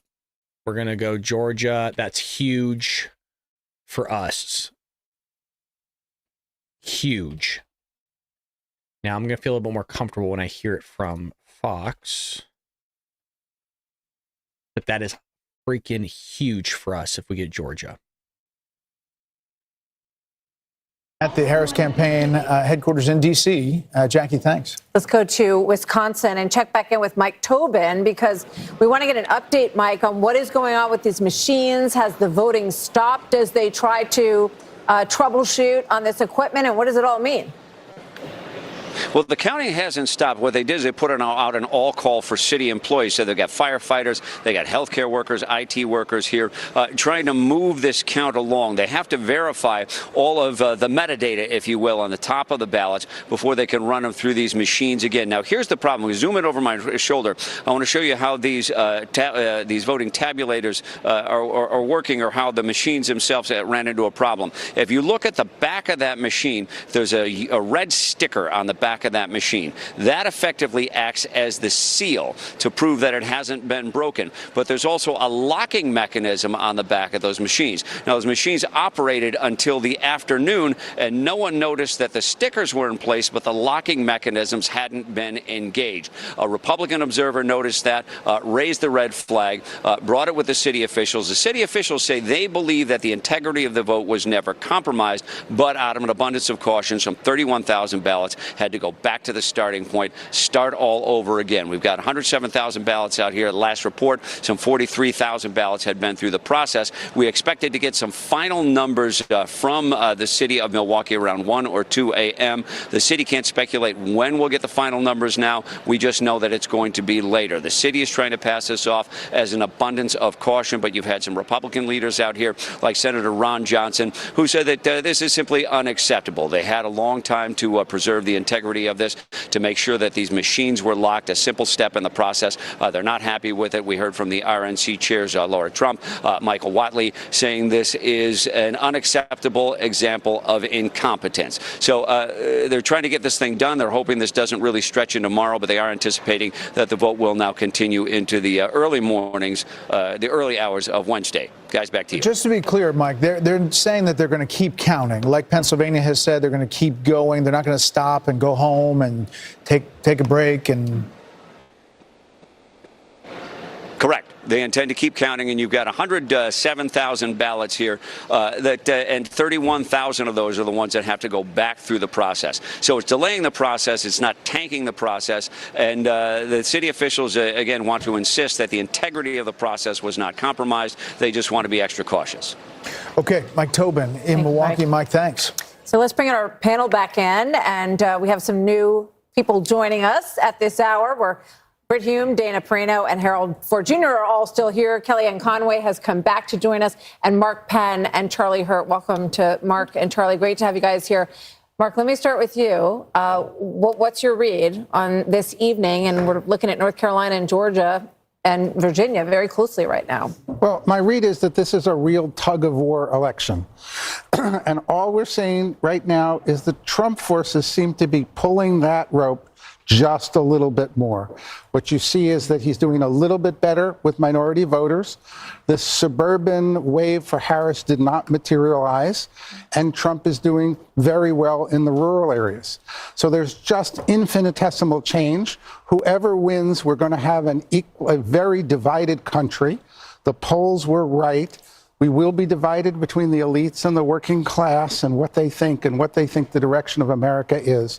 But right now in that tug of war, Trump's forces seem to be pulling a little stronger. And the elites appear to be on, at least the way it's shaping up tonight, on the blue side, and the working class is on the red side. This is not, this is a development that has happened in the Trump years. I asked you 3 nights in a row, who do you want to be?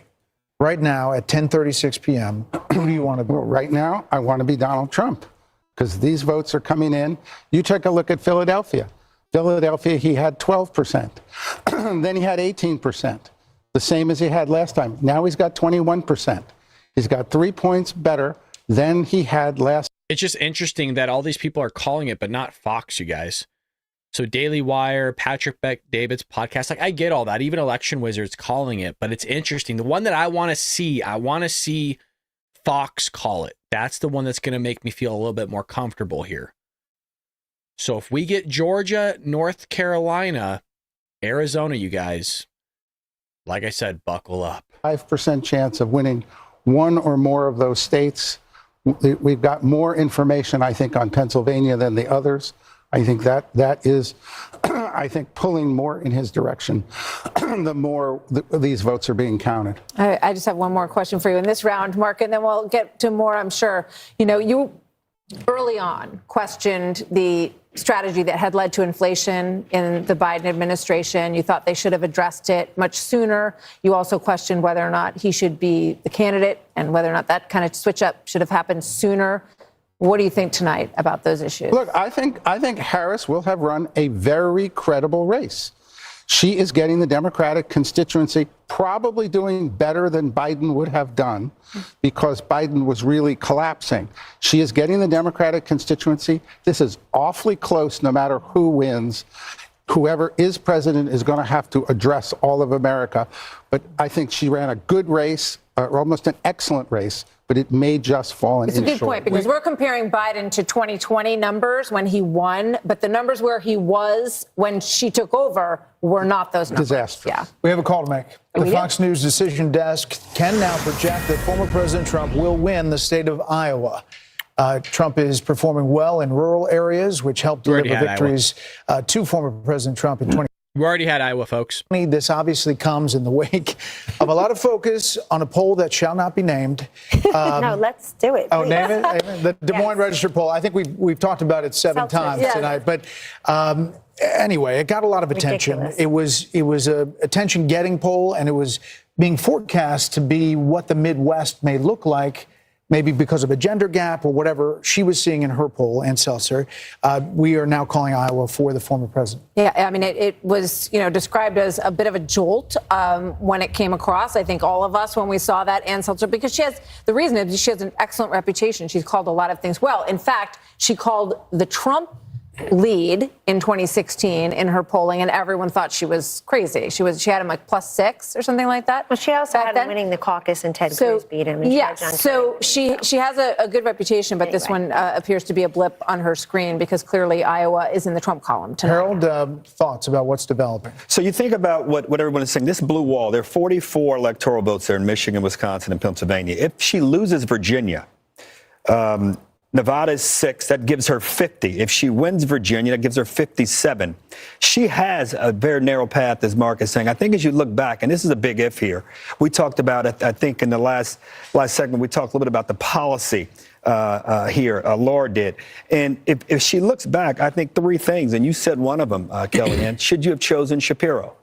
If where we're going is where we look like we're going to go. Should you have countered on the transgender issue more quickly and more effectively?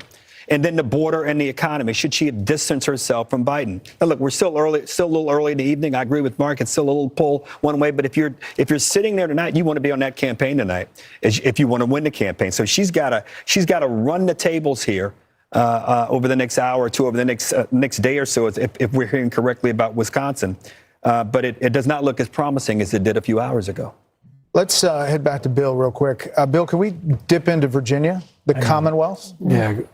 Say it again, Brett. Sorry about that. Oh, sorry. That's okay. Go ahead. Do what you're going to do. We'll get to Virginia. Okay, gotcha. Eventually. I'll give you a little run up the Atlantic coast here, okay? This is Georgia. Too soon to call. You ask yourself, why can't you call it? There's still some vote out there. And the question is, where is the vote? And what's going to come in? Trump's up 3.2 points statewide. So you come in here to the greater Atlanta area, and this is Fulton. Our Fox Insights tell us, okay, this is different. It's just changed from a moment ago, all right? At this point in the night, with 82% of the vote reporting, in Fulton County, the largest of 159, Trump's up 0.6 points from where he was 4 years ago. All right, I'll clear that. Let's come back out statewide. This is Cobb County. We talked about that earlier. Okay, at this point in the night, our Fox Insights tell us that Harris is up 1.3 points better than where Biden was at this point from 4 years ago. We'll clear that. We'll also go to Douglas 2 here, okay? At this point, this is all greater Atlanta, a lot of population throughout the area. At this point, 90% reporting here in Douglas County, Harris is doing 2.9 points better than what Biden did 4 years ago. So there's still vote out there, too. And I mentioned Chatham County about 2 hours ago. That's Savannah. They counted slow 4 years ago. They're counting slow yet again. But you get a lot of Democratic votes out of Chatham down here on the Atlantic coast. A lot of folks live there, too, 5 out of 159. So we'll see how that shakes out. Okay, let's run up the coast here and let you know what we're seeing here in North Carolina. Then I'll hit Virginia. Then I'll hit Pennsylvania. All right. Trump up 2.5 in North Carolina. Why can't we call it? I was looking at Mecklenburg County with Charlotte. Okay, so they've had a lot of votes come in since the last time I checked. There's a lot of outstanding votes. You have to ask yourself, where are the votes, right? If they're in the most populated places, you can't make a call. But now you're getting a lot more from Charlotte. This is Wake County, Raleigh. It's number 1. Still about 20% of the vote out there, okay? comfortable lead for Harris. We expected that, but let me just check 2020 and go ahead and use the slide again. Okay, so she's performing half a point better than Joe Biden finished from 4 years ago. So we're keeping track of that. You wanted Virginia. I'm getting there, guys. Hang on 1 second here. Just got to move the meter, and we'll see what's happening here in the Commonwealth. All right, so while you're checking that, Charlie Hurt's from Virginia. Yeah. Tight squeeze. So what are you looking at, Charlie? Tight squeeze, Virginia. What are you looking at? So it's kind of interesting, actually, that this is so close, especially if you looked at the early numbers across the state. It was fairly extraordinary with the early vote, both early mail-in vote and then early in-person vote. All of the big D-plus counties in the state were significantly down from 4 years ago. All right, I want to hop out and hop into Daily Wire. Actually, let me refresh this real quick. He's like, I'm not going to touch Medicare, not going to touch Medicaid, not going to touch Social Security, off the table. When he did that, it took away their biggest talking point, because there are really only two forms that democratic politics takes these days. One is identity politics, and the other is Bernie Sanders socialism. Mm-hmm. And Bernie Sanders socialism is only popular in its most populist form, which is you have all these benefits and no one can touch our benefits, and if they touch our benefits, then they must die. You want to throw Granny off a cliff. Exactly. And Trump was like, I don't want to touch any of those things. I'm going to leave. Well, the truth is both parties are totally wrong on this. But the dishonesty of both parties means that if you meet parity there, it's very difficult for them to outcompete on a lot of these socially conservative issues. Trump has taken a moderate position on things like same-sex marriage. On abortion, he's basically said we're not touching it at the federal level. So the question becomes, what are the things they're really arguing on? The things they're really arguing on now are things like tax rates, should your child be trans, and foreign policy. And guess what? Democrats lose on all those issues. So it's hard to see how they climb back in other than just circumstance, right? Something goes wrong for Trump. There's an economic crash while he's president of the United States. There's a natural... Okay, here's an update. Trump is allegedly taking Kansas. Do we already have Kansas? Let me see. In terms of what we have in the chat. Kansas. We do not. Okay, so we got to add Kansas in here. So Trump gets Kansas. If you're curious, Kansas is 6 electorals. So we're getting Kansas. There we go. Can update that. So that doesn't change my prediction on anything, by the way. Again, my prediction already has Kansas in there. So nothing has happened tonight that I am surprised with, if that makes sense. So really the toss-ups are those three. Right now, Trump is losing, by the way, in Arizona. Well, he's up now. He was just losing. So we need one of these three. We'll see. We will see. In fact, one of one. Yes. Donald Trump, assuming his victory, is in fact one of one. Yes. And all of his detractors, people who have criticized him over things, I've criticized him over a lot of these things. The dude was always one of one. Yes. He's one of one. He's an American original. Yeah. He's the most iconic figure of the 21st century, bar none. Without question. Without a doubt, no question about it. Meanwhile, we're going to take a quick moment and highlight some cool stuff going on here at Daily Wire. Okay. Let's do this. Let's kind of switch some things up. Let's get out of that. And let's do this. Let's go to a different podcast to have a little bit of fun. Now let's do this. Some of you guys were talking about this. I think you'll enjoy it. Jump over to Views on Patrick, this. If you are a Jewish person in Pennsylvania, you saw that ad that you're getting. You are getting that ad that talks about how strong she is in Israel. If you're a Muslim voter in Michigan, you are getting that ad on Facebook that's talking about how she won't be silent on the issue of Gaza. Now, what's really interesting here is that. Okay, so they're just streaming CNN, which I think that they're probably taking a break themselves. So we'll go back to Fox. Because it gets her to 270 with the three. Yeah, Right. with the three plus Nebraska too. I think it's too early to start filling this thing in here. I want to start it just yet, but I don't know. We're kind of warming up the fryer or whatever you say when you get But ready just to- show how it happens. Just show the three. Yeah, for her, it would be get Nebraska Virginia? 2. Well, we got to go a long way, so just it's going to take me a while to get there. Okay, so she would have to win all the usual states here. It's just too many to fill in, right? Oh, gotcha. Boom, Yeah. boom, boom, boom, boom. That's good. Oh my gosh, what am I missing? Holy cow! Okay, Maine, Nebraska 2. Hawaii. Oh, yeah. Okay, so, So that's why I didn't want to do it just yet, because we got to go a ways. But I know. maybe like another half hour, an hour or so, we'll fill in a few more. If you got time, I'll take you to Arizona, unless you got something else to do. Love to go Let there. me go ahead and reset this because there's some movement here. There's some movement here in the American Southwest. This is Arizona. First time we're looking at it on the night. And Trump has just taken a 1/10 of a point lead. Kamala Harris had the edge here for really the past hour. Isn't that crazy how Tucson is dark blue? You're getting fucking ravaged down there by the border, and you're voting Democrat? That's bonkers, man. That is insane to me. That doesn't. You're so ass backwards. It doesn't even make sense. And this is Joe Biden in Arizona. So she's up about half a point, not quite. All right. But Donald Trump's performing a little better right now at this point. But there's still just about half of the vote out, and too soon to call there in Arizona. Let me come back to modern day 2024 and see if this has changed. It has not. Just raw votes, 2,200. So we'll watch that. Just wanted to take a sneak peek at that. You guys mentioned Iowa, the state that shall not be named, or the poll that shall not be named. This is nuts. 14 and a half points. Wow.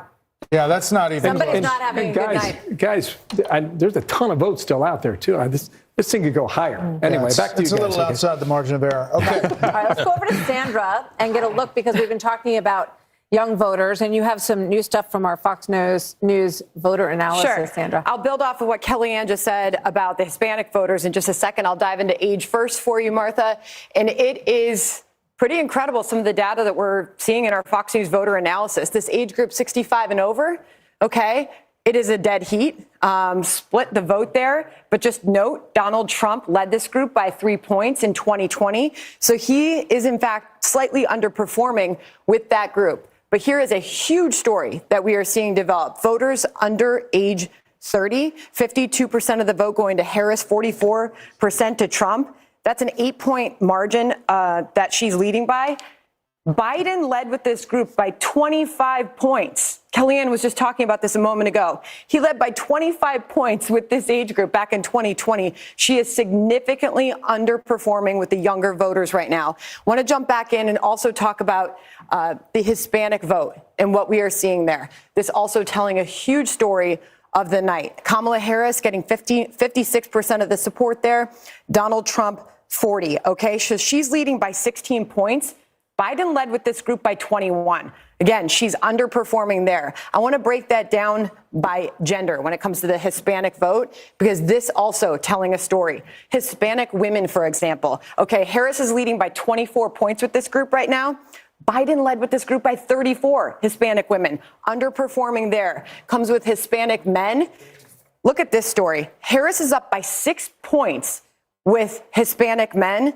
Biden led with 19 points. So there is really some interesting stories developing with the younger voters and the Hispanic vote out there.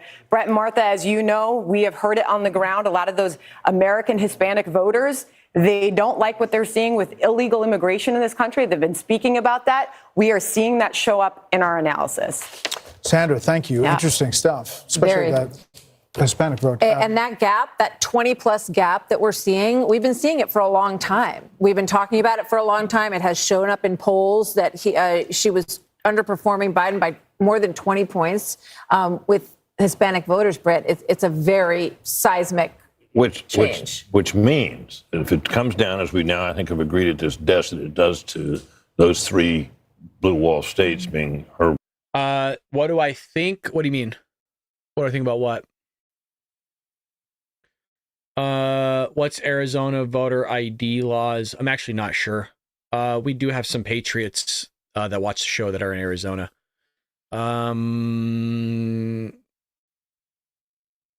More like Kamala Spares, am I right, fellas? The best show on TV tomorrow is going to be the people on The View crying. Yeah, maybe. We'll see. I don't know if we'll for sure get the results tonight. Maybe. You guys, the reason why they're not calling Georgia is Kamala is, let me just refresh this. She is making a comeback in Georgia, by the way. So she's narrowing Georgia. Hold on, it's refreshing for me. Come on. Come on. Come on. There we go. So she's about 140,000 votes off. Now that might seem like, well, that's a ton, but they still have 10% to count. So what you're starting to see is they're really slowing down, which is interesting. So Trump is up 51% in Georgia. North Carolina, he's up 50. He's at 50.7%. Harris is at 48. Virginia, Harris is winning. Harris is winning in Virginia now. Trump is up in Pennsylvania with 65% of the vote. And then he is up in Michigan, but Michigan's only 26. So why don't we show the spread since Fox doesn't want to do their damn jobs? I'll do it for him. So here is Wisconsin. Wisconsin is almost 68% in. Trump is up right now. Michigan, 26% in. Trump is up right now. Again, I have both of these possibly going blue. Pennsylvania is on my radar. I need Trump to pull out Pennsylvania, North Carolina, Georgia, and Arizona. Here's Georgia right now, you guys, 90% in, and Trump's up 51-48. That is still a very close margin with 10% of the vote still not counted for. The reason what they're saying is they're saying that the votes that still needs to be counted are heavily Democrat. So that's what's going on. North Carolina, same issue, 85% in, and then Virginia. So we need Arizona. Trump is slightly up in Arizona. So they're not willing to call She could do it. Now, maybe if it turned, she could win 6 of 7, but he said 7 of 7. He said the other day. He did. He said there was a confidence from him. I should be back tomorrow at 6 a.m. We'll see. We'll see. Mind you, I don't wake up at 6 a.m. Wake up at like 4:30 to do the show. It depends how late I get to bed tonight. But most likely I'll try to freaking crawl out of bed like Joe Biden, right? You know me, guys. I'll probably be there. If I'm not live, you know why, right? Your boy's sleeping. But we'll see. I'm expecting to be live tomorrow. Easier said than done, right? You say that when you're all hyped up with the boys. Yeah, I'm going to work tomorrow. Which I'm going to work tomorrow. But I don't know. We'll see how I feel. Most likely we're doing a show because I don't like missing. I do not like missing an episode. And we got to give Franco work, right? Franco's our editor. We got to give the guy some work. Brad, you saying we are going to repeat 2020? No, that's not what I'm saying. I'm just saying I'm giving you guys a reason as to why, the Daily Wire called Georgia, Election Wizard called Georgia. You have Patrick Bet-David's podcast calling Georgia. Like everybody's calling Georgia other than Fox News. And I'm just explaining their reasoning as to why Fox hasn't called it is because the counties in Georgia and North Carolina that still need to turn in their numbers are the highest majority of Democrats. And so they're wondering, clearly there's still margins of error or it's getting late for me. I'm trying to think. Like levels of confidence that they're just not willing to project that yet. So it could be 2020, but I think it's just very close is all I'm saying. Franco's doing a great job. Just posted a video. Did he post a video? Let me see. What video did he post? He might have just scheduled it out is what it was. Let me see what he posted. Was it a video or a short? Let me see. Content. Shorts. It looks like he posted a short. Wait, a Joe Rogan one? It's been really nice, honestly, have somebody edit videos for me, dude. It like frees up so much time for me. It's crazy. I can actually have somewhat of a life. But I love doing the hobby. Like, I'm not complaining. It's just nice having somebody do it. It's the headlines stick figure scarf. I don't know what that means. Troll, are you drunk? Franco's doing a great job. Just posted a video. CC, I don't want to wake up at 2020 loss, upset and in disbelief. I remember that. Yeah. You know what's funny is I actually show that graph in statistics when I cover a lesson called misrepresentation of data. Hey, look at that. We flipped 3 seats in the House. That's kind of cool. So that's good to know. I think my big old head's in the way, but that's what that read. And then we almost have majority. We need 2 more. Look at that. We need 2 more for majority in the Senate, which is huge. And I'll tell you why it's huge. For a couple reasons. Well, one, if Kamala does do this, then we could stop her. News Decision Desk can project that in Maine, Vice President Harris will win the statewide vote. Trump will win an electoral vote in the rural 2nd district in the state of Maine. Fox News can also project that Maine Senator Angus King will win his race. He's an independent who caucuses with the Democrats. So as we look now, the Senate is ticking up. We're going to look at some interesting races in Ohio and Montana coming up. So let's check in with Aisha Hasni. So just to let you guys know, the Maine one, we already had that in our Maine District 2. We already had that prophesied, if that's what you want to call it. So again, the ones that we had here, I'll just kind of fill out the map of what I had. That's what I had originally, right? So we'll see. Let's hope. Let's hope. Favorable for the former president. I just talked to a campaign official who tells me that over in Mar-a-Lago, where former President Trump is right now, watching the results come in, the mood there is positive. And I'm working to confirm right now if the former president made some remarks to a crowd there and what exactly he said. But everyone there appears to be feeling very, very good. And just found out as well that Speaker Mike Johnson, the House Speaker, who's in Shreveport, Louisiana right now at his district, appears to be making plans to come here to be with former President Trump. Back to you. Aisha, thank you very much. We'll keep a close eye on Trump headquarters as we continue to give you some more updates on what's going on right now. We don't have a call for any new states at this point. We're waiting for Montana, waiting to get a look at the Sheehy race in Montana as well. And we have some new guests who have joined us on the panel that we want to get to. So let's welcome them in. And as we get ready for the top of the hour, we'll make some new calls at 11 first, and then o'clock. we'll get right to you guys. Wow, time is going so fast. Here we go. There we go. It is now 11 p.m. in New York, and 4 West Coast states have just finished voting. The Fox News Decision Desk can project that Vice President Harris will win California, the Golden State, 54 electoral votes, biggest prize, more than any other state in the country. And Fox News can also project that Harris will win Oregon, adding 8 more votes to her Electoral College vote. Harris will also win Washington, another reliably Democratic northwestern state. But the former president will win Idaho's 4 electoral votes. So as we see the race to 270, it's now 216 to 193.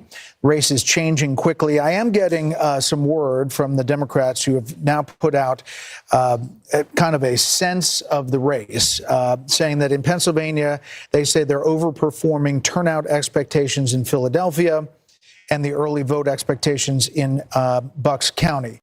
Thank you, Michelle. I appreciate that. That's very nice of you again. Thanks for this live cast. You're welcome. Thank you for tuning in. Brad, are we going to win? Oh, Sam, I don't know. I hope so. I'm nervous. Wisconsin, they say we know there's significant amount of vote remaining in Dane and Milwaukee counties, and we are seeing signs of strong performance in the WOW counties. We just have partial data. We don't expect complete results from Wisconsin until tomorrow morning between 3 a.m. and 5 a.m. We shall see. We shall see. California Senate race, as we talked about, can project that the current Democratic Congressman, Adam Schiff, will win his. I voted for Garvey. Player Steve Garvey in that Senate race, and Washington's incumbent Democratic Senator Maria Cantwell will win her 5th term. Not big surprises on that front this evening either. So here's the balance of power in the Senate. 49 for Republicans. The majority is 51. They have flipped 1 seat, 42 for the Democrats. Who the hell's voting for Adam Schiff? The guy's dog shit, man. He really is. And I mean that. He's one of the worst people in all of Congress. People need to wake the hell up, man. Michigan. Let's bring in our panel. Britt Hume, Dana Perino, Harold Ford Jr. They've been here for a while. Kevin O'Leary, Jessica Tarloff, and Ben Domenech. Jessica, are you surprised? Surprised is a very generous term for how I'm feeling in this particular moment. It is in Democrats' nature to be anxious, and we are certainly at peak anxiousness. I think the conversation that you were having in the last panel about the Latino vote is really interesting. Some of these numbers are a little bit jaw-dropping. You guys tell you I'm a little bit on edge. Look, I'm gonna feel better once Fox calls North Carolina, Georgia, I mean, you guys can't see it. What I'm constantly looking at on my other monitor here is yeah. So my buddy says if Gascon wins, people are absolutely retarded. Yes. The R word, hard R. And so I'm looking at Arizona right now. Basically, in real time, you guys, I keep updating this because I'm watching it. So I need these two in Arizona, and then basically we'll figure out whatever the hell else happens. She's not doing as well in the rural areas as Biden did. And that's something that they're paying attention to. But I'm hearing more and more from people that I'm speaking to, blue wall. And this morning we were talking about, well, if you pick up North Carolina and Georgia, again, they're not off the map. But it is feeling like more of that laser focus on the easiest route. Ben, welcome, first of all. Good to see you tonight. I'm sitting here thinking about the rethink that Republicans went through after Mitt Romney lost. Mm-hmm. And they did this huge analysis of what was going wrong with the Republican Party and why they weren't reaching Hispanic voters, why they couldn't reach working class voters, why they weren't bringing in more women. And it really is stunning when you think about that. That was Mitt Romney's loss. Yeah. And it appears that the person who has changed that calculus dramatically is Donald Trump. Well, you know, they called it an autopsy at the time, and I think it's turned out to be. I love your guys' optimism, Javier. It's ours, Brad. This is ours. Let's go, Trump. I hope so, guys. Look, I love your optimism, but not till the fat lady sings like Rosie. Not till Rosie. Look, Kelly, it's Rosie. She's the big girl. Arizona gonna go red. I hope so, Sam. You guys have way more I'm a pessimist. Look, I'm a pessimist out here. I'm from Oregon, and we mail-in vote, which I'm sure is rigged. Oregon is a mess. Mizzy had a great question. How do they call the election for, Harris in California if 0 votes have been counted? Honestly, I don't have a good answer for you. Actually, I can't tell you. My best guess is that the fact that it's always been blue and that there's just, it'd be surprising if it went red, I guess. I don't know. Because the polls closed an hour ago. So, they are counting stuff. So clearly there's maybe information they have that's just not released yet. Not sure. So let's get back to let's see what these knuckleheads are saying. The markets now have it at 92.5% for Donald Trump winning this election to Kamala Harris at 7.0%. You're a market guy. How do you read this? I'm going to stay on this theme for a moment and call this perhaps the greatest night the Democratic Party can ever have if they lose. And let me explain that. I was very troubled just over 100 days ago when they circumvented the democratic process and anointed somebody. The analogy is easy to a Super Bowl. You arrive at the Super Bowl game, and by any measure, this is the Super Bowl of global politics, the presidential race. Your quarterback, Biden, is injured. He's taken out of the game. Thanks, Jeff. You don't bring a quarterback in that's never, ever, ever won any game anywhere. You run a process, and they missed that opportunity. This is a chance for them to, I'm not saying they're going to lose, but I'm going to those percentages and saying they get to reboot. They get to go back to the center. They get to scratch this whole thing, and the influences of a Schumer or a Pelosi or a movie star or an Obama deciding to anoint somebody, those guys are gone in 4 years. They won't have that kind of influence. This could be great for America because I'm an investor. I have to work with who's ever in the White House in January. But I care about policy. And when I hear policies coming out of a party that are so twisted against the... Here's an update for you guys. Breaking. Harris campaign is no longer giving comments. They've gone dark. Pennsylvania, Trump's up 51 to 48. 51-48. 70% reporting. We need Pennsylvania. We can't do that. That would hurt the country. And all I do is work with entrepreneurs that want to build businesses. There's a reason people come here under barbed wire and drown in rivers to get into America. It's the American dream. It's the only thing the president has to do is to maintain it. Those policies are against the American dream. And I have nothing against Harris. Look, she did a masterful job in getting to where she is. it would be good for them to lose tonight. It would reset and reboot and get that party back to the center. It would be good for them. They may not want to hear that. We don't. But they may have to. Kevin, you may have to deal with it. You may have to deal with it. Kevin, I would love to win and do the reboot. We could still do those things.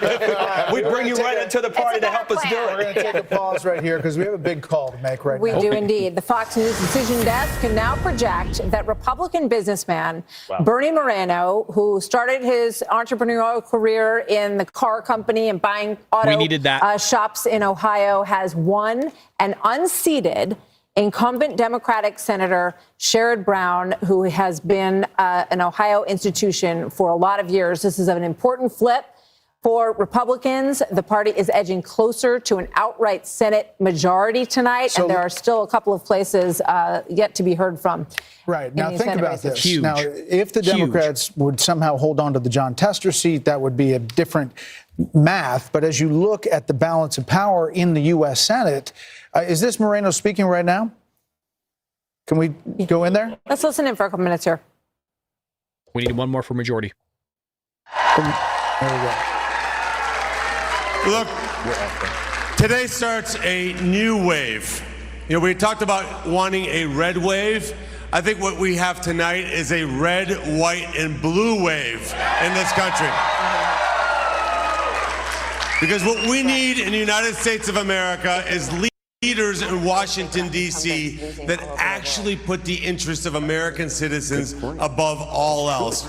We're tired of being treated like second-class citizens in our own country. We're tired of leaders that think we're garbage, and we're tired of being treated like garbage.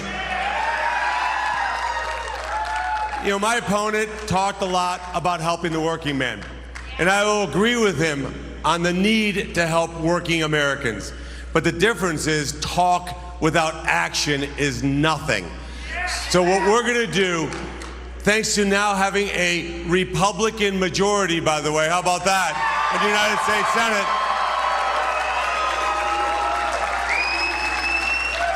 and Chuck Schumer, if you're watching, thanks for the help in the primary, but you're fired, buddy.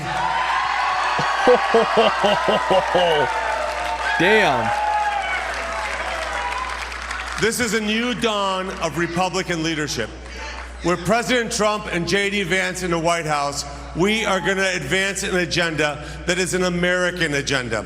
An agenda that says we are pro-immigration, but not pro-invasion. We're going to make certain that the people who come to this country are invited here like I was, like my family was, on our terms. We're going to make this country an energy-dominant nation so that my kids do not grow up in a country where we ever rely on a foreign nation for energy ever again. And we have that energy right here in Ohio. That means coal, that means natural gas, it means oil, and it means nuclear. And in terms of EV mandates, they need to be gone first thing in January. Bernie Moreno, the winner in the U.S. Senate seat in Ohio. This is a major pickoff for an incumbent senator in Sherrod Brown that ran ads that said he was, you know, at least working with former President Trump. He ran heavily on the issue of abortion and thought that they were going to make headway there. There were all kinds of polls, including the one we talked about earlier, that had Democrats fired up about women in the Midwest. Sherrod Brown won in 2006, 2012, and 2018. He was pro-labor. They thought he was safe at the beginning. This race was well run by Bernie Moreno, and this puts them closer to a Senate majority. He said it is a Senate majority. There's still the possibility that John Tester holds on in Montana, although he was behind going in. Deb Fischer in Nebraska, we're still watching that race very closely. But if they hold all of those, you could have a scenario where you're looking at 52-40. And over again. It's unbelievable. It's like there's a script that they hand out in the morning and they all read from it. And that's the problem. They're not talking to anybody, right? Hey, man, if you want to know the contempt the left has for black Americans, you turn on MSNBC and look at Joy Reid and Al Sharpton. They are the worst people in the world. And they have made them the spokesman for black America. That shows you the contempt they have for us, that we will listen to such terrible people. They are nothing but race baiters. They're contemptuous. They're terrible. And as soon as we get them off TV, the best. They're going broke anyway. Let's just break them. And Dave, if I may, the worst thing is that they think that most of Americans are waking up in the morning and they're thinking about abortion. Let's have an abortion. That's their main concern. Every single time. So because they use this argument as a weapon during this campaign. They don't know that most of Americans are thinking about the inflation, the bills to pay. They think in their brains that the most important subject which will give them a victory is abortion, killing of babies. This is what they think. And this is the most scary part of it, because they are out of control. They think that killing of babies is the most important thing for the Americans, and let's win the election with a killing, a baby. This is scary for America. Yes. This has to be stopped. Yeah, it's not even, it's worse Thank than you. scary. It's quite demonic. I mean, they ran the it is, yeah. election on the murder of babies. Like, that is just, and I want to be very clear, I'm always the person that tries to be much more understanding of the pro-choice side, because I just remember vividly learning in health class that a baby was just a clump of cells. So I'm actually very compassionate towards these young women that support abortion, because I'm going, no, they're actively learning in school that the responsible thing to do, like the science that they're learning is that it's a clump of cells. They don't just want to murder babies. But then when you see them now become so radical, they've even lost their own side on this, because most of those girls are not thinking like, wow, well, I wouldn't stake my entire life and like, I must be able to abort my child. Like, there's something about that that is very scary, especially when it's a woman that's running, right? She's got no kids. She's got no kids of her own. And she's staking her election chances on just being able to sell to women that if you don't elect me, you won't have the right to murder your kids. I mean, that is just the reality of what she ran on. I would say that was her number one issue.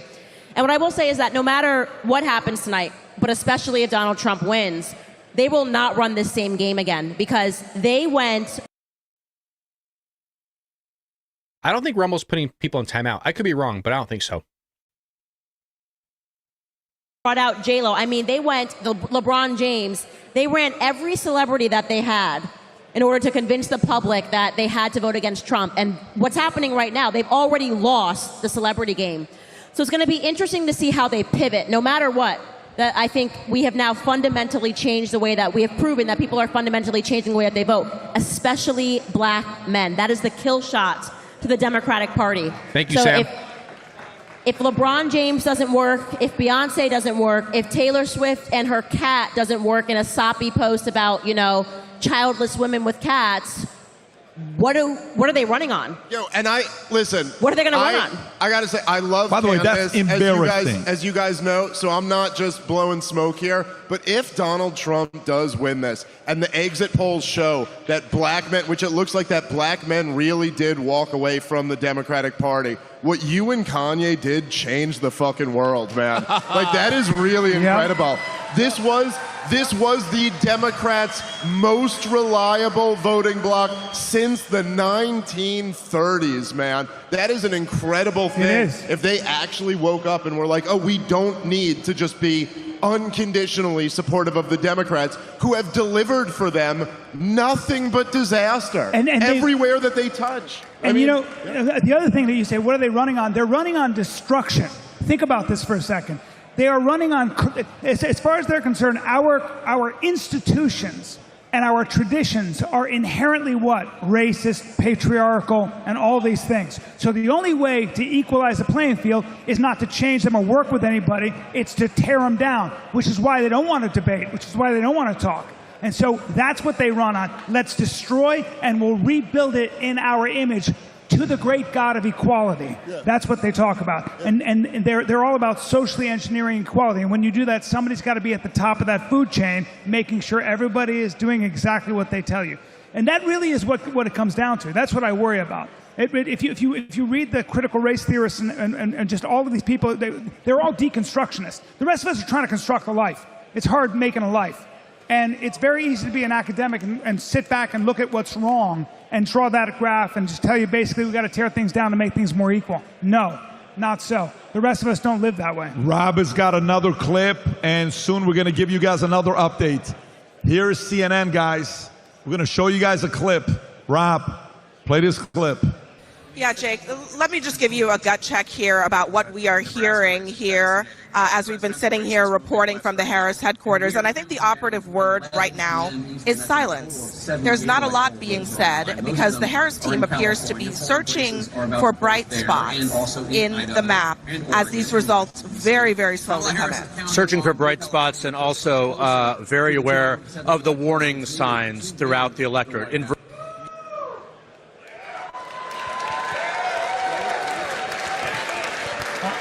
Tom, do you guys have an update? Do you have an update, Tom? If you do. Yes, I do. It's 11:19. What is the latest, Mr. Ellsworth? So let's go take a look in the Senate. We already know that we had one Senate flip, and there were 3 key races here. And then Candace, I know you're a student of this stuff. So we know what happened in Ohio. Let's go see how the other Democrat incumbents are doing in Wisconsin and Pennsylvania. In Wisconsin, there we go. With 62% in, it's a tight race, but Eric Hovde is ahead of incumbent Tammy Baldwin. That would be a flip if it holds up. In Pennsylvania, so David McCormick is 80,000 votes ahead of Bob Casey with 72%. That would be a flip.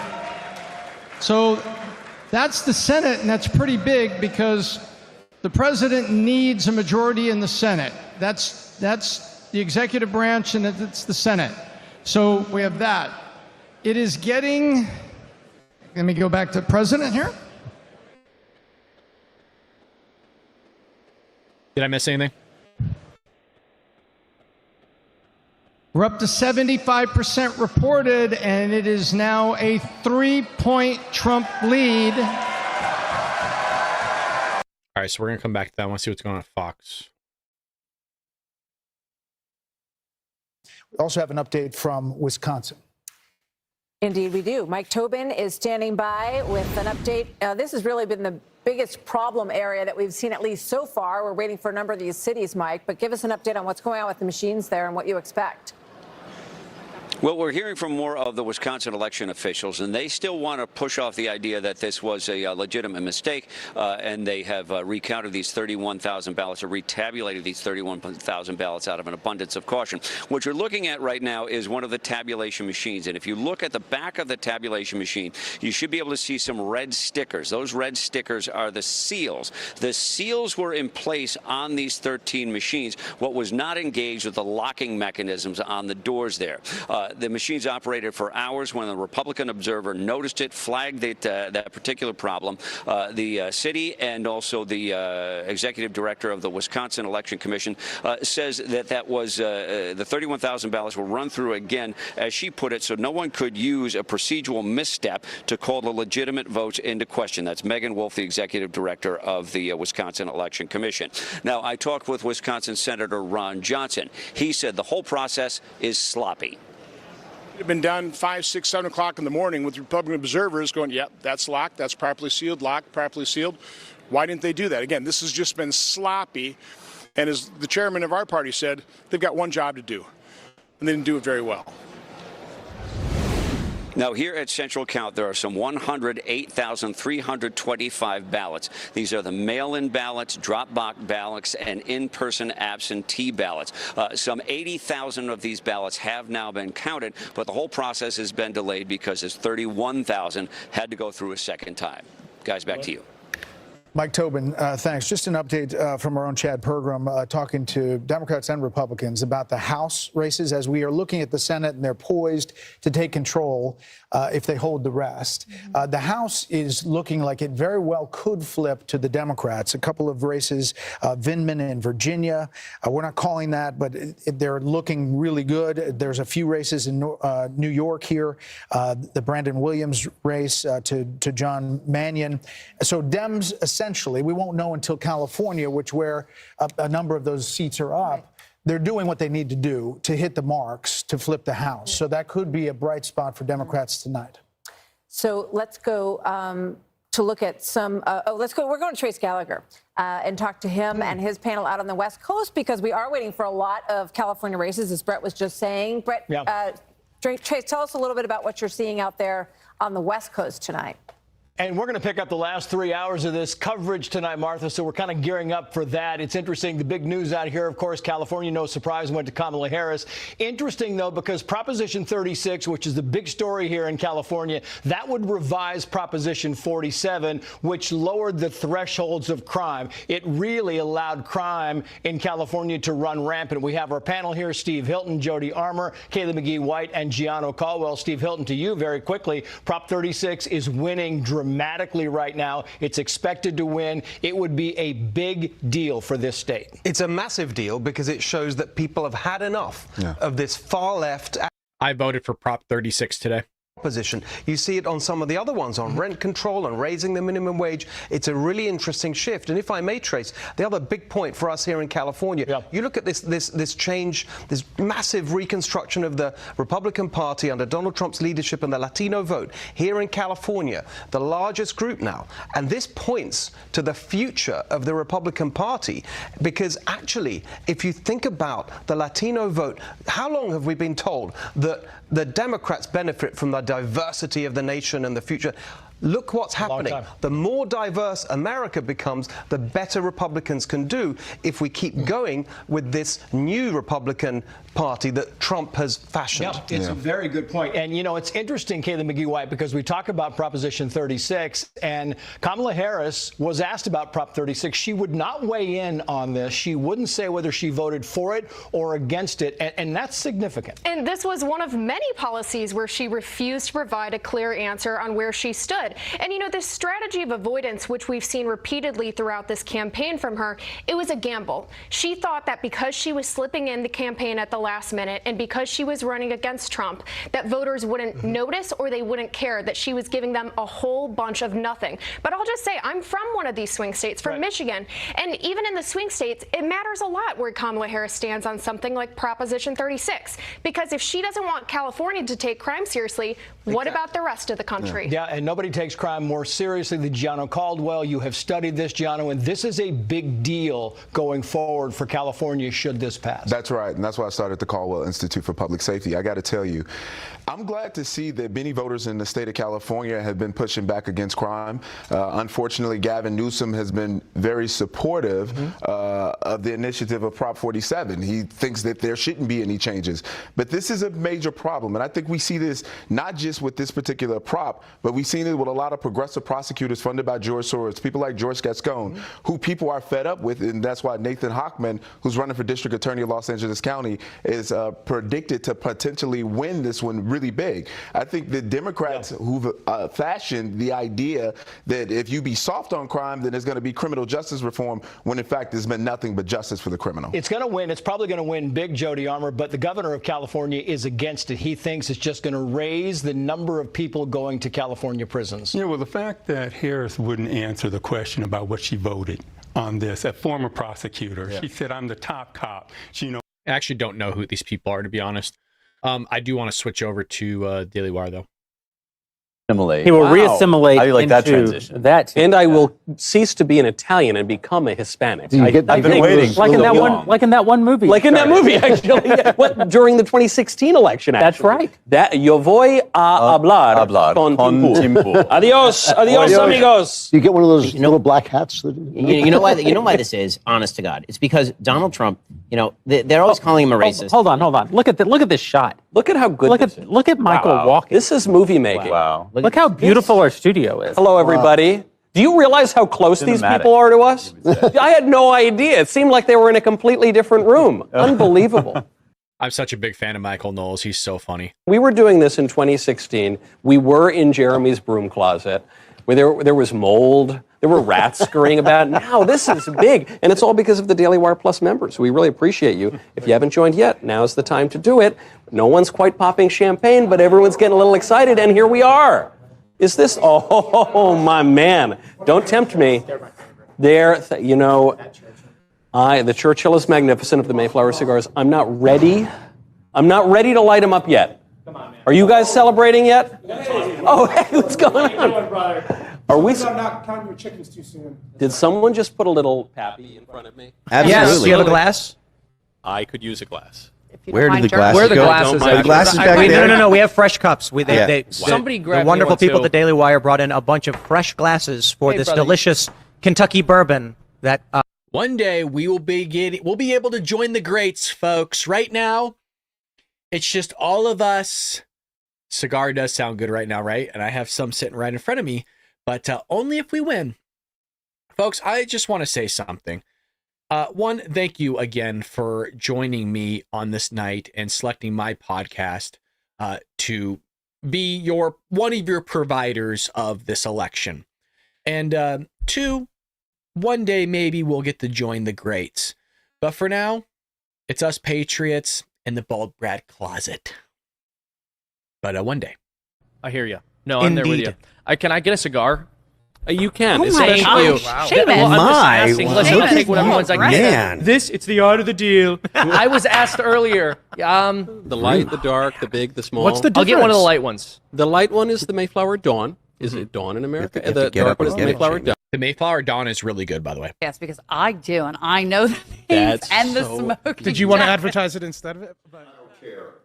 Yeah, that's what we're waiting on Prager. Something to celebrate officially. Yeah, I'm so ashamed. Okay, nothing's going on there. All right. Let's go to Fox, but let me move that here. Bada bing, bada boom. Bada bing, bada boom, bada bing, bada boom. The last time I looked at that, she was dead even with the number from Joe Biden from 4 years ago on a percentage-wise. Come over here to Philadelphia, because this is really where, if you're a Democrat and you want to win the state, you got to run your numbers up in Philadelphia. And this kind of matches what I just read from, America's big cities. In Philadelphia, she's underperforming Biden's mark from 4 years ago. And Trump is overperforming where he was 4 years ago. So, when you think about the number of votes that are available in Philadelphia, and you have 300,000, right?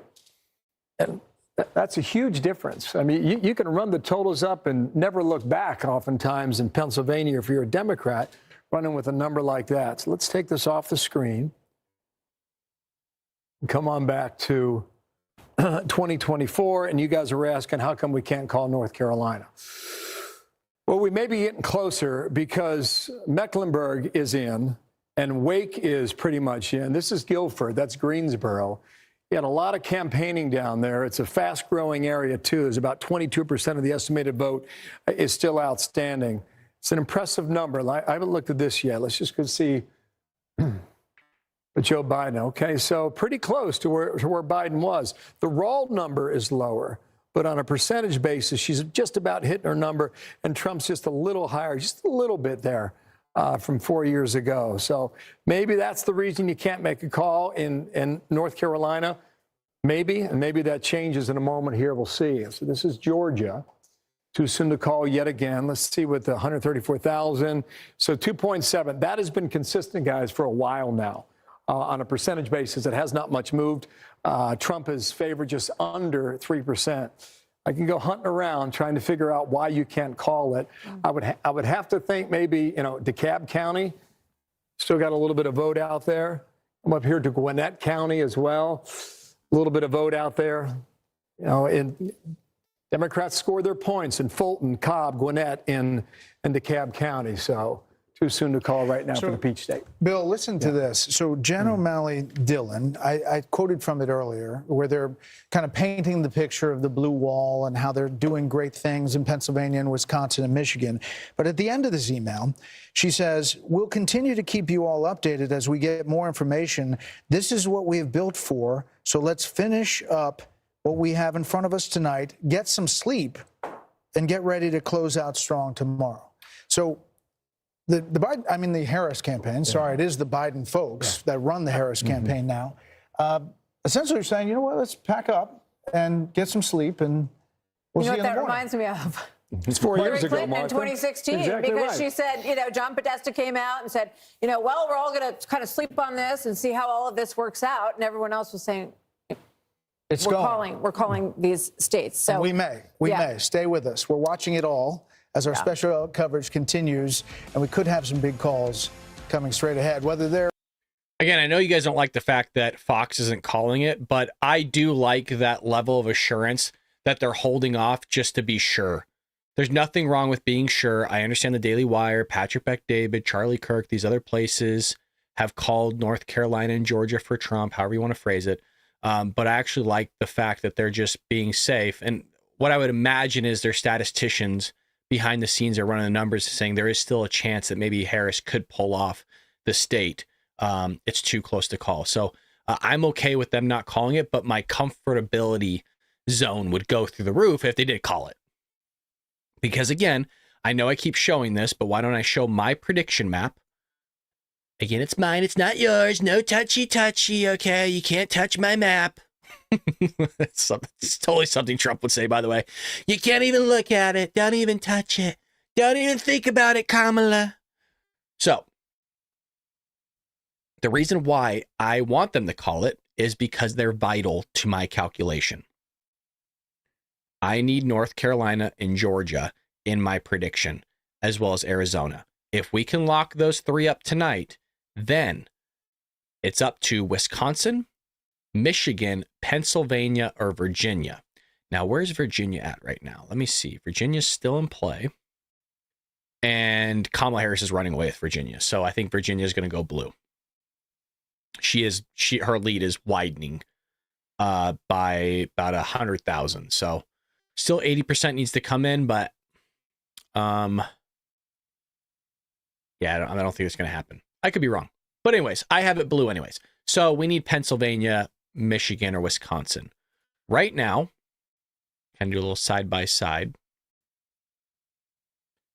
This is what's going on in Wisconsin with 67% of the vote in. Trump is slightly up. Michigan, Trump is slightly up. I shouldn't say slightly, but he's up. Pennsylvania, Trump is up. And North Carolina, Georgia, Arizona, Trump is slightly up. Like barely, by like 3,000 votes. So we'll see. That's what we got going on so far, folks. That's what we got. At least we have enough laced fentanyl in Washington State. Absolutely. Erica says we know where our confidence is, and it's not in any man. Yeah, exactly. It should be in the Lord. There you go. Sam wrote that. No matter the result, this is God's will. Yep. That's the way I look at it. They have already been called. I know you keep saying that. I understand that they've already been called, right? I understand that Patrick Bet-David. I understand that the Daily Wire. I get that. Enjoy a pure American Blatons on election night now. Thanks, Brad, for entertaining us. Thanks, man. That's really kind of you. Thank you, sir. Brad is good with numbers. Going to be really interesting to see how close the results are to his prediction. Thank you, Secret Agent. That's very nice of you to say. Allowed breaks occasionally. But so, Richard, welcome. Good to have you here. Good to be here. How are you feeling about how things are going? Obviously, we've seen this memo from the campaign that says that they are considering waiting to see how things look tomorrow. Can you answer to that at all? Look, I think we all knew this was going to be a long election night, right? We knew this was going to take some time to count all these votes. I think what you're seeing from the memo that was released by General Mally Dillon just a couple moments ago sort of speaks to that, and that, we don't have a clear winner in this moment. There's still votes out there being counted. Last time I checked before I came in here, I think 1% of the votes in Wayne County or Detroit was counted. So we have a lot more votes left to be counted in parts of the blue wall. I think for the Harris-Walz campaign, they're saying they're banking on this blue wall to win this campaign. So they're going to wait until those votes are counted. And I think at this point, nobody can spike the football until all the American people have their say. Yeah, we haven't called any battleground states. Exactly. Sean Hannity may have. Sean is the exception to the rule. But he wasn't worried about the fact that there weren't actually in yet. The best is when he said, I'm not going to get over my skis, but I'm going to get over my skis. But I'm going to make a call. I have a big prediction. Katie, what do you think? Just based on looking at the data going into tonight, but also the numbers on Hispanic men, for example, and the youth vote, the fact that Donald Trump is running ahead of Kamala Harris, according to a number of exit polls, shows that their messaging to those groups isn't working. And the question is why? Why is it that it didn't appeal, the Kamala Harris campaign message? And I think it's interesting to look at the slow death of identity politics that you're seeing in this election. The Kamala Harris campaign tried to argue that people should vote for her based on identity politics, whereas the Trump campaign, which was accused of being Hitler, fascist, wanting to, implement, get rid of democracy, essentially, is running ahead with those groups. And that's not something that they expected. Those were the key people that they needed to get her over the finish line. Now, the night is not over, but long term, Democrats are going to have to think about, they're losing their coalition. And how are they going to get it back? You can't just argue that someone in your opponent is a Nazi, essentially. You have to have something to offer. And at this point, they're looking at the numbers and saying, if we're running this far behind in these places that we're looking at the votes, it's going to be a tough climb getting to that 270. One of the interesting things that strikes me as you say that is that the character issue was dug into so deeply by the Harris campaign and by Democrats at large across the country. And Kayleigh, it looks like not only did the 48% that has been rock solid for Trump throughout the entire course of his run, not only did they not care about that issue, I think, they say, well, we know and we've seen all of this, what we watch is, the policy results, whatever they're saying, but added people on top of that, despite these character issues that were so drilled on by Kamala Harris in this campaign. I think you make a really important point, and two voters come to mind when you make that analysis. There was a voter in the New York Times. They'd followed this group of undecided voters. This voter said, pre-Kamala Harris, I was 50.01% likely to vote for Trump. He didn't like him personally. He didn't like his affects. He didn't like him. Then Kamala Harris came on the scene, and he wanted to know how she differed from Joe Biden on inflation. He ended up discovering she doesn't. And he went by a 51% margin for Trump. He said, I still don't like the guy, but that tipped me over the edge. Another voter who comes to mind I saw today, he had not voted in an election since Obama. He said, I am a blue-collar worker. I am here voting today. Okay, so while we're waiting, I was crunching some numbers really quick. So Trump is up over 120,000 votes in Georgia. He's up over 120,000 in North Carolina. He's up 120 plus thousand in Pennsylvania. And he's up 120,000 plus in Michigan. And so that's pretty much it.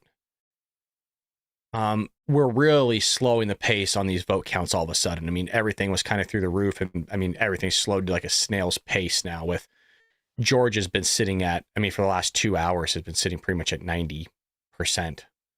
North Carolina's 90. Pennsylvania's at 80. It's a really weird thing to me how all of a sudden it's just like you just hit a roadblock, right? And it just stops. Really weird. This is obvious. They will run their name through the mud and flush these power-hungry and money-greedy clowns down the drain. Actually, speaking of money, what is Elon posting about? Let's see Elon Musk here for a second. The Musky Musk. Looks like Musk.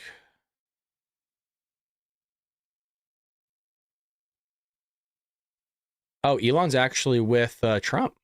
He's with Trump and Dana White. I'll show you guys what that looks like. Right there.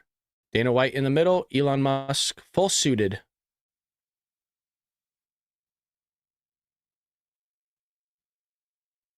Interesting, you have CNN in the background.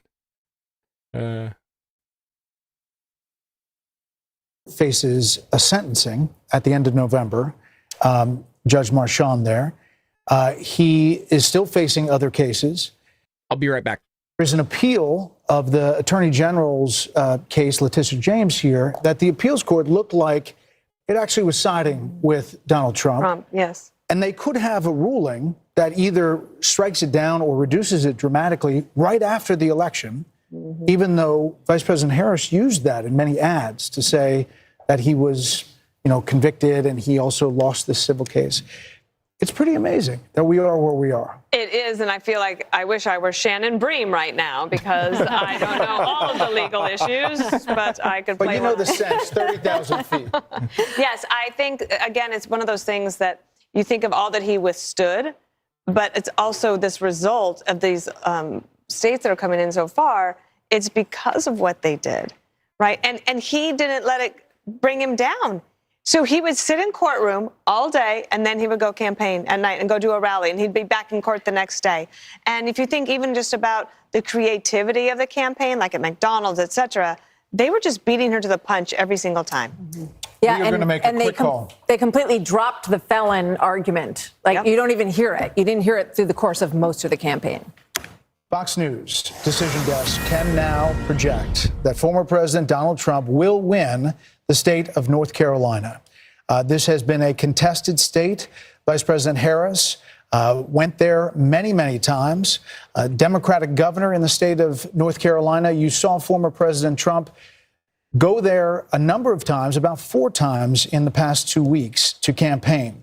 The campaign always felt that they were in good position in North Carolina. Now we can project that he will win the state of North Carolina and its 16 electoral votes. The Fox News Decision Desk can now also predict that Vice President Harris will win New Mexico. That was a tight race. It had tightened in recent days, but Vice President Harris will win New Mexico. So as we look at the race to 270, the electoral votes needed, it now stands at 232 for former President Trump and 198 for Vice President Harris. That makes North Carolina the state in the battlegrounds that Trump has won 3 times.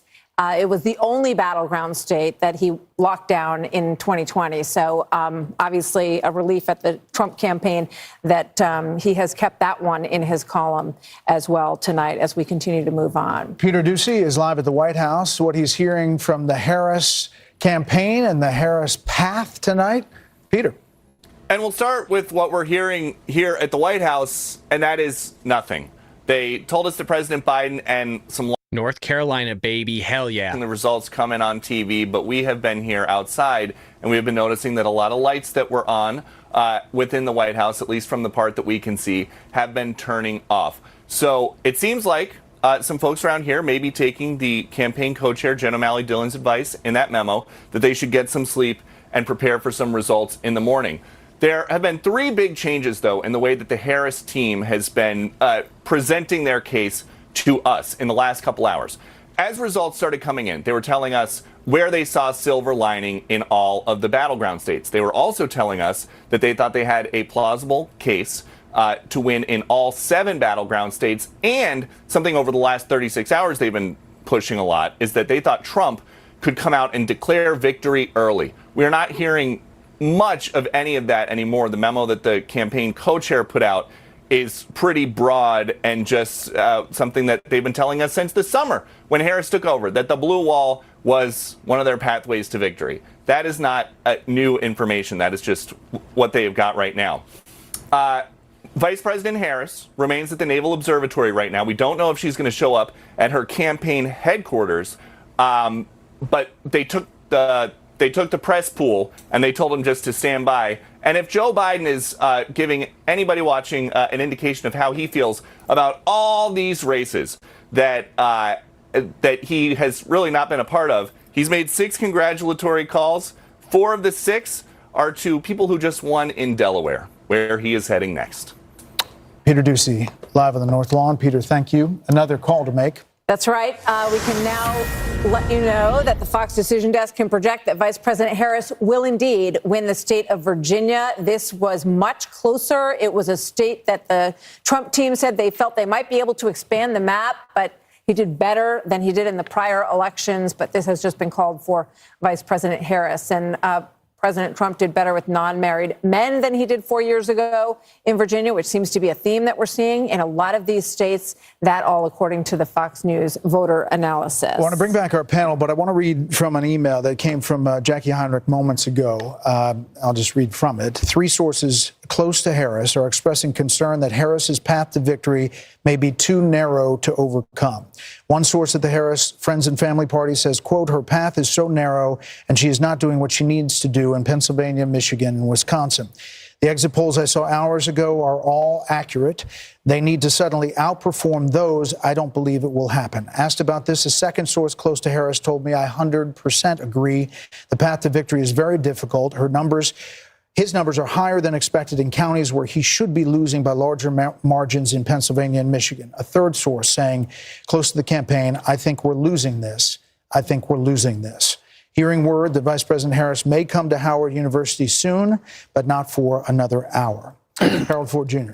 So consistent with those numbers, Brett, the race, that Senate race in Pennsylvania between Bob Casey and Dave McCormick, it looks like McCormick with 81% of the vote in is leading by a point and a half. And we'll monitor that. I think that race, if McCormick wins that race, I think it's very likely to say that President Trump will win the Commonwealth as well.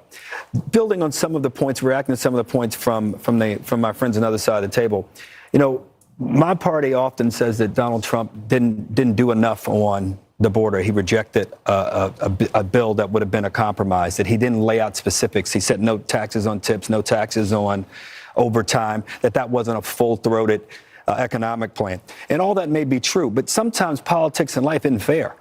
And he's a different kind of candidate. I think if we look back, and this race is not over, we've got three, the blue wall here to hold. But if we look back at this, I think one of the things that this campaign is going to wish that they had done probably more effectively was to just lay out a bit of a plan on the economy and inflation and growth, to lay out a plan to maybe say we should have reinstated or kept in place some of the Trump border executive orders as we look to find ways to do things differently. Because just going back and looking at things just wasn't working with voters, and the polling data showed that. And the fact that we have more wealth today than we did 3 years ago, more innovation, more cures and therapeutics, more oil than we did 3 years ago, and they couldn't figure out how to run on that, couldn't figure out how to capitalize on that. So as we talk about reconstituting our party, that's some of the things we're going to have to do. And if you guys are successful tonight, I hope that President Trump is willing to reach out to us as well and try to figure out ways in which to grow the country for every American. Don't you think he's done that? I mean, look at the coalition he has built. I think there's been an underestimation of what the definition of protecting democracy is. Okay, you have RFK Jr., Tulsi Gabbard. You might be right, Jeff.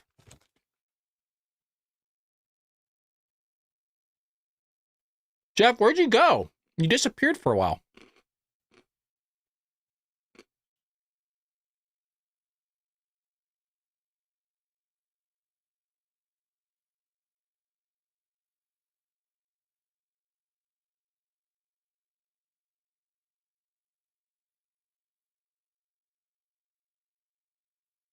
I don't disagree with. He's built this coalition, it looks like tonight, but it's going to take more than that. I'm one, as a Democrat, willing to work with him if he wants to do that, but it's going to take each side wanting to do it. We're going to make a call here. Stand by.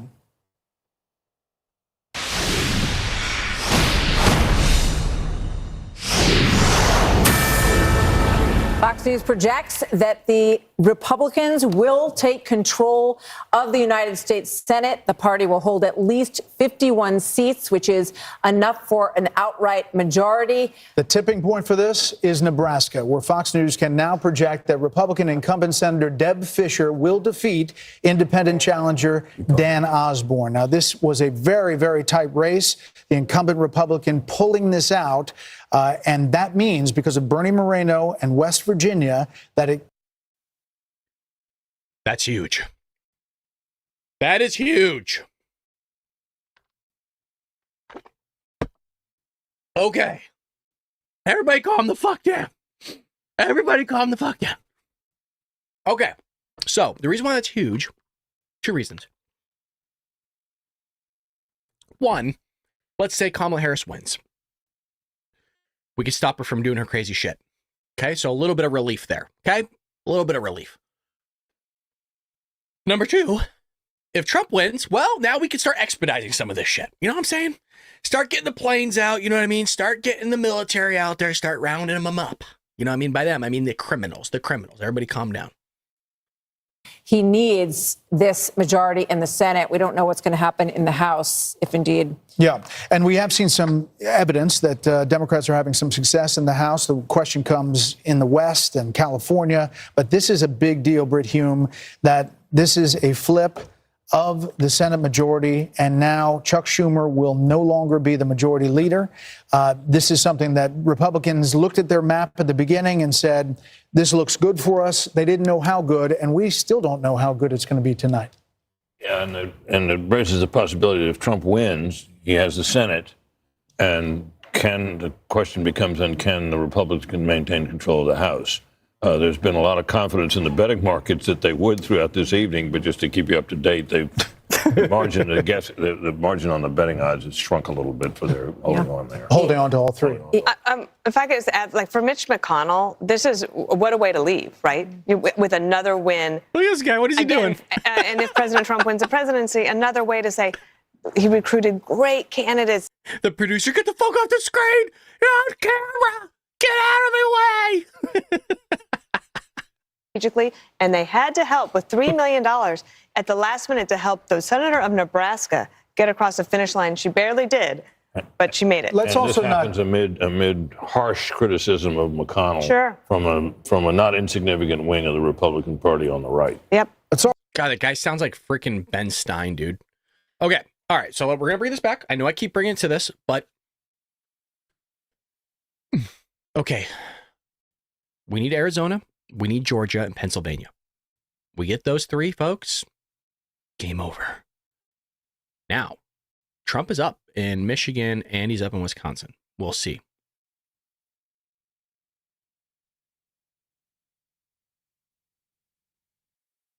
Senate candidates. And in fact, it seems like Senate candidates are finding coattails with President Trump. You know, interestingly, when we assess the prospect of keeping the House majority, Steve Scalise said we need at least an 8 to 10 seat buffer because he expects, should Donald Trump prevail, which it's looking very good for him right now, that several House members will depart and be various cabinet members in the administration. So you got to start thinking about that. That's a political calculation you can solve, you know, on the inside, but something to think about nonetheless. I would just say this. The word here, the word on other networks that I'm hearing constantly is the word underperforming for Kamala Harris. We're seeing it repeatedly. We're seeing it among demographics.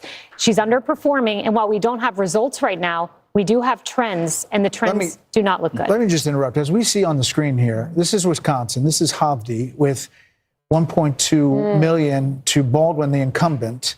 If we could flip it over to Michigan, Mike Rogers has a lead on Slotkin in that race, 50.3 to 46.9. Incredible. Now, these races, they fall in the same category. As I mentioned before, Ohio, Michigan, Wisconsin, they have a lot of the same issues, energy.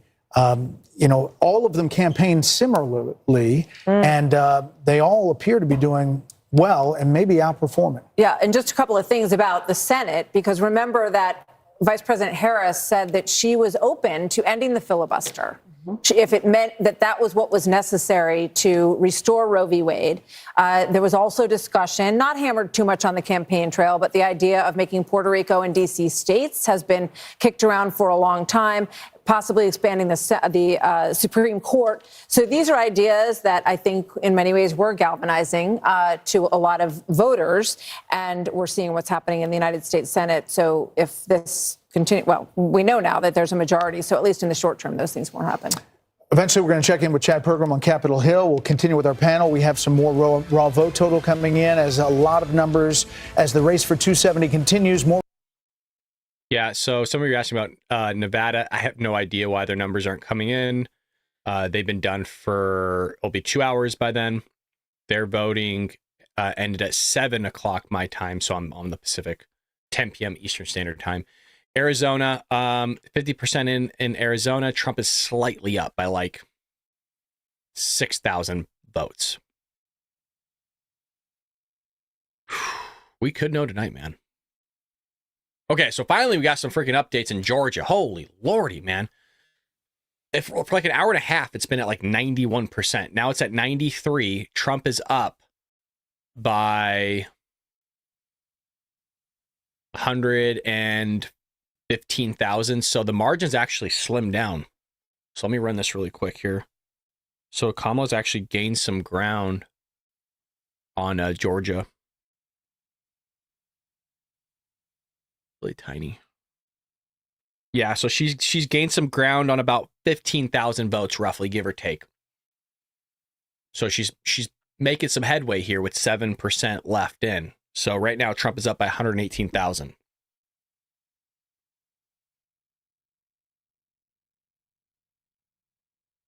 Seriously, why are there no numbers? So we got that one.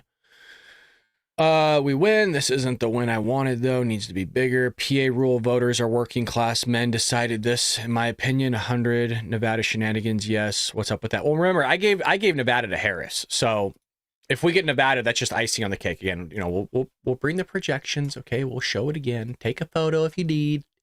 Put it on your phone. Send it to your friends and family. I'll sign it. All jokes aside, though, again, I gave Nevada to the chameleon. And I gave New Mexico, so this is the one we're waiting on. We're hoping. And mind you, you know, Alaska's in there too. So, yeah, we need these. Still waiting on Georgia. We need Pennsylvania. Now, Pennsylvania allegedly is not going to stop counting. Okay? There's no water leaks from what I've heard. Seriously, what? Oh, I keep answering that question. I can't believe it's only 20. It's different. Yeah. Well, remember, she has California, right? 54 is insane. I always thought California should be split up.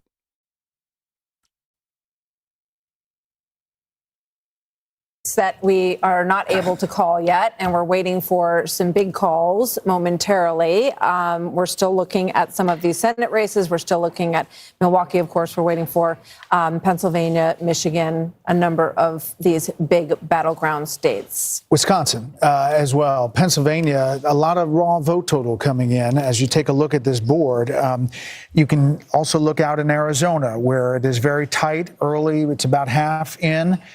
Georgia now seems like it's getting close to being baked here. 93% in, 50.8, 83% in Pennsylvania. Bill, you want to chat about Pennsylvania? Yeah, we can here. What I set up for you, Brett, is what the night's all about, right?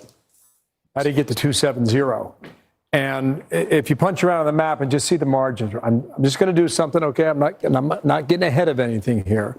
But I want to tell you, as it stands right now, if you were to call this entire thing, okay, you know, Harris at 216, Trump at 232. And, you know, if I know you're going to make a call because it's midnight on the East Coast. Oh, yeah. Yep. Come back. It is Wednesday in New York. Time flies. Polls just closed in Hawaii. The Fox News decision desk can now project that Vice President Harris will win. Already had Hawaii going for Harris. Not a big deal. State has voted for the Democrat in every election since 1984. This was no different. And the Fox News decision desk believes that Vice President Harris will win Nebraska's 2nd district, the area around Omaha. Not a big surprise there either. Not. But as you see, the 270, we're at 232 to 216 with these big races still pending. The path is getting narrower for Vice President Harris. Fox News can also project that Hawaii's Democratic Senator Mazie Hirono will win a 3rd term. And the balance of power, as we just said, the U.S.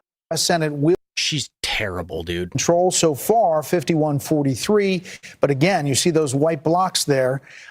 We could see some more Senate races continue to fall the Republicans' way. Okay. So rudely interrupted, Bill Hemmer, by midnight, ticking down. Go ahead. Okay, that's all good. I just want to show you, based on where we stand right now, if you were to call the game, okay, Trump's at 232. He just widened his lead in Pennsylvania by 4. It's still not enough. And Georgia now, his lead went from 2.7 to 2.2. We'll check back in a moment and see where that is. If you were to hang on in Georgia, 267, still not enough. I was looking at Michigan a moment ago. He was up almost 5 points in Michigan, okay?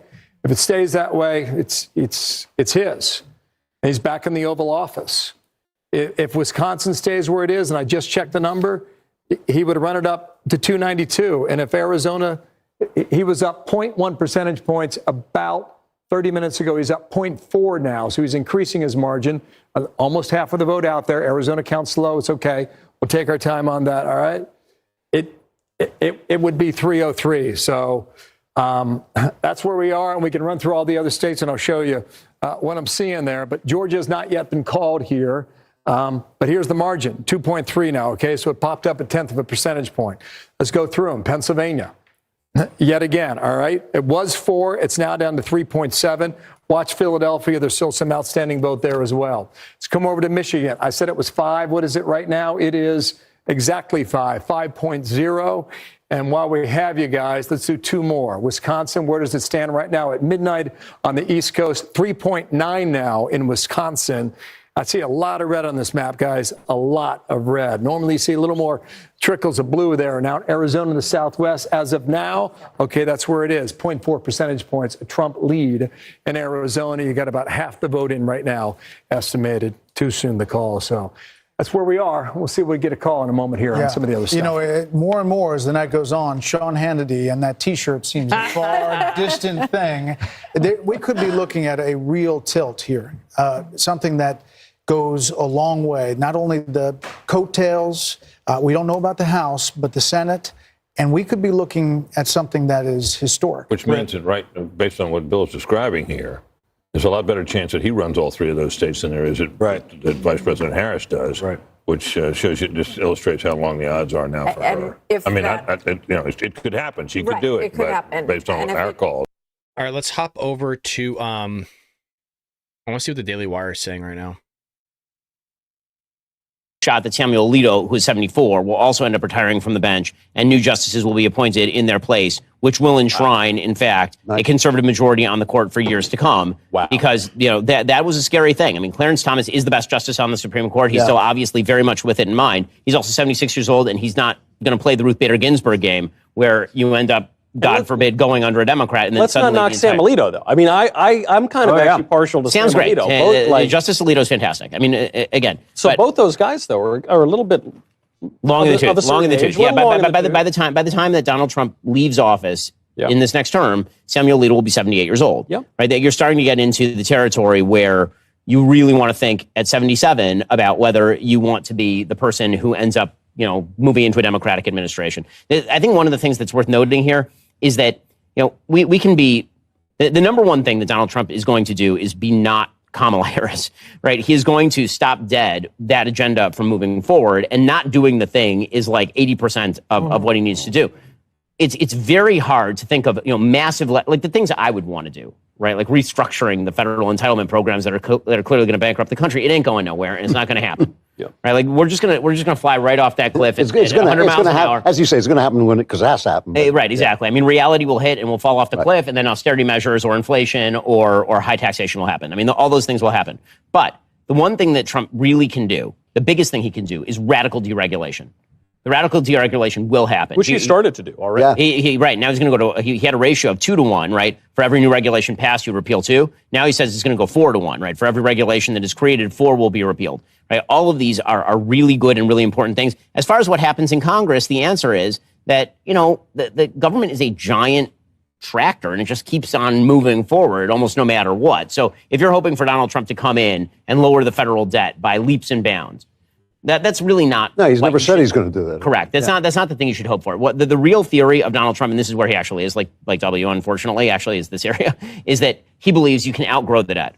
Right. That if you have enough economic dynamism, eventually you'll generate enough revenue that you can pay off all of that sort of stuff. So again, that's the stuff that's sort of on the table. Again, I'm just giving you the latest vote total. So right now, Donald Trump continues to be up by about 100,000 votes, with 77% of the vote recorded in the state of Wisconsin. Meanwhile, in the state of Pennsylvania, very, very narrow lead in the state of Pennsylvania. President Trump is up by approximately, well, actually not that narrow.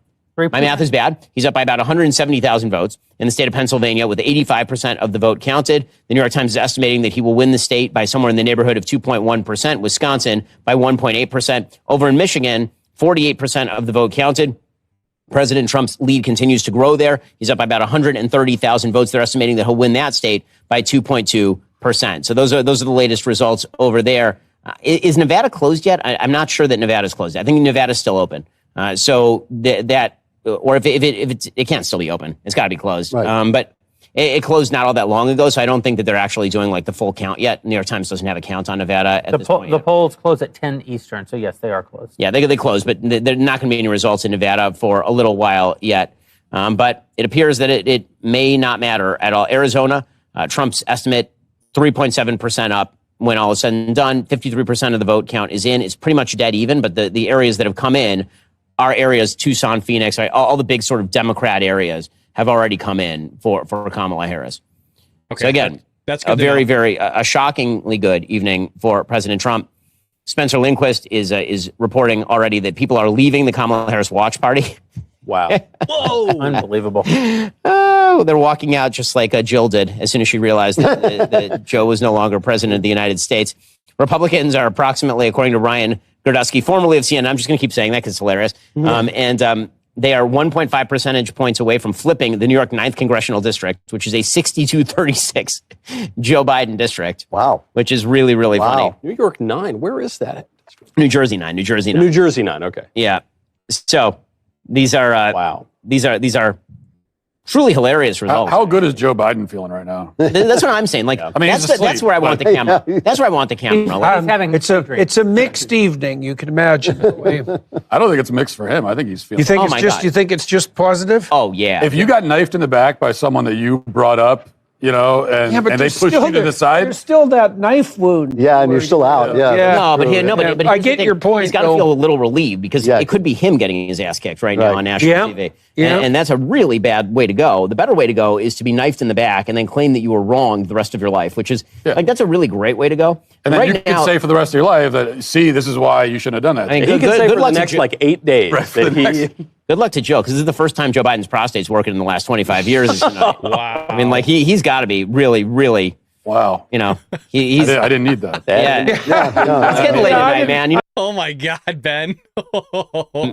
I'm looking just. Cenk Uyghur is crying. I'm checking out the networks. David Muir looks sad. He looks very sad. Cenk Uyghur is basically especially in tears now. But, by the way, I got a note that Orange Hitler over here got awful lot of not white people to vote for him. This Orange Hitler sure fellow. did. This Orange Hitler fellow. The whole intersectional thing really collapsed in a pile of dust and rubble. I mean, that dude had like 5 Hitler mustaches. Like, not just one, like all over his face, just Hitler mustaches everywhere. And we were told that he was, what are the poor Hollywood stars going to do? They're pretty much done. They're going to move. They're going to move. That's right. Yes. Oh yeah, move to Canada. Then they can find out what the progressive agenda really is like. Go to Canada, you people.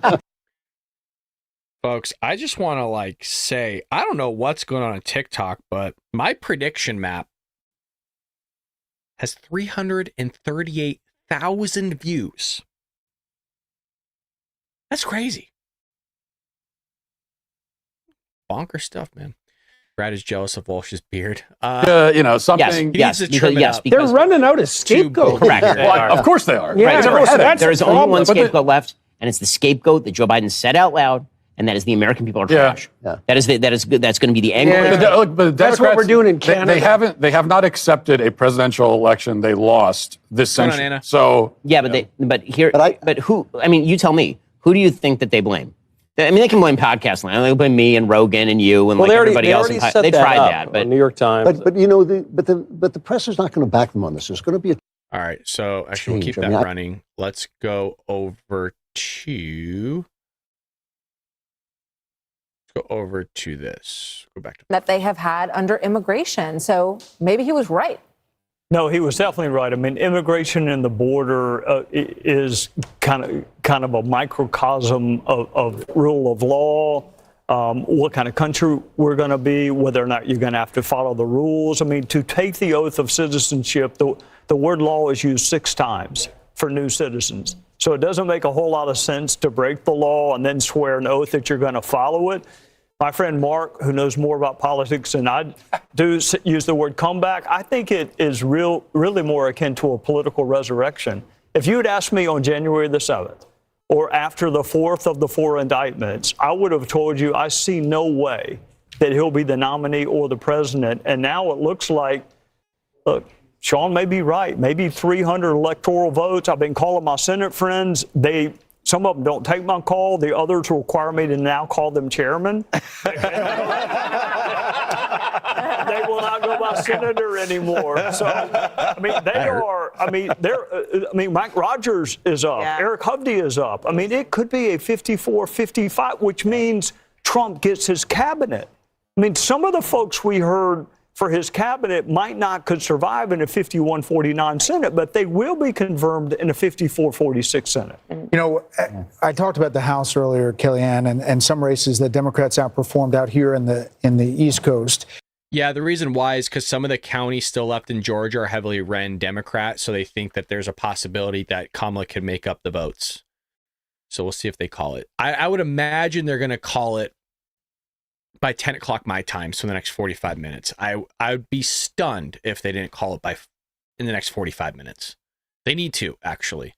So I'm looking at that right now. Trump currently with 93% of the vote. And I would imagine they're trying to wait for 95, 97. Let me give you guys the current numbers right now on that. So right now, Georgia, Trump is up, over 100,000 with 93% in. So we'll see. Pennsylvania's 85 in, Trump's up. So Arizona still waiting on half the vote. So we'll see. Insulates himself from any of these impeachment shenanigans and whatnot. And I got to tell you, if this is a decisive victory, and we're not there yet, but if it's a decisive victory, then I think the Democrats have to think thrice about this lawfare strategy that they have put on his shoulders like an anvil. They really thought that would get rid of him. No one's been more insulted, investigated, impeached, indicted, convicted. Take his name off the.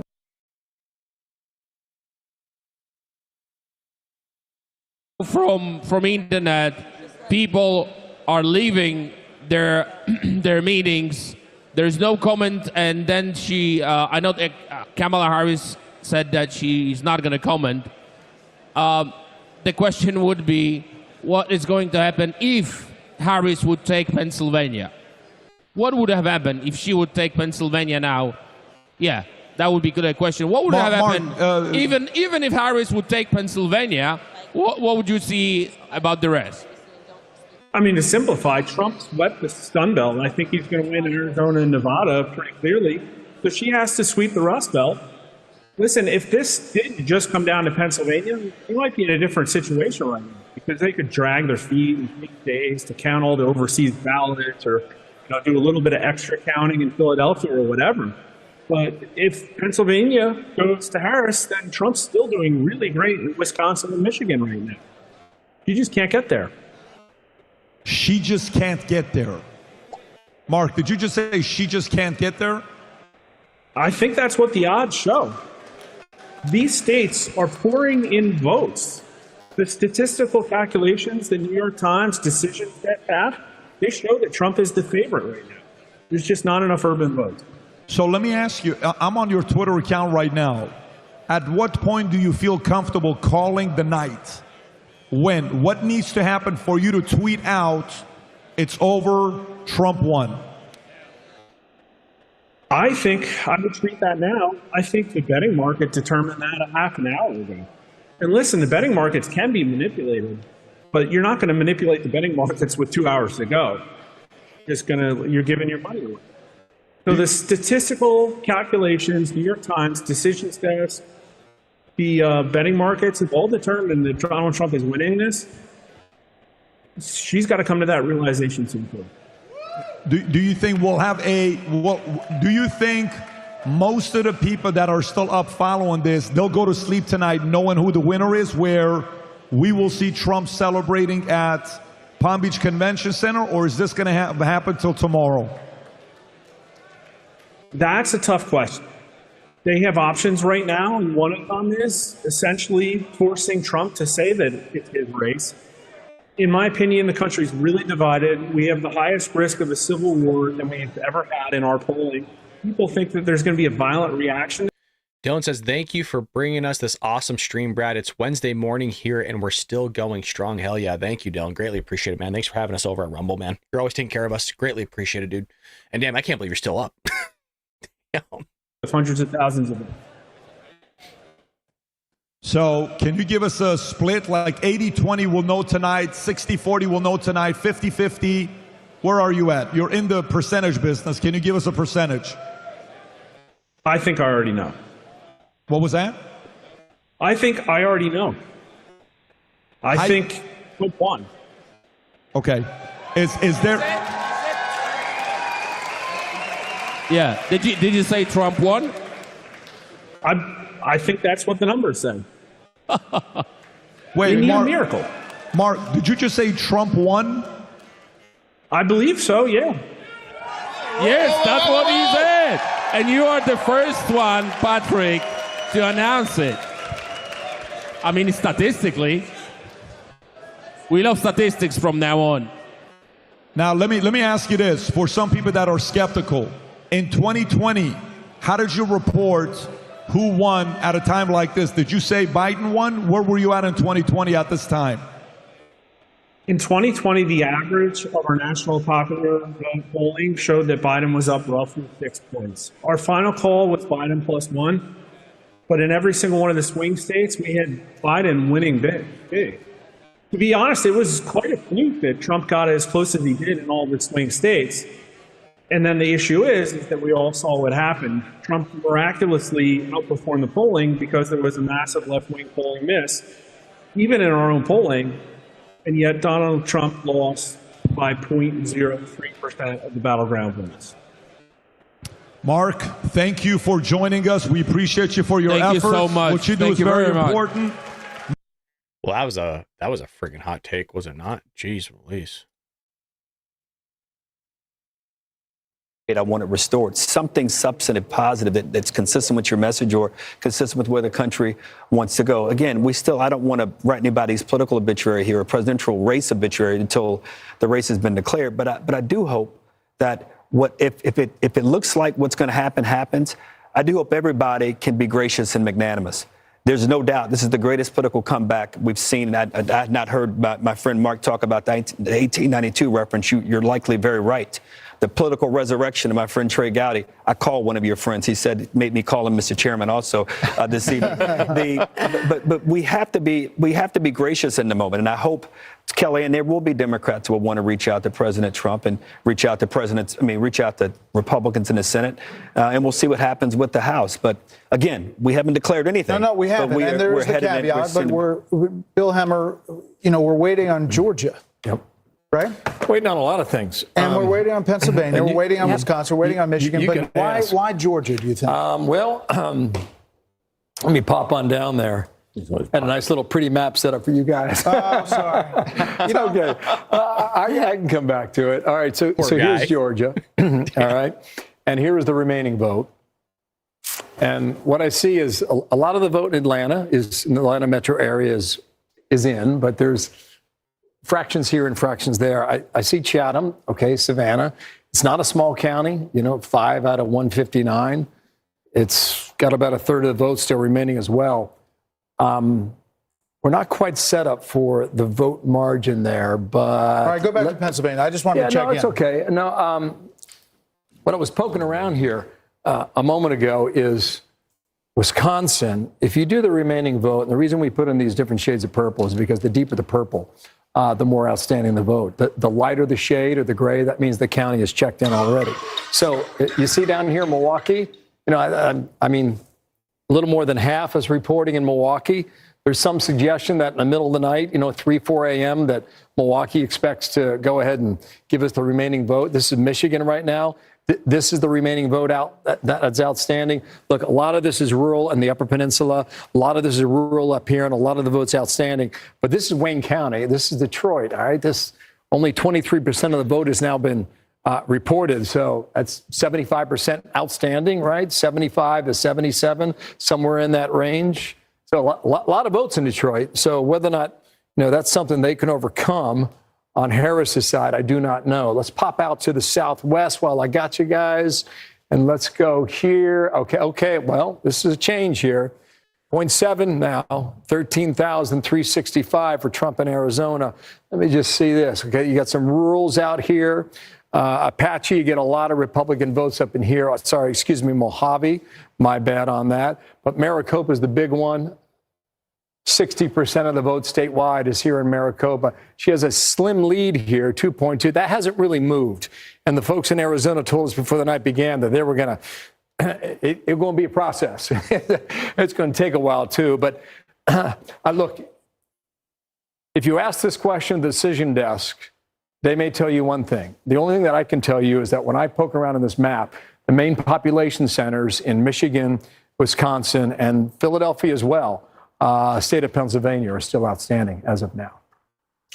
Well, a lot more to dig into, a lot more calls to make from the data that's coming in. The biggest prize, obviously, that blue wall.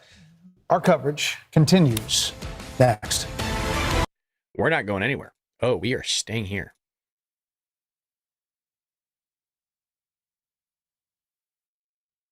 And win incremental gains at the local and state level on everything, every day, on every subject. By the way, I asked Matt. I know you want to say so. I'll make sure you get. I just want to. It just occurred to me. I asked Matt in the other room, "Who's the second unhappiest man in the world?" And he immediately said, "Second happiest. Happiest is Trump. Is Trump?" And he got Joe Biden. So I have another riddle for all of you. And this is the world. So I'll give you a hint. It's a non-American. Who is the least happy person outside of Kamala Harris at this time? Non-American. Non-American. Non-American. So Barack Obama, clearly. That'll be who we mean. The Ayatollah? Correct. The Ayatollah. That's right. This is his nightmare. Yeah. Because he can't do what he wants if there's a President Trump. Right. I asked Neil Ferguson, one of the greatest living historians, who I don't identify. I mean, he's conservative, but he's not political particularly. He was at Harvard, and then he's married to Ayan here. Shout out to Dan saying, I haven't missed a show in 6 months. Thank you for giving us such a great take on American politics. Thank you, Dan. And thank you for being so consistent and I guess so loyal as well. Thank you. That's very kind of you. That's awesome. 6 months. Damn. I guess I got to go live tomorrow, right? Karen Catmom at Dylan. We are warriors. Hell yeah. Isn't it remarkable? Dylan's on the East Coast, man. That guy's still up. That's crazy. I think he has work tomorrow. Dude's still going strong over there. So the last poll closes in 35 minutes. It'd be nice if Georgia can get their you-know-what in gear and start closing some of this stuff up so we could freaking figure out what the heck's going on here. Now, a lot of people aren't saying, you guys, we're not going to know till like 4 a.m. You know, if that's true, then I'm not going to know 1 a.m. my time. Now, am I staying up till 1 a.m.? I don't know. I can't make any promises. But a part of me, like, I want to know, right? Down with Obama's dynasty. Wow, Drape, Speed is in here. Been watching you basically from the get-go, homie. Thank you so much. That's cool. Drape, I haven't seen you in here tonight. Where you been? What have you been doing? You been having fun with somebody else? Are you cheating on me? It's good to see you, man. Danielle, I just nodded off. Don't do that. Danielle, Danielle, you're in California with me, aren't you? Sam, Georgia. Oh, Georgia. Maria.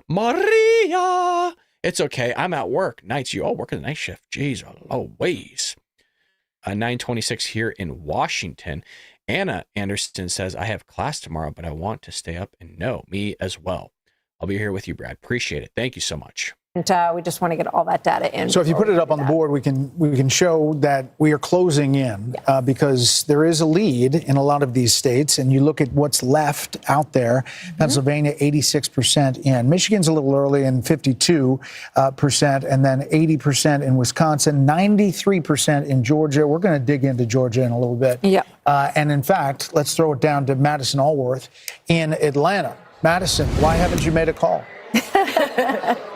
Brett, you know what? I've been getting that question from a lot of folks on the ground here because obviously obviously Fox has not called Georgia as a state, but this crowd, they celebrated at 10:30. That is when GOP chairman of Georgia, McCoon, got on the stage. He called it for Trump here in Georgia. Again, obviously Fox News has not called, but at this party, they very much has. So the party happened at 10:30. They've been cheering on as the other states have been called, but they've been waiting to hear why the Fox News decision desk has not made that decision yet.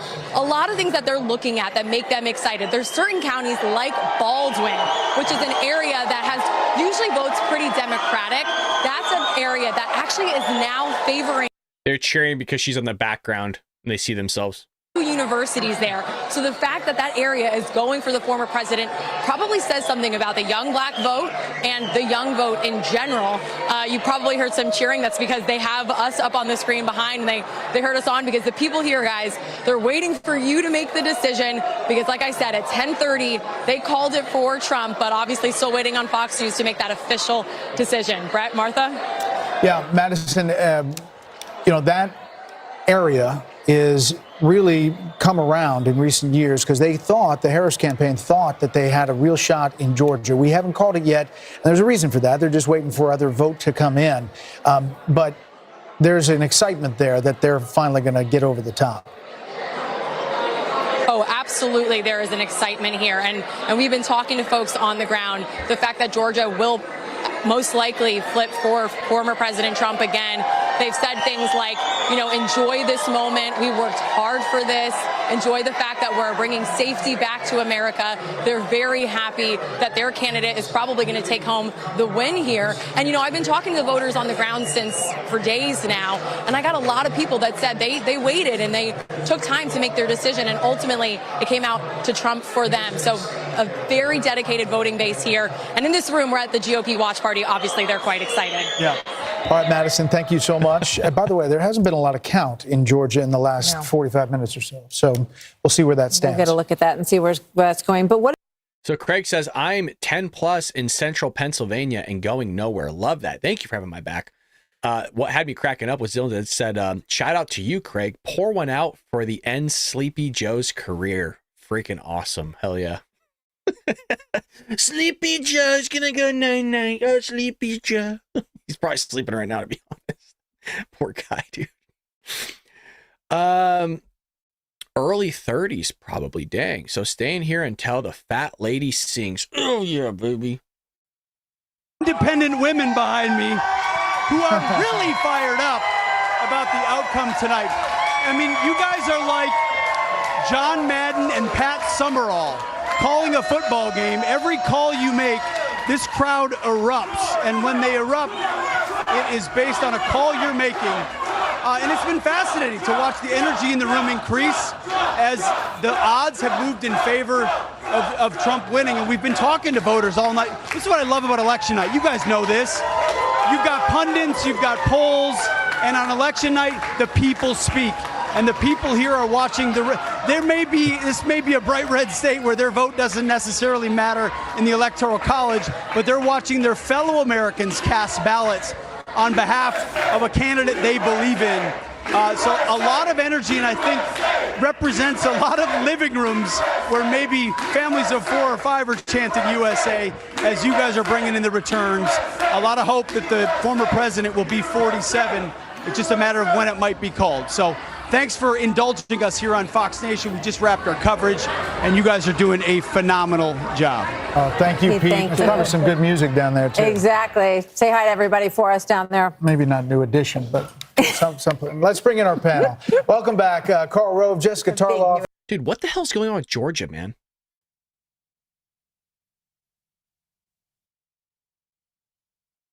Jeez, please. We like Could somebody contact Georgia and say, figure their shit out? What just happened in Washington, D.C., and you see these women marching through the streets now, banging on their drums in this very sort of sacrament way as they're talking about abortion. I do think there is a part of the pro-life movement that talks about women like we don't understand what we're doing when we do that. And I think that maybe there's a little naivety when they look at women like that, like everyone is a 17-year-old girl who doesn't fully understand how this functions. And I think most women today, we do know. And there does need to be a certain movement towards talking honestly about women's understanding about the evil practice they're engaging in. What I think is that we're not going to know how to abolish abortion for at least 40 years. I think it's going to be truly a generation and a half. That doesn't mean we're not going to gain all kinds of victories along. Ask you a question. Your community, we had earlier Little Pump. Little Pump, 24 years old, rapper, got tens of millions. Did you say Little Pump? I said Little Pump. It's Lil Pump. Little Pump. What did it sound Little like I said? Pump. It's like little baby. It's That's like exactly Lil, what it is. It's Little. like Lil, Isn't that his name? Lil. Am I saying it wrong? Guys, dude, I'm too old for this. It's I have no idea. L-I-L. Don't make fun of my accent in front of millions of people. This is embarrassing for me. Little baby. So Little Pump is here. I asked him a question at 24 years old. He's coming out at 2020 saying he supports Trump. And a lot of rappers in his community are calling him, say, hey, how would you do this? What's wrong with you? For yourself, you're in your 20s. Have you noticed some friends who would have never voted for Trump calling you saying, I'm thinking about shifting? And if yes, maybe share a story or two with us. So most people my age, okay, so like a year ago, I'd say I'm like a baby. Okay, not that. Okay, I don't know what the hell they're talking about, but it does not interest me. I'm going to be right back. I'm going to use the bathroom. And then we'll talk about, I'll leave this running for you guys. I'll be right back. And then right now, well, I might as well, let's talk about it now before I go to the restroom really quickly. So Trump is up by over 100,000 in Georgia. He's up by over 100, a lot in Pennsylvania. It seems like it's widening. He is up in Michigan, but Michigan's only 53% in. He's up in Wisconsin with 82% in. He's up over 100,000 there. So he might get Wisconsin, you guys. I mean, people are like, well, Brad, you didn't have Wisconsin, right? Or whatever. Again, mine was all three were toss-ups. So it doesn't matter, right? So I had mine as all toss-ups. So even if we gave them the blue, right? Like we gave her the math, it didn't matter. I just needed Pennsylvania. I just needed one of the three. I needed Wisconsin, Michigan, Pennsylvania. It didn't matter. So if you want to see more of a realistic map that I had, my prediction was, it's on TikTok there, going viral. But yeah, so it didn't matter. I just need Pennsylvania. That's all I need. I feel like I'm playing Monopoly. But I'll leave this running. I'll be back. I'm going to fill up my water bottle is empty. And little pick-me-up, BRB. 20 levels. So there's still hope for the blue wall for the Harris campaign. What are you hearing? That there's still hope. Obviously, I didn't love to see the go take a nap and we'll get back to you in the morning about all of this. But we do have to keep in mind that the race in 2020 wasn't called for days, that Biden won Pennsylvania on Friday of that week and Wisconsin on Thursday, I think that it was. So we'll see. They think it's close, that there's vote coming in. There was, some conversation over how much of the remaining vote in Philadelphia existed, and there was an extra 120,000-ish votes that were out there that could go into Harris's column. Two things, though, that I've been thinking about. One, and Dana knows this well, how much I love to throw out a good door-knocking stat, right? So 2,000 door knocks a minute for the Harris campaign. Does any of that stuff matter anymore? And we'll see how this pans out. She could win with the simple route through. She already, getting Nebraska second. But the Harris campaign ran a conventional campaign, right, where raising money, souls to the polls, that kind of stuff matters. Will that be the path going forward? The second thing is, if this night doesn't end up going in Harris's direction, and barring some big change, she will have underperformed Biden in 2020 in every single demographic except college-educated women. And even with college-educated women, it wasn't the overwhelming win that we thought it was going to be or that was projected in some of these very prominent surveys. And when you think about the fact that there were some people, I didn't think we were going to win Iowa, but that we had seen surveys where he was only up 5 in Kansas or up 3 in Ohio. It's going to take a lot of refocusing to understand really what happened here. And it doesn't seem like it was one decision that the Harris campaign did. I'm sure if she loses Pennsylvania, there'll be a lot of Josh Shapiro discussion. This feels much bigger than any decision about having him on the ticket or going to the Al Smith dinner. So, Carl, when Jessica just brought up a potential for 150,000 votes in Philadelphia County, I saw your head kind of swing around. Does that not make sense to you? Well, no. I mean, we're pretty good at saying 89% of the vote is in, or 95% of the vote is in, and that not turning out to be, that turns out to be accurate. It's very rare. I can't imagine in one instance where we've looked at a number and seen 90% of the vote in or 85% of the vote in, and that turned out to be grossly off. I will say this, though. I do want to follow up on one thing. Think about all that she had to face. This is an abysmal number when it comes to the approval of the sitting president. No party has elected a president when their sitting incumbent had as low a job approval as this president had. Take a look at the right direction, wrong track. I mean, 2/3 of the American people say the country's going in the wrong direction. Mm-hmm. And she represents the party in power. To me, it's amazing that she's come as close as she has, given the party, the administration. Yeah, she was the vice president in a very unpopular administration, and yet tonight, again, Britt made the point earlier.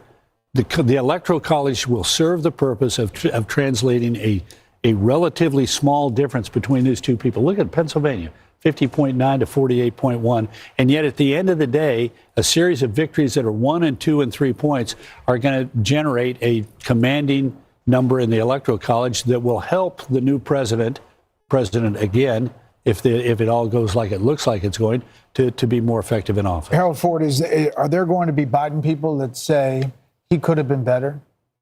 Like Biden? I think it's hard to make that case for some of the reasons, and I think Britta and Carl have made the point.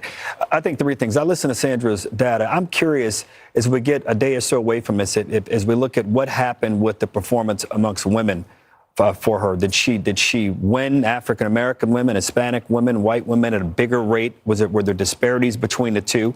And then the race thing for me, I'm going to be curious also to get more. We heard the numbers around Hispanic voters, but even black voters, where that might be. And interestingly, Carl, normally you see a race where in the country where the cultural issues impact, as you were talking about the suburban areas, in some places he wasn't performing. And you see the suburban areas in Pennsylvania and elsewhere where the economic issues, fracking, and the livelihoods of those communities were at stake. Then you have the cultural issues. I think the issue around transgender rights was a bigger issue than Democrats really understand what it meant. I mean, what it meant for girls playing sports. I'm a father of a son and a daughter. What it means if little boys are playing in little girls' sports and going into bathrooms. I don't think they ever we've not gotten our head fully around that issue. So there'll be a lot of reckoning, and to Jessica's point, and I think a lot of reimagining whom we are as a party, which I think will be good for the party if indeed the trend continues where it is this evening. I'm not going to belabor this point, but for a candidate who Democrats who really were aggressive and a media that echoed that called him racist and a Nazi, and yet today to see the black vote and the Hispanic vote going exponentially more than it did before is really quite something. I mean, it's just startling, Britt. Well, it's a further sign of the decline of the influence of the mainstream media, which tends to take its cues, to say the very least, from the Democrats, and to repeat with serious faces the charges he made and the sometimes outlandish claims that he has made about Donald Trump.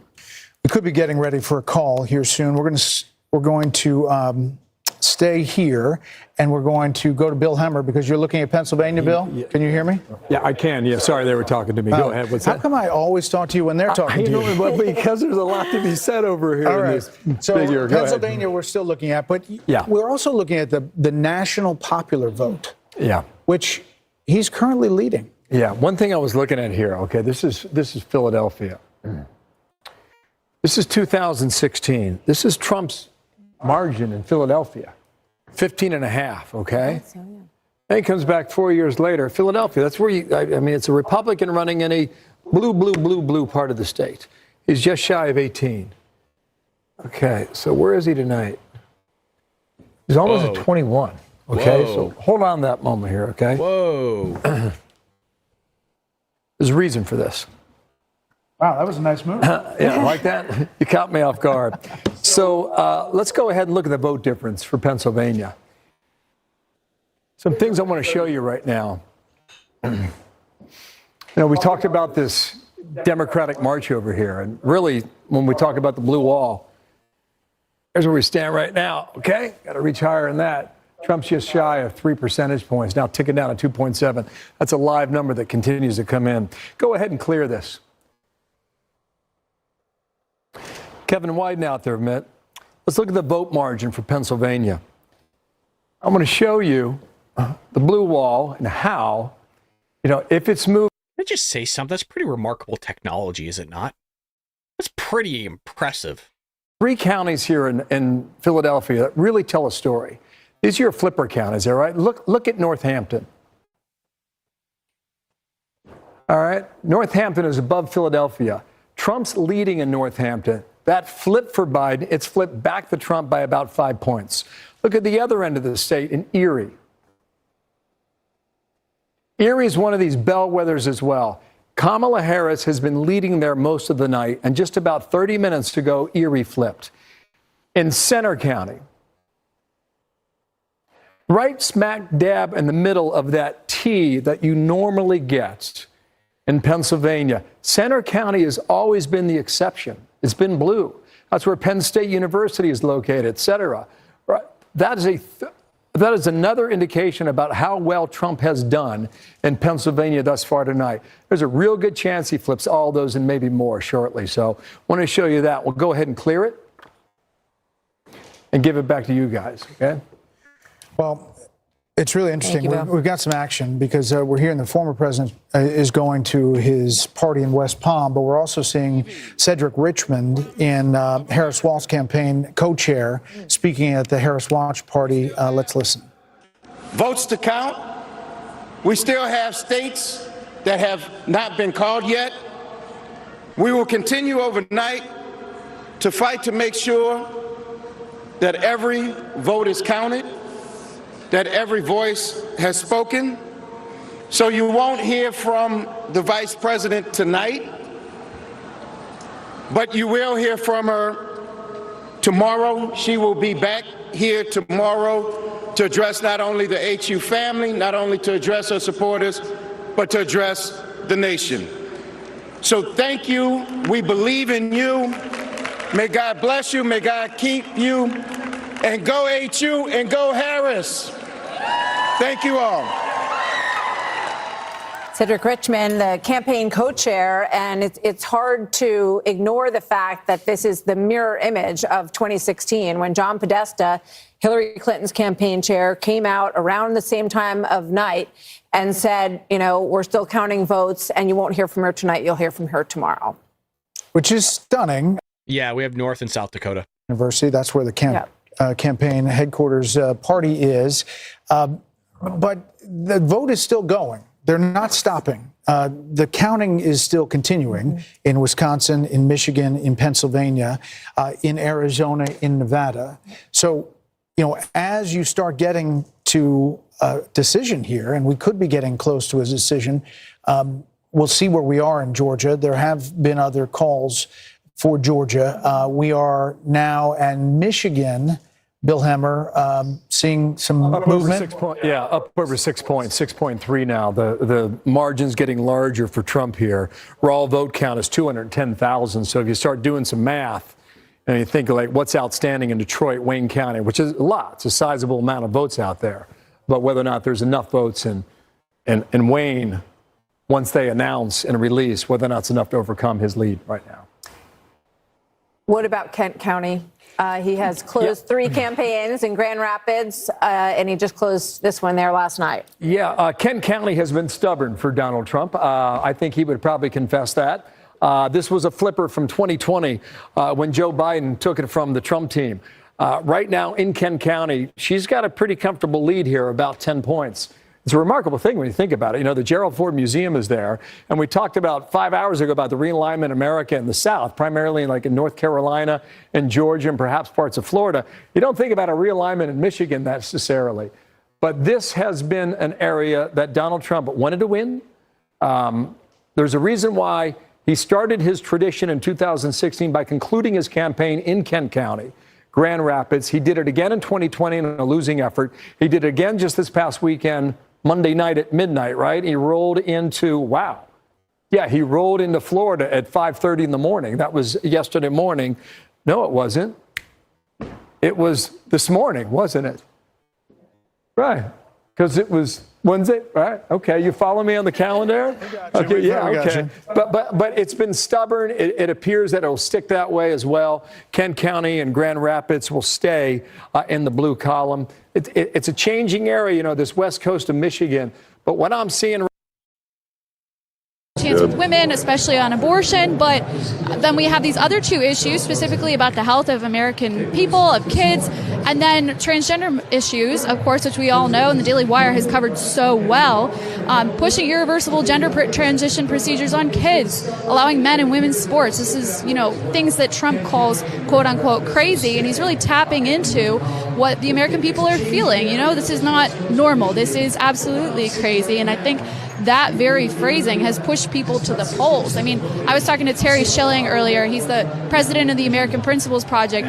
He told me they put $18 million behind ads telling the American public how radical these transgender messaging is. And he said it worked. He said he got so many people to go out to the polls specifically on trans messaging. So I, for one, you know, as a culture reporter, I'm really interested in seeing the aftermath of this election and seeing the Democrats who learned their lesson and understood that they pushed too far. This is too radical for Americans. Americans do not want men in their daughters' bathrooms, and they don't want kids undergoing this type of thing. So those are 2 big issues that I'm told that they're driving people to the polls, and I believe it. You know, these are things that are top of the mind for Americans, and I'm very excited to see, you know, like I was saying, the aftermath of this, and to help understand what went into these decisions for Americans and how we can learn from that in the future. Mary Margaret, Fox is saying that Catholics may swing Michigan for Trump. Tell us why Catholics might not. Why would Catholics not be open to a Kamala presidency? Well, there's a lot of reasons Catholics wouldn't want Kamala for president. Fox just called Georgia. For some reason, that number sticks in my mind.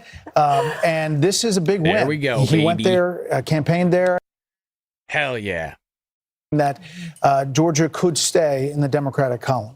You know, he had a difficult relationship with Governor Brian Kemp. If you remember, 4 years ago, after losing Georgia, they tried to salvage 2 Senate races in Georgia. A month later, special elections. That didn't go well either. So this is a very big win for former President Trump to, you know, have this. This is what we need right here, okay?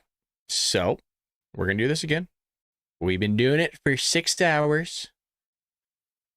I need this side to come in. Bada bing, bada boom. There we go. And then we're going to bring in my prediction. Bada bing, bada boom. And we'll do a nice little side by side here. Get my big old head out of the way. Now, everything I got is correct. Okay. Daddy Bald Brad. Right now, Alaska down here should go red. Okay. Right there. Arizona should go red. Now, I understand these 2 are blue. Totally get that. Doesn't matter. Right now, I have it as blue, but I could change these to, you know, toss-ups. My objective is not to sit here and guess 100% correctly, right? My whole purpose of this board was what I thought was going to be the pathway to victory of just 270. Okay, so that's why I was like, if we get North Carolina, Georgia, Arizona, we just need Pennsylvania. And I figured since Pennsylvania, with everything that's going on with energy, of Joe Biden campaigning in 2020, saying he wants to remove the fossil fuel industry, on how they want to sit there and throw the EPA in our faces all the time, that I would imagine people in Pennsylvania would wake up and go, oh crap, maybe we don't want these Democrat people running the show because I don't know, things are going to go real south for us. So I figured they'd wake up, and maybe they are a little bit here. So that's the only reason why I have that. It doesn't matter. Say Pennsylvania goes blue. Well, I just needed Wisconsin or Michigan. I needed one of the two. I didn't think Minnesota was going to go red, by the way. So the ones that I didn't care about was Nevada and Minnesota. I knew those, even if those went red, didn't really matter. I still need one of these. So that was my thinking. And that's where we're at. So we're just waiting for, we could call Pennsylvania in a little bit here. If he gets Pennsylvania, you guys, that's game. That's the GGs. And then we all go sleepy bye in our nice little warm beds.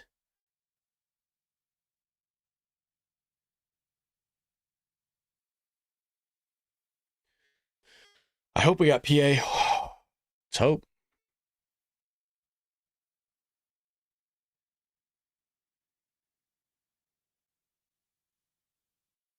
Autumn said buses showing up in PA too. Amish and man, Amish. They're out there, man. They are out there.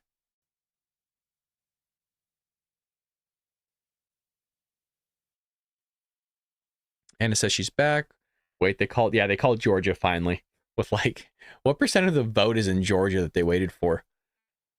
Which, hey, it's better be safe than sorry, right? So they waited till Georgia was at like 95% to call it. At 2 a.m. in 2020 had counted 99% of the votes. So we think there's a chance we might have enough data in Wisconsin, maybe Michigan. So we may have some resolution more quickly than we thought. So in Pennsylvania, Sean talked about this earlier, the early vote and what that looked like and what she would have to do day of in Philadelphia and those counties right around there. Is it possible that that's still out there and it's possible to do? Well, it seems to be a probability diminishing by the hour. I think this is something from the Georgia data, but we've also seen it in Pennsylvania. Young African-American men did not come home. Part of the African-American vote came home to her, but a lot of it didn't, and there's a gender gap there. And the Georgia, I think, I have to run the numbers, and I'm not going to lay this at the feet of any demographic group in particular, but she really did seem to underachieve amongst African-American males, especially young African-American males. I mean, it just makes me think about Michelle Obama and Barack Obama, the former president, and the very strong appeals that they made. Michelle Obama said, don't let your husband or boyfriend's rage dictate your vote. President Obama talked about bringing out the brothers and scolding them. That does not seem to have been a strategy that worked. Darren, did the Fox News voter analysis track with what you saw with raw vote as you went around the states? Yes. There were a couple. What we're doing early on is we get this early vote from Indiana and Kentucky. It allows us to kind of figure out, is the FNVA performing consistent with the data? There were a couple states where Trump overperformed a bit. Florida was one. We were a little concerned that we might be overestimating Trump's performance in rural areas. But the more data we got, the more that didn't seem to be the case. It seemed like he was basically hitting what we thought he would hit. We've got the brain here. Did anybody else have a question for Darren? I'm curious about immigration and what you've seen in terms of how much that played into the votes in some of these states. Well, I think the one thing we can say is that it didn't repel people. In particular, there was some talk about the Hispanic vote coming home over the issue of immigration. That did not seem to happen much at all. The FNVA suggested, I think it was 40% was Trump's performance amongst Latinos. That ended up being, I think, within 13 or 14 points of Harris's. No, we didn't take Virginia. Virginia was called for Harris. Yeah, Jimbo has it there. Jeff is saying PA is going to be really close. We're up almost 200,000 with 90% in, though. So they would need a pretty substantial uptick in PA. So I think PA, it should go red, right? mean, people are saying, so Wisconsin right now is even up. Is up to date. He leads it by a point in 1.4, which is a little less than 2,000 raw votes. And it's 99% left out. How much? Yeah. It's 99% in, or 90? What did you say? 90, 99%. statewide, 90%. Darren, I got a question for you.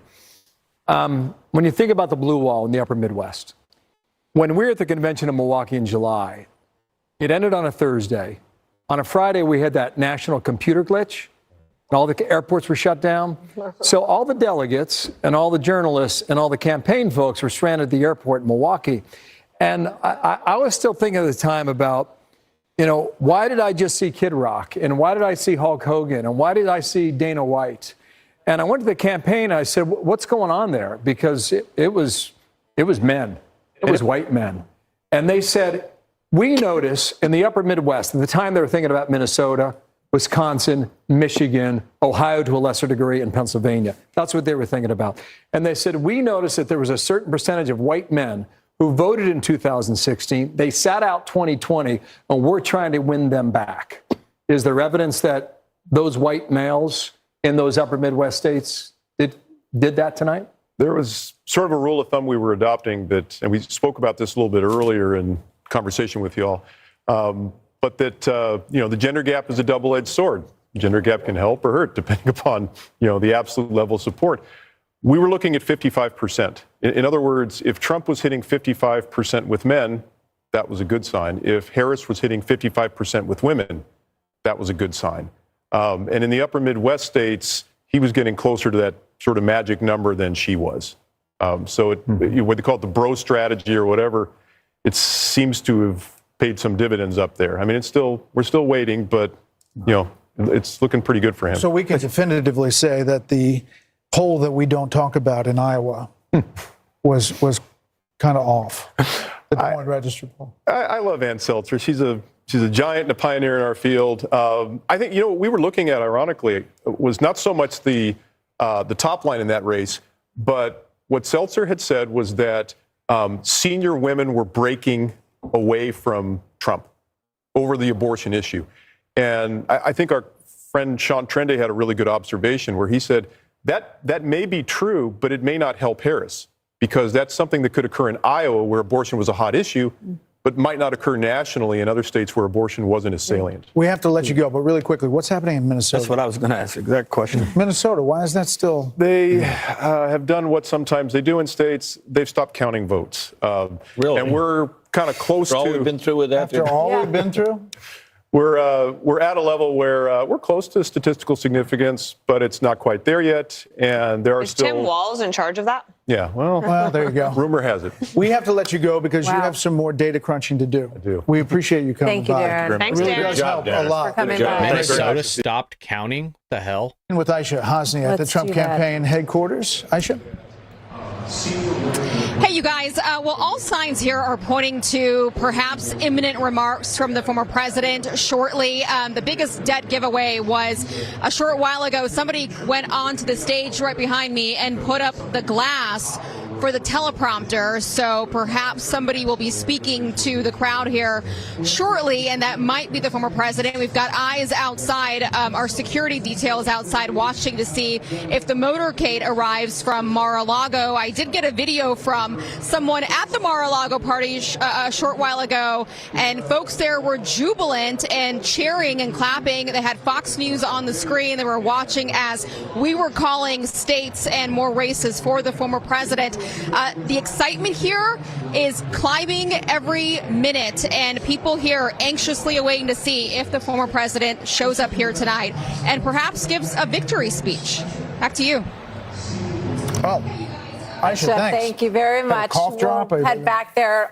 If the former President Trump is about to take the stand and speak there. So we're going to keep a close eye on that. 1 a.m. in New York. Polls have just closed in Alaska. The Fox News decision desk says it is too early to call.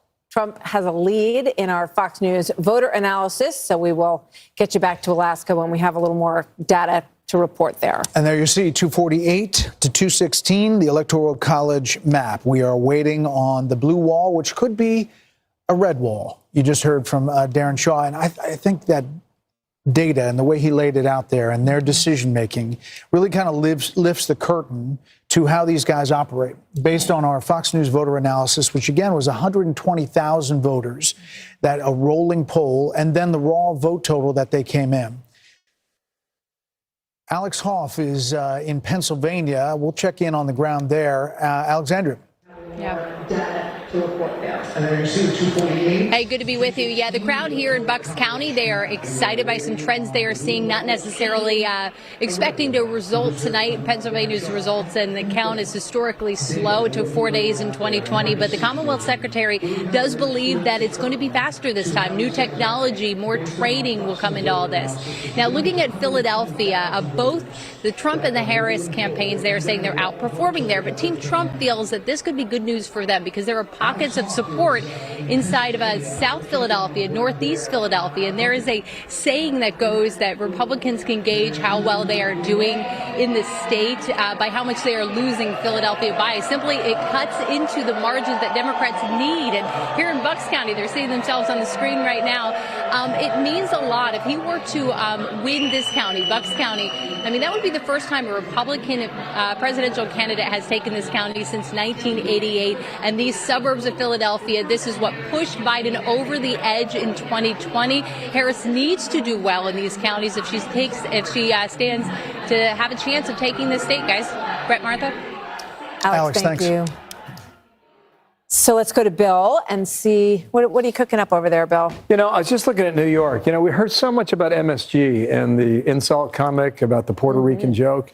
And, you know, Trump, you know, New York's his home, right? I mean, now living in Florida, Mar-a-Lago, but just look at this. I'm going to go ahead and use the slide bar and just, okay, 8 years ago when he's running against Hillary Clinton, this is his margin in New York, all right?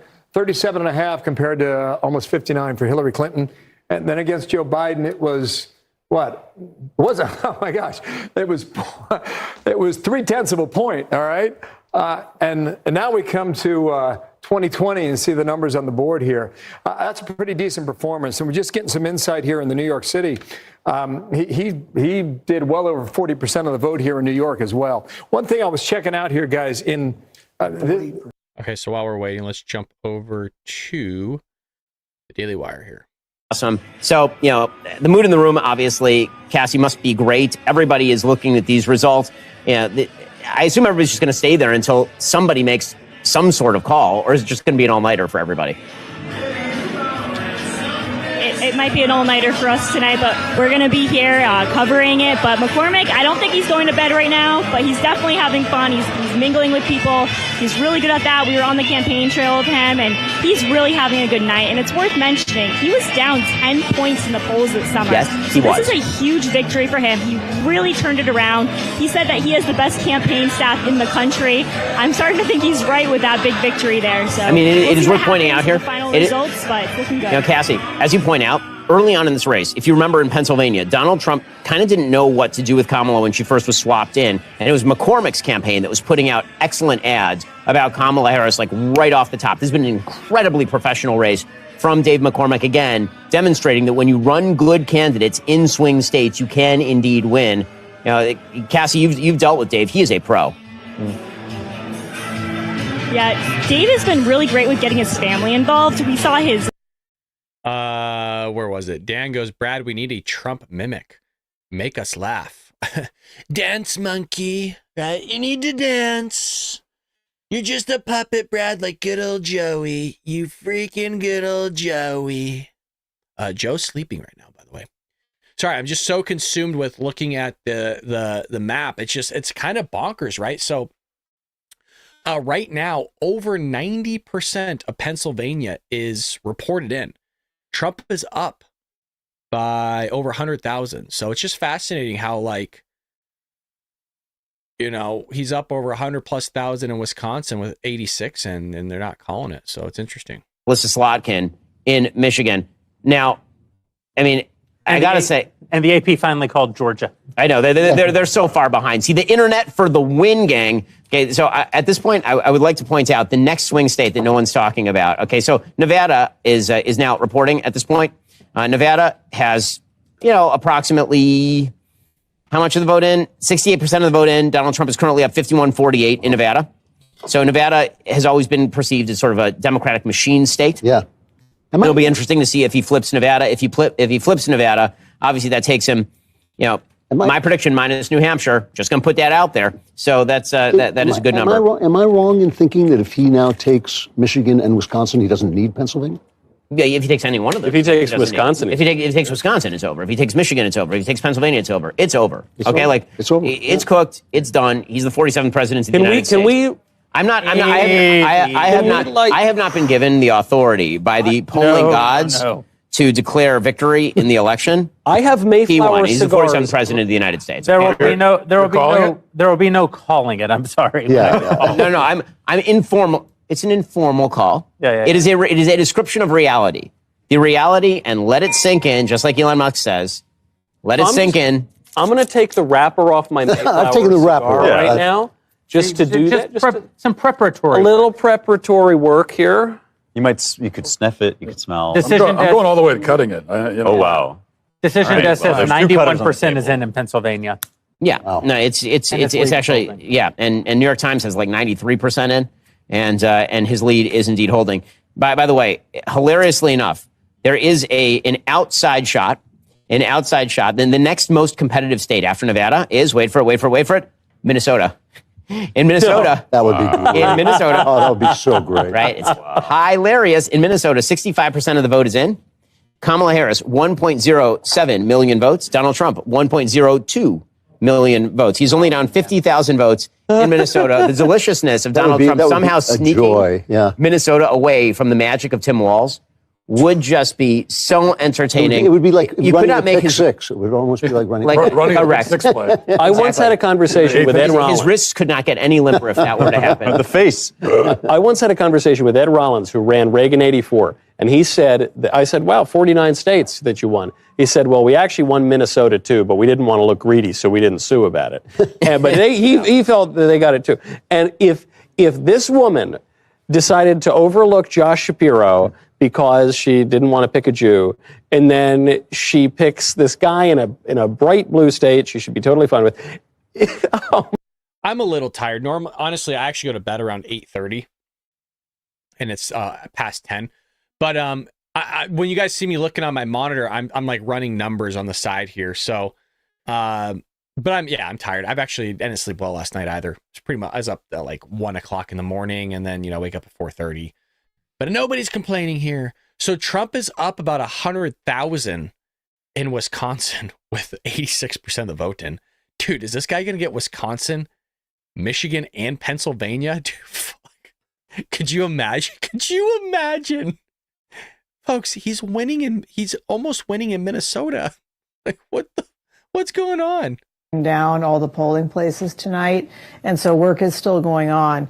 But there's also a couple of bottles in the war room, and people have been toasting a little bit and enjoying that as well. So yeah, we feel great about the effort on the ground here in Arizona and the results both. And so, it really is a model. It's really exciting as a almost lifelong Republican volunteer to see. Oh, that's cool. Cece's familia. Welcome to the Bald Brad Show. Shout out to the entire fam. Love that. Lessons since that time, and so we are teachable, so that's good news. Yeah. And it's just like, it's so exciting to see some of these states that had been absolutely written off by the pundits. And I just put on X a little while ago that it feels almost like a little naughty to be watching MSNBC right now, because the level of glee that I'm feeling, the Schadenfreude is just it's too much. I'm not used to feeling that way, so no, it's excellent. And so that said, I have a lot of friends with close races in California. We're not going to know the results of those for a while, and Pennsylvania, and people are nervous. I feel pretty good about Arizona for Trump, but there are a lot of congressional and ledge races and Supreme Court and all that aren't going to get decided yet. So how long is it going to take us to hear results out of Arizona? Arizona, it can take 2 weeks for Maricopa County, which is by far the largest bulk of the ballots. But I think we'll have a pretty good idea of those final numbers in the coming days. I don't think it's going to take the full 2 weeks to get the contours of legislative races. Maricopa County is supposed to take 13 days, is what they said. President Trump at the end of the day. And, if we're that far ahead at the end of the day, it bodes well for some of the people who are a couple of points behind him. So fingers crossed on that. But that's why the work that our chair here in Arizona has done of having a super organized effort and having a closing down of every single polling place. We have the numbers of every single number of ballots voted early, turned in on election day, et cetera, in every single one of these polling places. And then our number cruncher geeks sit down and do the math. And there's like some numbers missing. We will go and hunt and track those down. And if we don't agree, there'll be litigation. So that's why there have been lawyers involved in this effort from the beginning. And in Arizona, by the way, there's an automatic recount statute. So if there's any race within half a point of the number of voters who voted, there'll be an automatic recount and a bunch of lawyers descending to do that. I suspect there will be some races in that margin. Why does Maricopa take so long when Florida takes 2 hours to do the entire state? Well, states have different rules as to whether and how they tabulate ballots. And in Maricopa County as well, you have to understand that they've gone from the more traditional form of voting to a large number of early ballots. And that's been a kind of a difference over the years. The statute allows them this much time to do it. And the current recorder of Maricopa County is, a fairly bitter person who's lost his election for recorder in the summer. And so I'll just be mild, he's not a Trump supporter. And so he's in no hurry to declare victory for President Trump here. This guy is these guys are out there talking about bulletproof vests. They're snipers on the roof of the counting facility in Maricopa County in case, we Trump supporters get out of hand. They can shoot us. So that's the mood here of the election officials. So, they're those of them who don't like Trump are not thrilled tonight. I think that is why. But if we hold on to the legislature here and eventually we get the governor's race back, you can change some of those things. And I think Congress can change some of these things. Congress could pass a law that conditions federal funding for elections on some basic minimum standards of counting, of cleaning up the polls, of so many of these other things. So I think that we need to really have that conversation. Harmeet, thank you very much for spending some time with us tonight. Good luck to you over the next couple of weeks pleasure. and making sure that Arizona comes together and the good work you're doing in all the other states as well. Yeah, you might be right, Patriotic Troll. Yeah, looking like Arizona won't matter anyways. Trump wins. Yeah, we'll see. Cedric Richmond, the co-chair of Harris headquarters, telling everybody, go home and just enjoy. Just enjoy a little bit. Just enjoy it. Unbelievable. Can't hear it. Guys, we need audio. Otherwise, I can't enjoy it. Can't hear it, guys. Well, okay. Well, you can view it. The facial expressions alone. Yeah, the facial expressions are worthwhile. I am getting flashbacks to 2016. You remember at the Javits Center, Hillary had her big election party. And my favorite line from poor Mr. Podesta, he comes out, he's the head of her campaign, and he says, hey, thank you all so much for showing up for Hillary. She's always shown up for you. Except right now when it matters. Very moment. We're also watching people walk into the party down in West Palm Beach at Trump HQ. We just saw our friend and actor John Voight walk through the room. I think we saw Tucker Carlson walk into the room. So definitely the contingent that was at Mar-a-Lago are all starting to make their way to the convention center in anticipation of Donald Trump making some sort of appearance here, which seems to be more or less imminent. And as that happens, you're just also watching the electoral vote totals creep up. Right now, Decision Desk HQ has Donald Trump at 200 and I'm getting a little blind. This is at 251 electoral votes. Yes. To Kamala Harris's 213. It's getting very hard to imagine how Kamala could turn this. Well, meanwhile, that needle, that magical needle that we've all enjoyed so much, is over 95% chance of victory right now. Their electoral college estimate puts Donald Trump at 306 electoral votes. Nate Cohn says another hour has gone by. The story is still the same. Trump favored in Pennsylvania, Michigan, Wisconsin.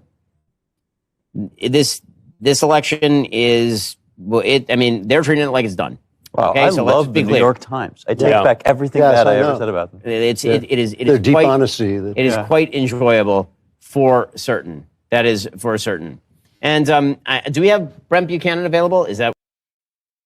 Let's head over to Fox. Let's Yep, just go over as there. election night moves on at 1:15 on the East Coast, we continue to get more vote in. We will be able to make some calls when that vote is in full. Our coverage continues next. Stay with us. All right, I'm going to take a quick break. I will be right back. Oops. Keep that going.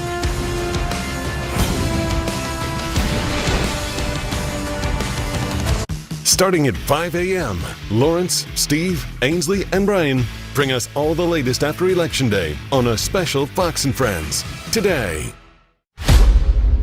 This is our legacy. I won't let anyone take it. The epic return of Yellowstone. I can see it now. I know what to do.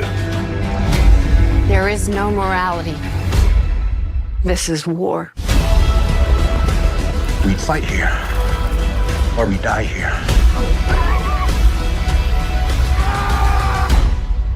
Oh, this is gonna be fun. It's been pretty fun so far. Yellowstone. Watch on Paramount Network this week. Can you believe this, man? Everyone's getting that new Simply Safe outdoor monitoring. Now they can help prevent crime before it even happens. How do we compete with AI-powered outdoor cameras that alert live agents of an intruder? Stop. This is Simply Safe. Police are on the way. Whoa! I didn't even see those guys. So what about us now? Luckily, I'm pretty adorable. There's no safe like Simply Safe. DealDash.com. Online auctions since 2009. This PlayStation 5 sold for only 50 cents. This iPad Pro sold for less than $34. And this Nintendo Switch sold for less than $20. Go to DealDash.com and see how much you can save.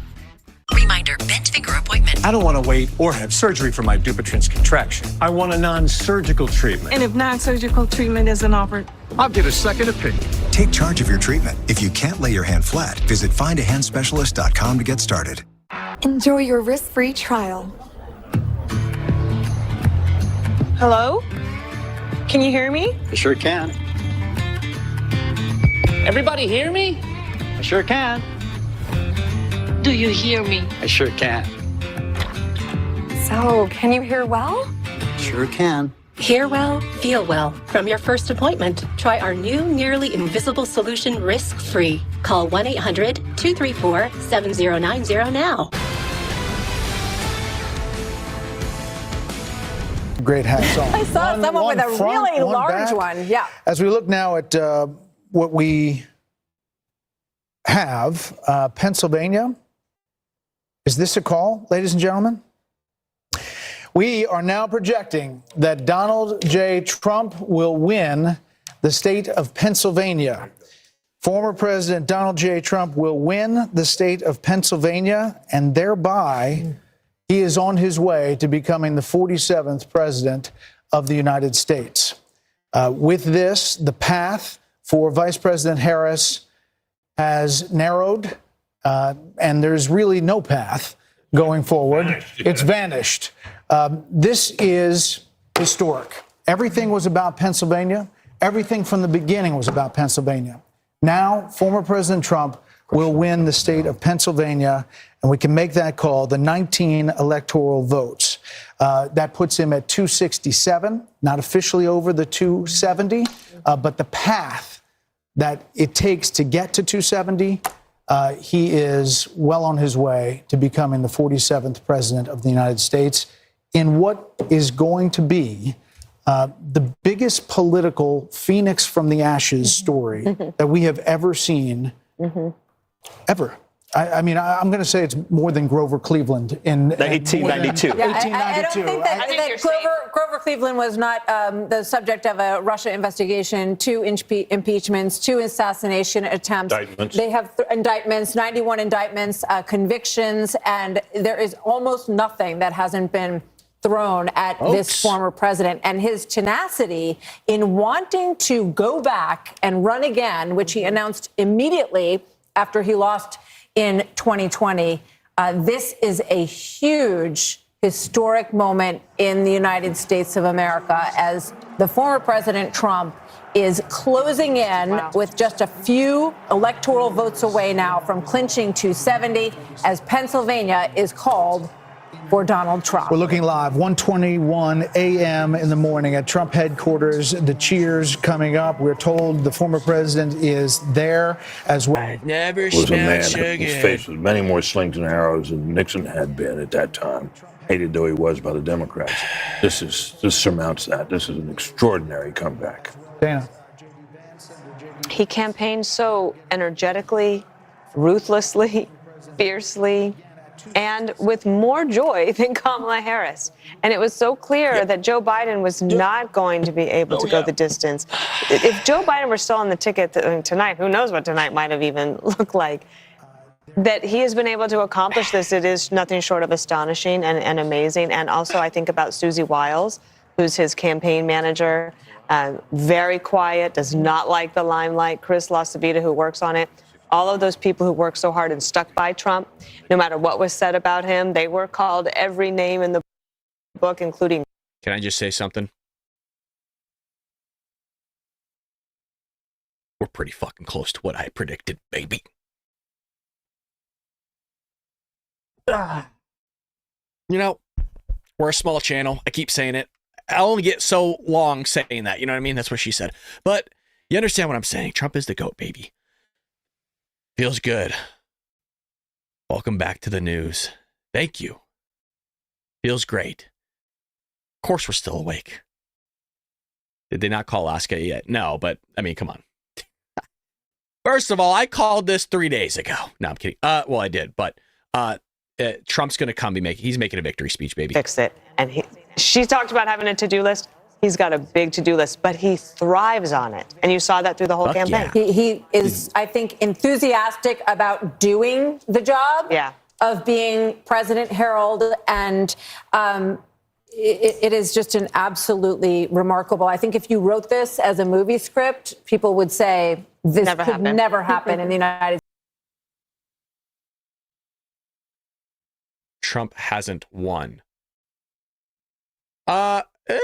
Statistically, yeah, he has. Of hostages in Gaza right now, very high inflation and a malaise in many ways in the country that I think these people who have been called a lot of names have had enough of. What is your impression of what this means tonight? Well, I think this means a lot to a lot of people. I think the working class are looking for a renewal of American jobs. I think people are looking for a border that is sane and an immigration system that works. I think a lot of people over in the Middle East are looking for Iran to pull back in the face of a president whom they fear. And, you know, look, I think it's going to be incumbent on the Democratic Party to understand that the people have spoken and to dissemble and dismantle this lawfare system that they have built up here, which is going to raise a whole series of questions that are going to have to be. Eric Birch with the $2. They already called Trump as president. Hell yeah. Bam, baby. Nice that I got goosebumps. You know what I mean? Got goosebumps. President. We haven't talked about foreign policy a lot, but imagine the Saudis, making a normalization deal with Israel in the face of a new president here. Imagine I'm going there tomorrow night. Imagine a Ukraine deal that Donald Trump talks about. Kevin O'Leary, what is the market going to do? You're going to love this. What's happened here is the system self-corrected. When you try and break the American model, it fixes itself. And I think people should give credit within the Democratic Party. Donald Trump saved them tonight, too, because they're going to have to take a spatula to these policies and bring it back to the center over the next 4 years and, in a way, reset. And we talked about this earlier, but he saved entrepreneurship. He saved the entire model of the S&P 500 because taxing 20% higher was a really bad idea, and it self-corrected. Capital, and this is why I'm getting on a plane tomorrow night. I intentionally didn't leave till tomorrow night so I could go to Geneva, go to Abu Dhabi, go to Riyadh, and say it's 21% corporate taxes, 100% not going to change. That is very important for people like me that bring capital back to this country. It fixed. Eric says, looks like he won the popular vote too. Yeah. And we're not even done yet. Nevada just called it for Trump, did they? And whether you love Trump or you hate him, every Democrat owes him a thank you very much, Mr. President. By the way, as the markets, the poly market and all these election markets were moving, Bitcoin went up exponentially. Yes, I'm long Bitcoin. Are you? So you're buying later. Speaking of Bitcoin, I'm also struck by just calling Pennsylvania here, Dana. Trump embraced Elon Musk in an enormous way. A lot of stories were written that said that he was going to blow it in Pennsylvania, that the people who were working on his outreach teams didn't know what they were doing. He's going to And he got a lot of criticism. Remember the $1 million giveaway for registered voters? But court for that. Selena Zito, who's somebody that we follow and we've had on the show many times, and she knows that area very well. She said the people of that region love somebody who is a big thinker, who wants to create jobs, who is like looking into the future. All right, let's see what the Daily Wire is having to say right now. Unstoppable. So good. So good. Wow.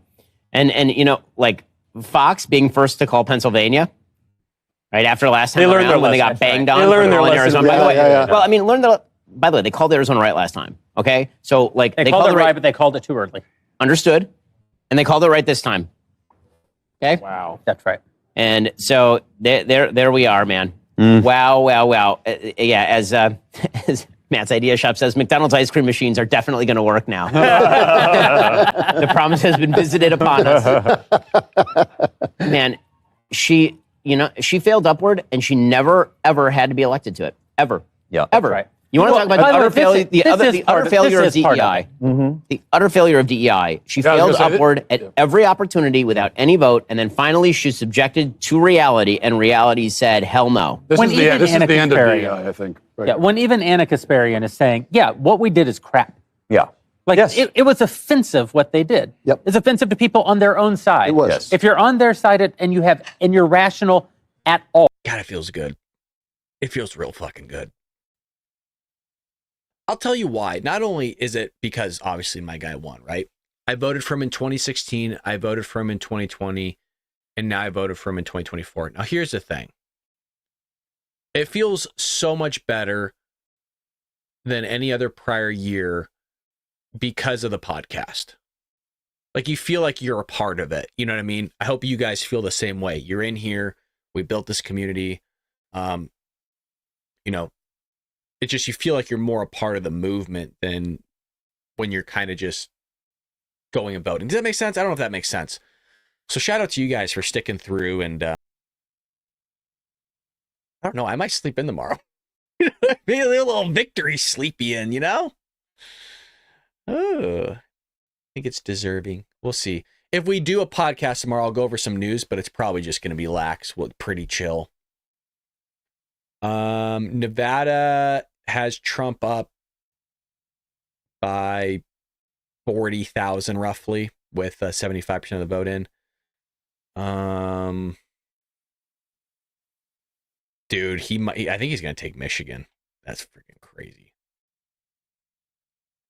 Eric Birch again with the $5. We love you, Brad, and the Patriots. Thank you, man. I appreciate that, dude. Always contributing your hard-earned money. It doesn't go unnoticed. That's for damn sure. Donald Trump has some very thick skin to have endured all that he did. Yeah.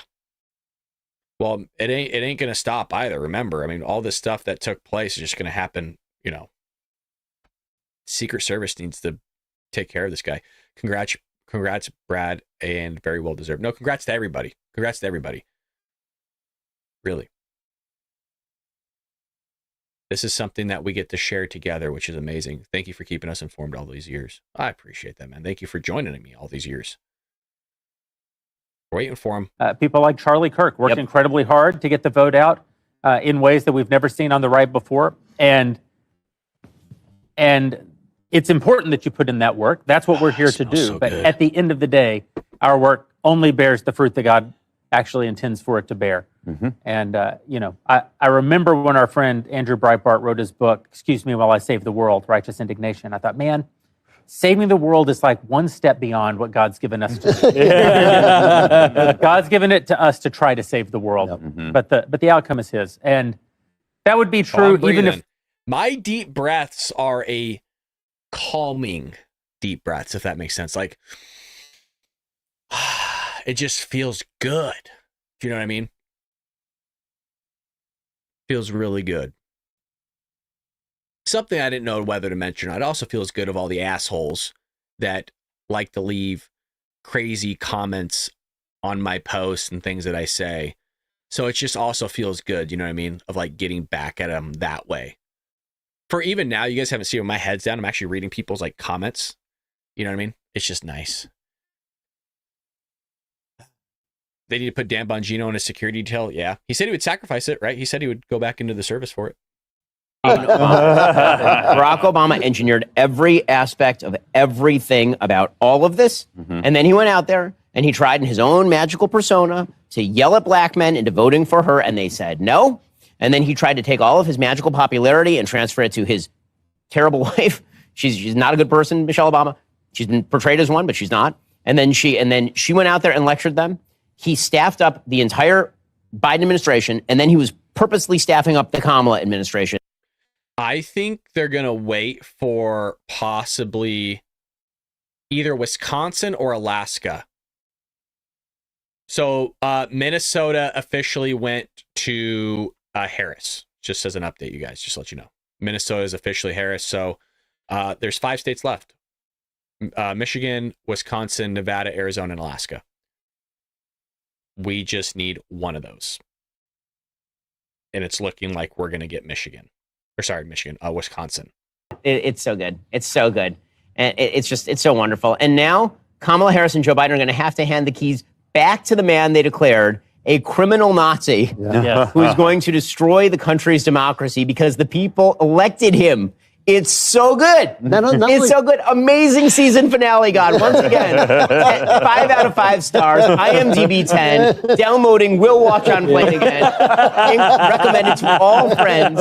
Find me like things in the algorithm. All of these things. I mean, he not only beat him twice, he came back from the dead and beat him twice. You know, it's just a beautiful thing. It's like If you are watching us on X or if you're watching us on YouTube, please think about becoming a dailywire.com subscriber. We're going to do some amazing things with the energy that comes out of tonight.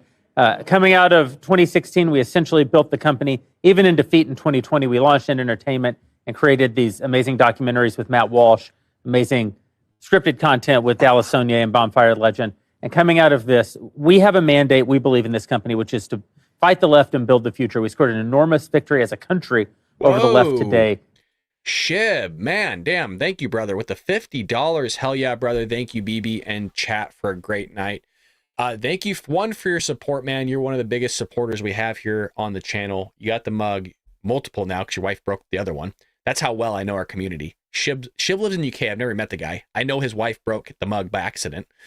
So he buys the merch, buys the books, and great donation. Thank you so much, man. I greatly appreciate that. And you did it over at Rumble, meaning more of that's actually going to go back into the show. So thank you, Shib, man. I appreciate it, dude. Thank you. Brad, come in here, dear Brad. Have a cigar. You're going to go far. You're going to fly high. I might as well do the Trump voice, right? You're never going to die. You're never going to make it if you try. They're going to love you. They're going to love everything about you. Thanks, Craig. You guys got great personalities. I appreciate it. Brad, please entertain us with the Trump dance. Do-do-do-do. Do-do-do. Actually, wait a minute. That's The Price is Right. Where the hell did that come from? You know it's getting too late. I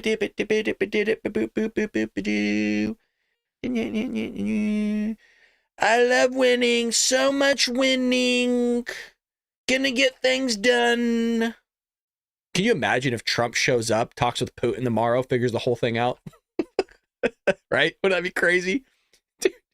Dude just solves everything in one day. It's like, okay, we're all relaxing. Everybody have fun.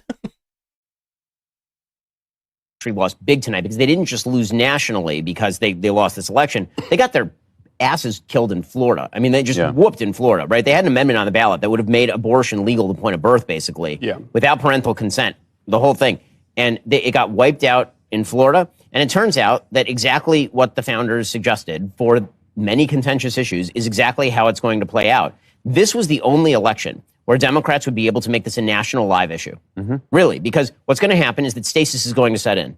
All the states are going to pursue their various different, exactly what Trump says, because that's how Roe versus Wade, did it wrong, and that's what Dobbs does. This is how the system works. Donald Trump said it was kicked. All right, I'm actually gonna call a state.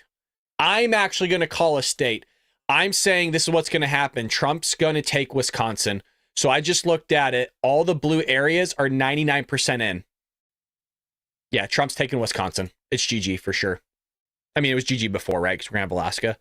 But Trump's gonna take Wisconsin, and I think they're gonna time it out here. I think they're gonna time it out where he's gonna hit 270 when he arrives. A much better place in every way it is possible to measure that question. This is true. This is a repudiation of the whole leftist project, whether it's abortion, feminism. Kamala, you're fired. Get out of my office.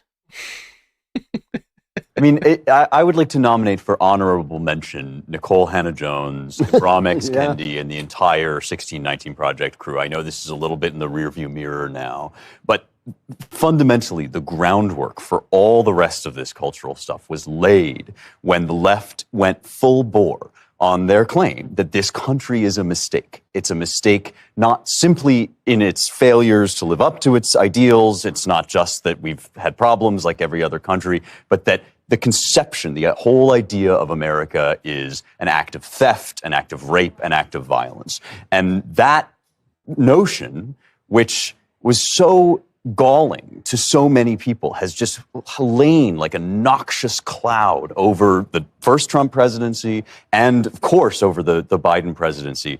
And I think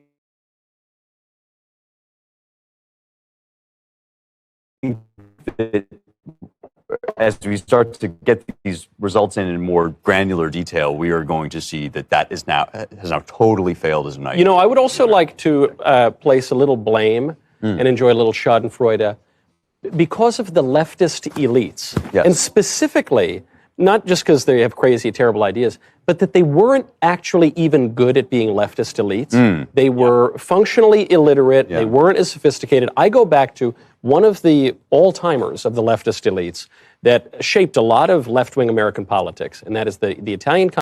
Technically, no, nobody's called it. We just need Alaska, and they'll hit 270. But he's probably going to he should get Alaska, Arizona, and Wisconsin. So he's going to hit over 270. Damn. I'm calling Wisconsin based on what I'm seeing. And the left knew how to wave the American flag even as they sought to subvert what the flag symbolized. And they lost it, specifically, actually, on this issue of the trans kids. Do not underestimate the role of the trans kids in this, because it was just too much for liberals like Elon Musk. It was just too much for moms who don't want to vote for Trump. It was just too much for suburban voters in some kind of blue states. An emblem that the Democrat Party no longer has a mooring to reality. That plus 25% inflation over 3 years. That combination, I don't know how the left could have overcome it. Can I read you guys something beautiful from the New York Times? Nate Cohn, chief political analyst. While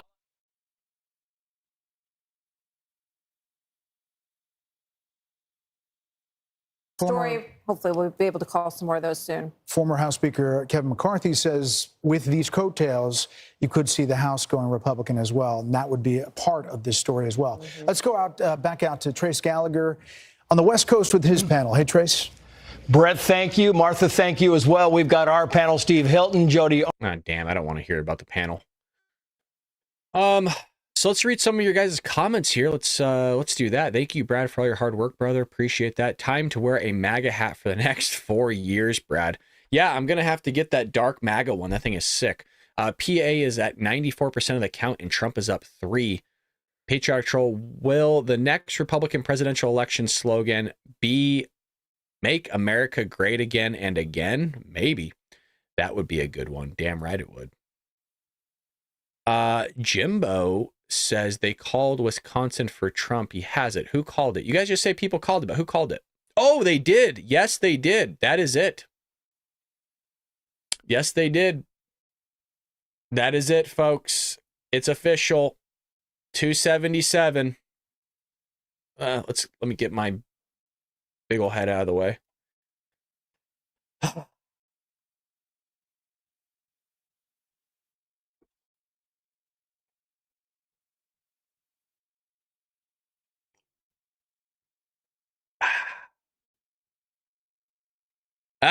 That's what I'm talking about. Fuck yeah.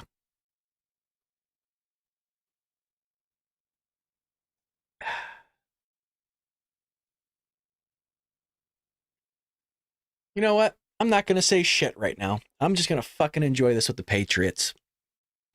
Excuse my French. I'm just going to sit here for a moment and I'm going to take this all in. Because not only did we get the popular vote, not only is 47 in office, baby, we got the Senate, we got the executive branch, might have the House. If we get a trifecta in the popular vote, there is no greater victory, my friends. There is no greater victory.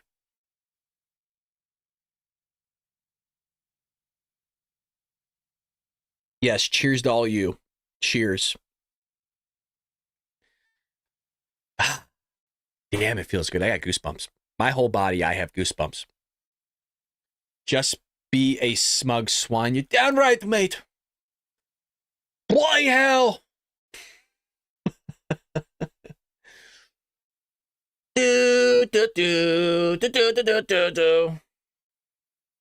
Everybody putting flags. I freaking love it.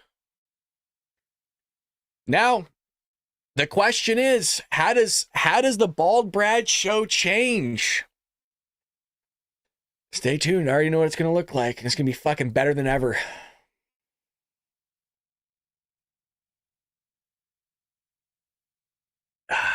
Damn. Wow, there it is, huh?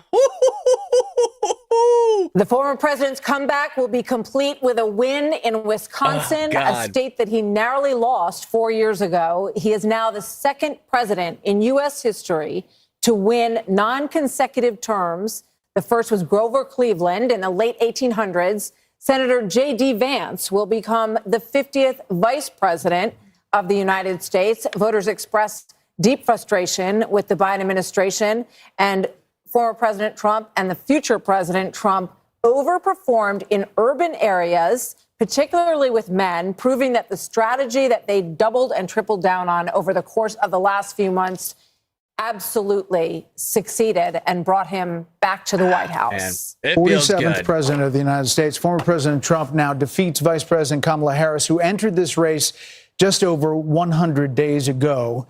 And for Democrats, they were projecting the possibility of running the table with battleground states.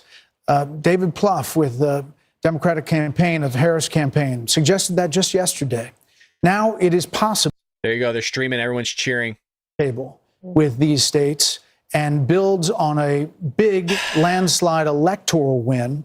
We don't know where the popular vote is going to finish out, but we do know that he will be going back to the White House. And with him, Brit Hume, will be a lot of changes because he will have been there once and will know what he wants to do. You know, he often accounts for the fact that he had so much turnover in his first. Well, I just mean it has to change a little bit, right? Not like the format. I'm just saying, like, you know, we can't be going after Joe Biden. He's not going to be in office, so we're going to have to be going after the media because the media are going to be going after Donald Trump. Oh, we got a lot of work to do. My goal. Well, I'll wait till New Year's to tell you what my goal is for 2025, and I need your guys' help to do it. Moto Light Nick, Putin just shit himself. Yeah, so did Xi Jinping.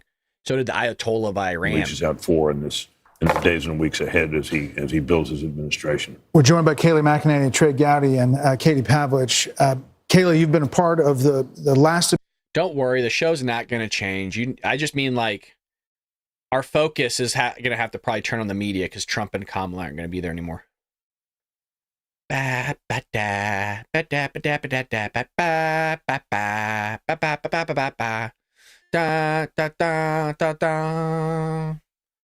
man, I say young man. I say young man. I would play it, but we're going to get flagged. Praise God. We can celebrate together. Hell yeah. Eggnog. Yeah. No more rallies. Well, who knows? I mean, we got a few months left. We've got a lot of work to do, Patriots. A lot of work to do. Plus, hopefully, Trump can also teach JD a lot and then can have an additional 8 years with JD. Let's think positively. Yeah, maybe. I mean, I kind of want to see one of the Trump kids up there, right? Eric Trump or Donald Trump Jr. Be like, just start a whole reign of like the Kennedys, but now it's the Trumps. I can't wait to hear all of the crying. I'm nuts. I mean, oh, here, I'll read you some tweets already.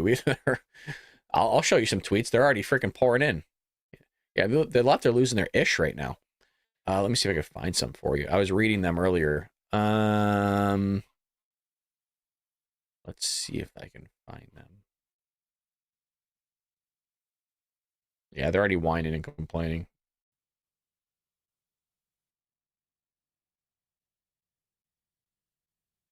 Just give me a second. I gotta like scroll down. My feed's blowing up. Henry.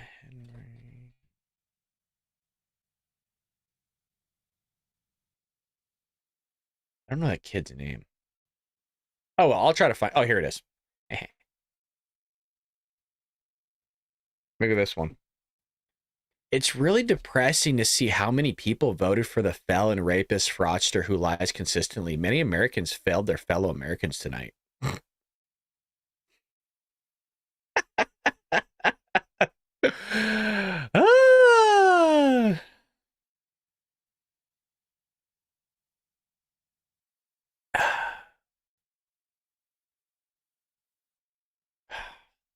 It's only going to get better, folks. It's only going to get better.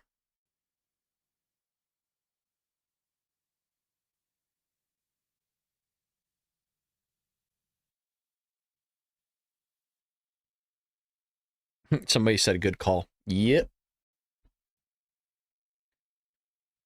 Tulsi in 2028, maybe. Salty lib tears are rolling. Yes, we might have a flood. We might have a drastic flood of leftist tears. Kennedy files are one step closer to looking at. Yeah, Trump said he's going to release them, so he better. I want to know what's in those things. Now the YMCA song, Let's See the World Leader Dance for us, Brad. Well, let's see if he plays it first. If he doesn't, then we'll definitely play it before we end. Let's see what's being said here. A lot of ways to reach people, but I think it's really interesting and something we'll be talking about a lot in terms of the reach of these endorsements. You know what I was struck by? The final and Musk and the rest of them. The final ads where they were excellent. They talked about making America great again, but then ending with the assassination attempt and that fist in the air, the iconic image, and the fight. Absolutely. Warrior president. And it worked. Yep. Right. Yeah, toughest son of a gun we ever saw. And that was the last note we see in that ad. And I think, for whatever you think of the guy, you got to admire that. Yep. I mean, the adversity that he's faced, everything we've seen in other presidencies and other political figures who've gone through all kinds of trouble are pale in comparison to what he's been put through. No, maybe it's time for his enemies to stop it. Not only that, but the energy that he has is truly amazing. He's the Energizer Bunny. Let's check in with Aisha Hasni, speaking of the Energizer Bunny, at Trump headquarters in West Palm. Aisha, this has been a big night all night long. I'm sure it's really getting fever pitch now. A big night, Brett and Martha, a long campaign for the former president, for all of us, the press corps that have been following him around now for more than a year. The crowd went absolutely nuts when Fox News called it here, and people were hugging each other, they were high-fiving each other, that people were on FaceTiming. I think they couldn't believe it that this happened tonight and they didn't have to wait. I can't show CNN because they block the feed. So if I could see it on my screen, but if I bring it over, it actually will just be black for you guys. So CNN, they won't let me. We were told they were going to come out as soon as the election was called, and so now we're just waiting. We asked for a 2-minute warning. I don't know if we're going to get one, but hopefully we will see him soon. And so I just want to add a little bit of perspective, just as a Capitol Hill reporter that's been covering the former president for a while.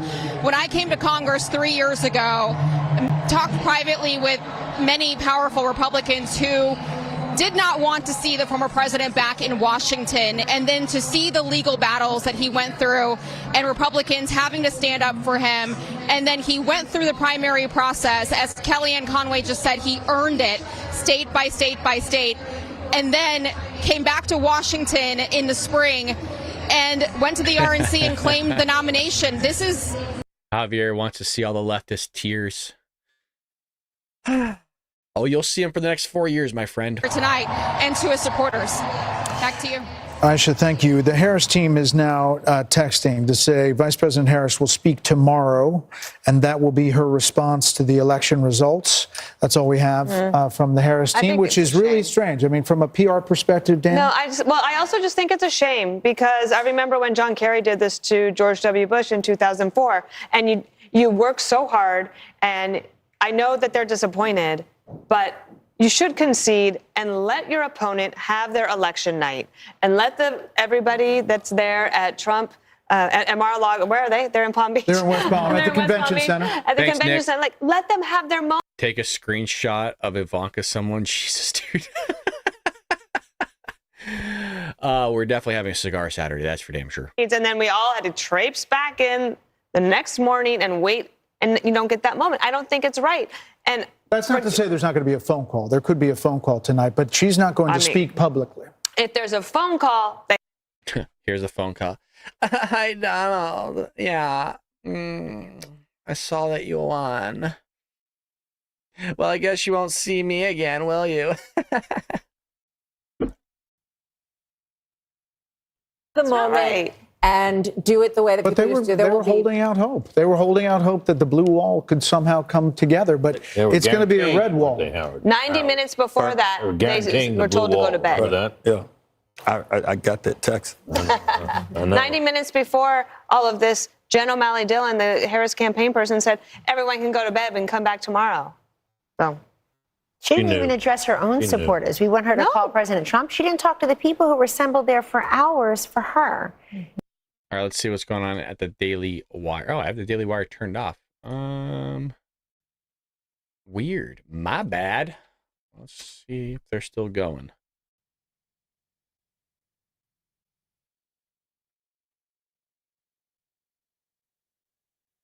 I hope she does. Keep at it. That's and my maybe message. 2032, just to be safe. Never give up. Don't give up. Yeah. Kamala 4.0 will definitely be more joyous. Nevertheless, she persisted. You know how Trump, you know how Trump learns things over the years? Yeah. I'm not sure the same applies to Kamala. So perhaps, we'll get the same campaign. Yeah. Oh, the deliciousness. Oh, the wonder. That Wisconsin. Yeah. Look at that stage. Again, somewhere Grover Cleveland's a little mad. Right? He's like, oh, man, that was my thing. That was my record. That's the only thing anyone remembers. NBC has also called Pennsylvania for Trump, for what it's worth. Late on the game, guys. Late on the game. I think we don't have to go all night. I think that we can all take off the rest of the week. Yeah. Of course. Yeah. Wow. Okay, good. I'm not even sure I can stay up for the Trump speech. Big miss by Ann Seltzer. Oh, yeah. He won the pretty state hard hit. He won the state by 14 points. So she was only off by 17 points. That is not a good poll.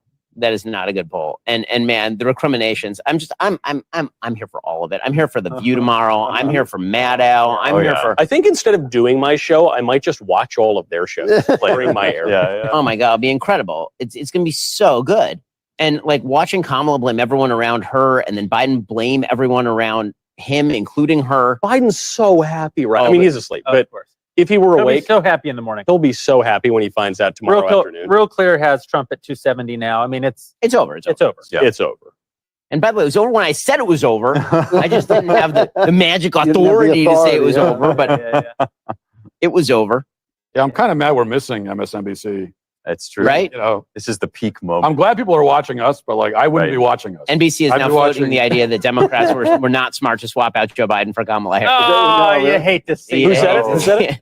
NBC is upset that they swapped out Biden for Harris. Donald Trump is in the room at the convention center. Our own Mary Margaret Olohan has been there all night. She sees Donald Trump in the venue. So we'll be hearing from the president soon. I have an idea. All right, so we're going to hear from him soon, which means let's hop over to Fox. Trump manifests that working man agenda. No tax on tips, no, limit on credit card interest rate. That's the working man's economic agenda. You know what would be really funny is Trump comes out, right? And you know how his speeches are known to go on for like 3 hours? We're all tired as shit right now. We all have to go to work tomorrow. And the dude's going on for like 3 hours. It's like, fuck, dude. I want to go to bed. Oh, God. Oh, that'd be so good. And they are authentic. And I think that is something that Kamala Harris fell This really looks delayed. And persistence. So I think, Trey, you were asking a serious question, and Britt gave a very serious answer. I think that's going to be part of the answer. And we've got to look long and hard about whether or not the way we campaign sometimes with identity politics at the end, is that the right way to do it? But before you get there, you got to get a purpose and a message. And we'll get there. Yeah, I'll definitely try to get all the View, MSN, DNC, CNN, all that stuff. I told you she couldn't do it, right? That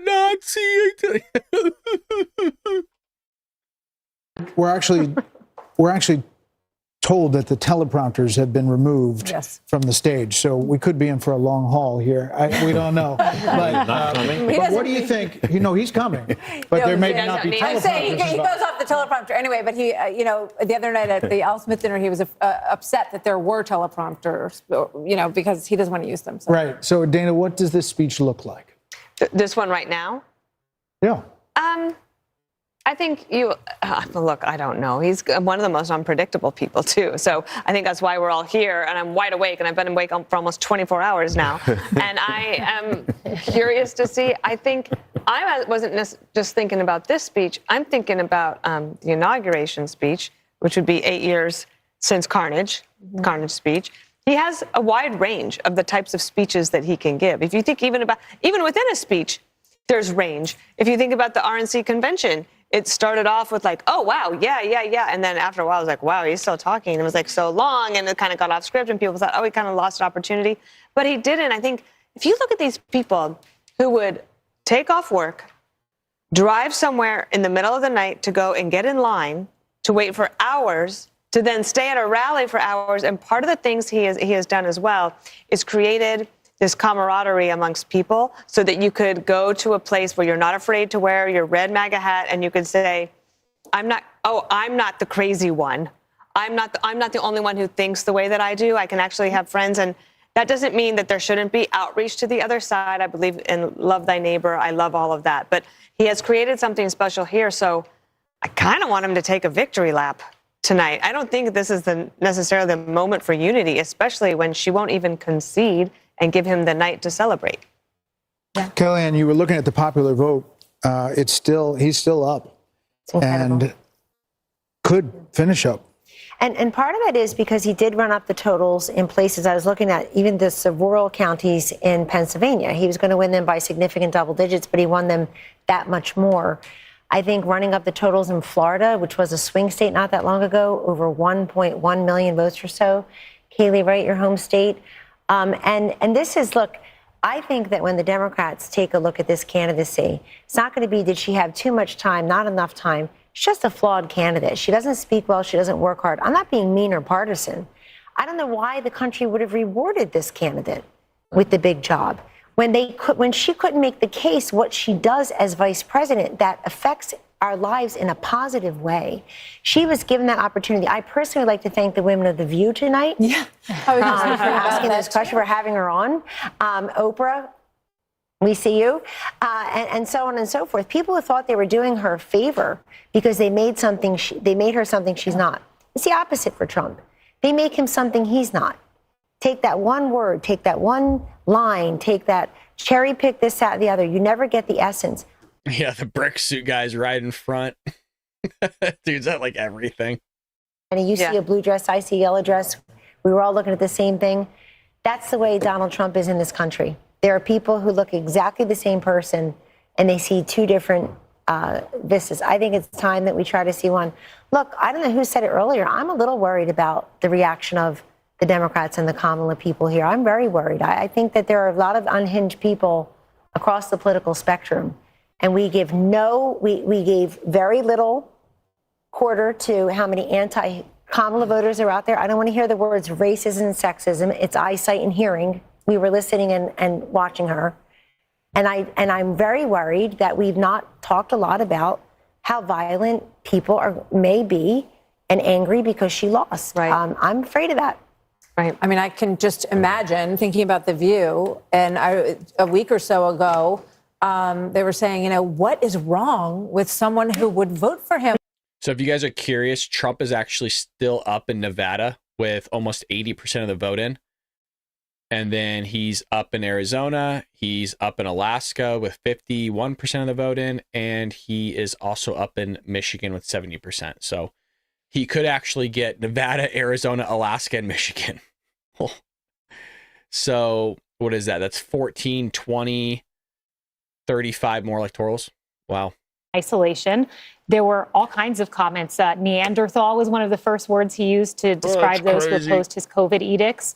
The Mark Cuban comment, he was an official surrogate of the Kamala campaign. And for, as mean as some of President Donald Trump's tweets have been and people have problems with it, one thing I've challenged Democrats to find is one example of him disparaging the country, half of the country, and that's something he has not done.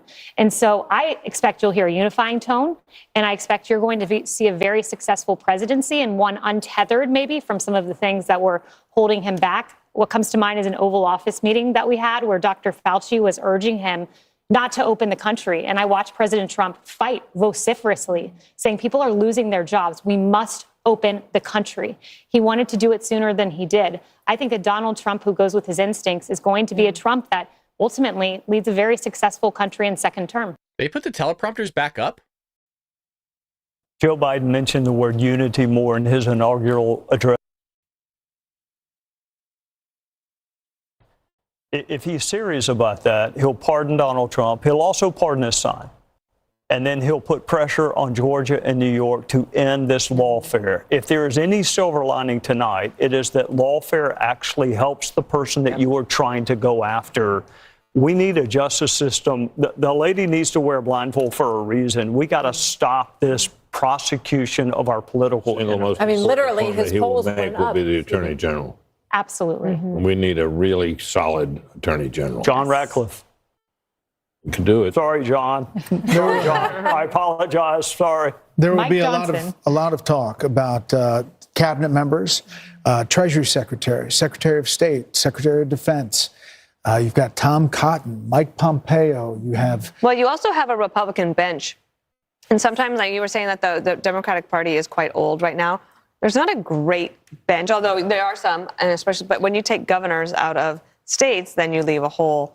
And then they have to build up that bench back up. But the Republican bench is pretty strong right now. There you see Doug Burgum and Vivek Ramaswamy, Steve Wynn and his lovely wife, Andrea. So people are there waiting for the former. Would I consider this a red wave? If we take the remaining, I would. Especially if we get the House. Melting pot still works. That Hispanics, Black Americans, working class Americans, standing up, asking what their government is going to do, asking their government to see them and their concerns, that it works, that this is American democracy in our republic working. The process works. I think as we get a final account of the numbers and the coalition that President Trump won with this time, I think it'll be one that will be for the history books. President Bush, I think, got 40+% of the Hispanic vote. George Bush, W. Bush, and it looks like President, at least the preliminary numbers suggest that. But as much as we talk about the unconventional aspect of this was conventional also. People believed him. He resonated with voters. He resonated with communities, rural communities, urban communities, suburban communities across the country. And I congratulate him tonight. I didn't want him to win, but I congratulate him on his victory and wish him the best for my country. And I can only hope that the concerns that are articulated by my dear friend Kellyanne, that they're not realized. I hope that my party and my friends, and for that matter, Republicans alike, that we're all able, once we get past the moment here, the 24 hours of excitement and joy and celebration, to understand that what we're really celebrating is the greatest experiment to have ever come to existence. It'll celebrate 250 years of its own existence in 2026. So those are my thoughts, Brett. I'm struck by the issue that of abortion because it was talked about so much, and it was presented as if, you know, you're a woman and you are not going to support her, then you hate all women. They said that husbands, were hateful towards their wives and the women in their lives if they didn't support this candidate. And I think it just goes to show that kind of, manipulating, it doesn't win and people narrowcasting us based on our gender. I think Kamala Harris was talking to us from the waist down, and I think Donald Trump was talking to us from the waist up as well. That's where my eyes, my ears, my heart, my brain, and my big mouth are. So, I mean, you got to talk to the woman in full. It's as if she doesn't know anything about the economy, or she doesn't care about what's going on in Ukraine or Israel or with Iran, or can't do the math on her grocery bill. It's an insult. Of course people care, but we care about many things. Just as we are not monolithic in life, we're not monolithic thinkers politically. But, Martha, something else happened. They put these ballot initiatives on to try to gin up turnout. That's right. They for did. the Democrat. And they did that, and it kind of backfired. Look at this popular vote, and it backfired. The other thing is, if you've got 10 abortion ballot initiatives, you can vote your conscience. Is Brett. I want a community note. She is not Brett. She's actually not Brett. She's not Brett. Decidedly not Brett. Yes. Well, it was interesting that whole stage for a campaign, which really was the opening, that was their opening gambit, was that we're just going to coast on like coconut milk, basically. Yeah. That whole thing was actually borrowed Trump strategy. Yeah. That was really just an astroturfed version of Trump's greatest strength, which was what you saw ultimately at McDonald's, was that he's got this enormous kind of fellow feeling for the American people and ease with the actual human being. I mean, it was all an attempt to just like suck the juice out of the Trump campaign and attribute it to Kamala. And in fact, it was that is his best self. It has always been his best self. Yeah. It's just He's so good. Instinctive love of. There was a video of him that went viral several weeks ago. It was just a quick clip of him just working through a room and talking to people. Yeah, it's great. I don't know where it was from, but it was just like, it's masterful. Yeah. Yes. I spoke to Trump's head of security, Keith Schiller, who's been with him for a quarter century or so, and became a very significant Oval Office. He was director of Oval Office operations. And I said, hey, look, I know everything about Trump politically. I've followed the guy. I'm a New Yorker. I've followed the guy since I was like 3. I've literally been aware of Trump for my entire life. I said, tell me about the guy personally. What's it like being around him? We've heard he's bad to people and he has bad character, whatever. He said, this guy, people love him. Like they're loyal to him. Yeah. He has a good family. His family loves him and reveres him. And you can't. It's not obviously he's quite successful. Quite successful. And decent people. And some of them are You know what this really comes down to? The Washington Post not endorsing Kamala. That's true. Only they endorsed Kamala. Yeah, that would have turned the tide. Would have changed everything. That's how I make my decision. Yeah. Right. I would have supported her if they only endorsed her. Yeah. I was waiting on. I know it. What a failure to lead. A failure in their solemn responsibility to take sides in a political to tell us what to do. Yeah. Democracy dies in garbage. That's good. I like it. Excellent. Yeah. Wow. So we're looking at the scene. Yeah, I think we should move into the other room. Well, I mean, once he starts to come out, right? Is that Nigel Farage in the crowd? I thought I probably like Nigel Farage. Nigel does show up in Palm Beach. I have noticed. Well, this is. I mean, we have not talked about this at all because it's not the headline, but the global element of this is also really important. I mean, America was the last bastion of Western freedom in this election. There are developments in the UK. In Canada, forget about it. But there is all over the West, this same set of issues is being adjudicated. We were the only ones. There's something also, Americans don't appreciate this sufficiently. I remember I was traveling around a lot of the world in 2016, actually right before I started Daily Wire. Yeah. I was in the Middle East. I was traveling around there a lot. I went to India for a little bit. I was just kind of like a little joy trip with my friends. And the thing that really shocked me about it was, because the election was going on, everyone is tuned into the American election because we're the global hegemon, we're the global empire. Yep. So we think of this as the election for our nation. This is an election that sets the tone for the entire world. Yes. And the entire world is very, very tuned into what goes on here. So to your point, Spencer, things are bad. In Canada, they're killing their elderly and they're sick and they're depressed. And elections in Europe have not gone as we'd like them to in certain places. And in England, they're arresting people for thinking. And they're arresting people for praying in their own heads or wearing pro-life t-shirts in their homes. Yeah. And all right, people's phones are out, which means we should be having Trump here any moment. Not only a chance to begin to develop and deliver on a mandate, but to begin the process of healing, which I think is incredibly important and an indispensable part of our tradition. Something tells me we may hear some Lee Greenwood. You think so? Well, we should. I mean, Lee Greenwood. Here we go. Here we go. Let's listen in to who will be the 47th president.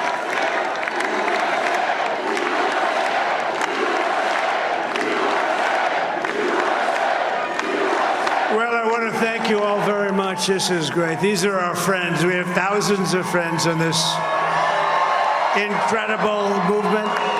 This was a movement like nobody's ever seen before. And frankly, this was, I believe, the greatest political movement of all time. There's never been anything like this in this country and maybe beyond. And now it's going to reach a new level of importance because we're going to help our country heal. We're going to help our country heal. We have a country that needs help, and it needs help very badly. We're going to fix our borders. We're going to fix everything about our country. And we made history for a reason tonight, and the reason is going to be just that. We overcame obstacles that nobody thought possible, and it is now clear that we've achieved the most incredible political.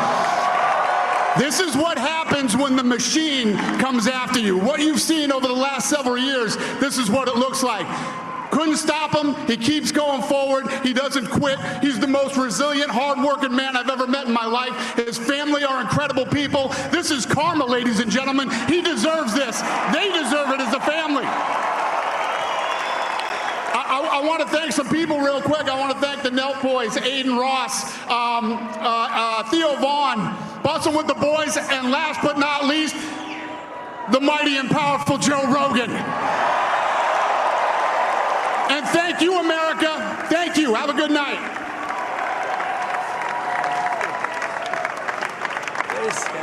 That is a piece of work. No, he's really an amazing guy. But most of all, I want to thank the millions of hardworking Americans across the nation who have always been the heart and soul of this really great movement. We've been through so much together, and today you showed up in record numbers to deliver a victory like like no other. This was something special, and we're gonna pay you back. We're gonna do the best job. We're gonna turn it around. It's got to be turned around. It's got to be turned around fast, and we're gonna turn it around. We're gonna do it in every way, with so many ways, but we're gonna do it in every way. This will forever be remembered as the day the American people regained control of their country.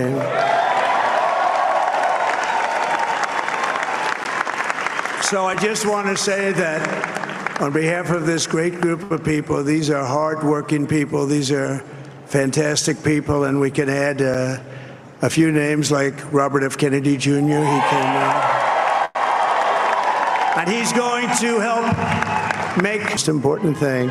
This campaign has been so historic in so many ways. We've built the biggest, the broadest, the most unified coalition They've never seen anything like it in all of American history. They've never seen it. Young and old, men and women, rural and urban.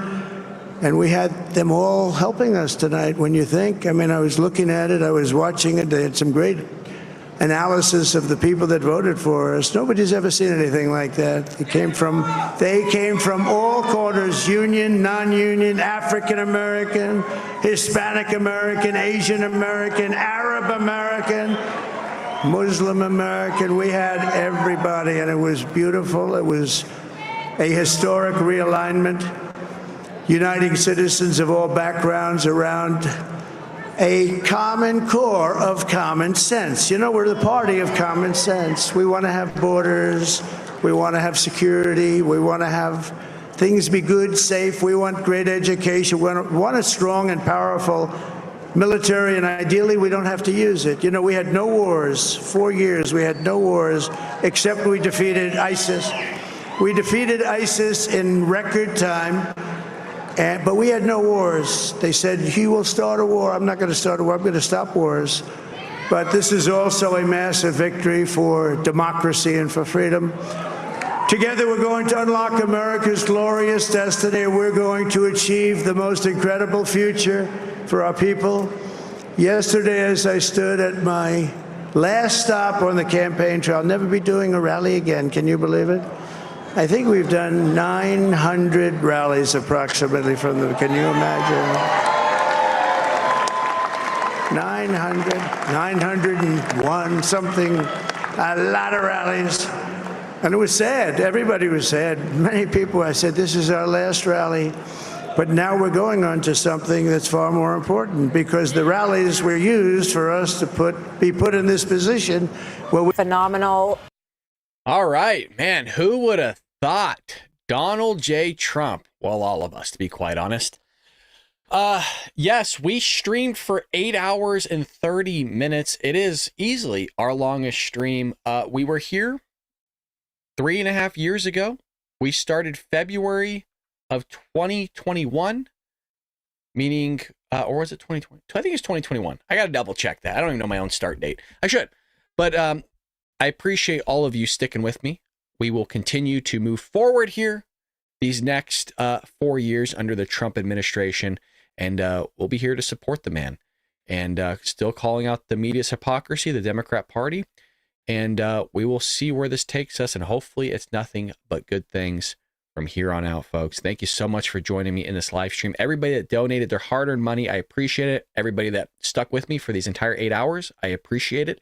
This is a victory that we will all remember. A lot of us were here during that Trump assassination attempt, and now we're here just many months later celebrating a great victory. Wow, hell of a night, my friends. We'll be back here tomorrow morning. We will see. Okay, I'm not making any promises. Okay, that means I get 4 hours of sleep. We'll see. If I'm here tomorrow morning, I will be an empty vessel, but we will see nonetheless. So with that being said, take care of each other, get lots of sleep, and I'm excited as well. Thank you, everybody. Have a good night, get some rest, have a drink, have a cigar, celebrate, and I appreciate you all as well. Take care of one another. Adios, Patriots.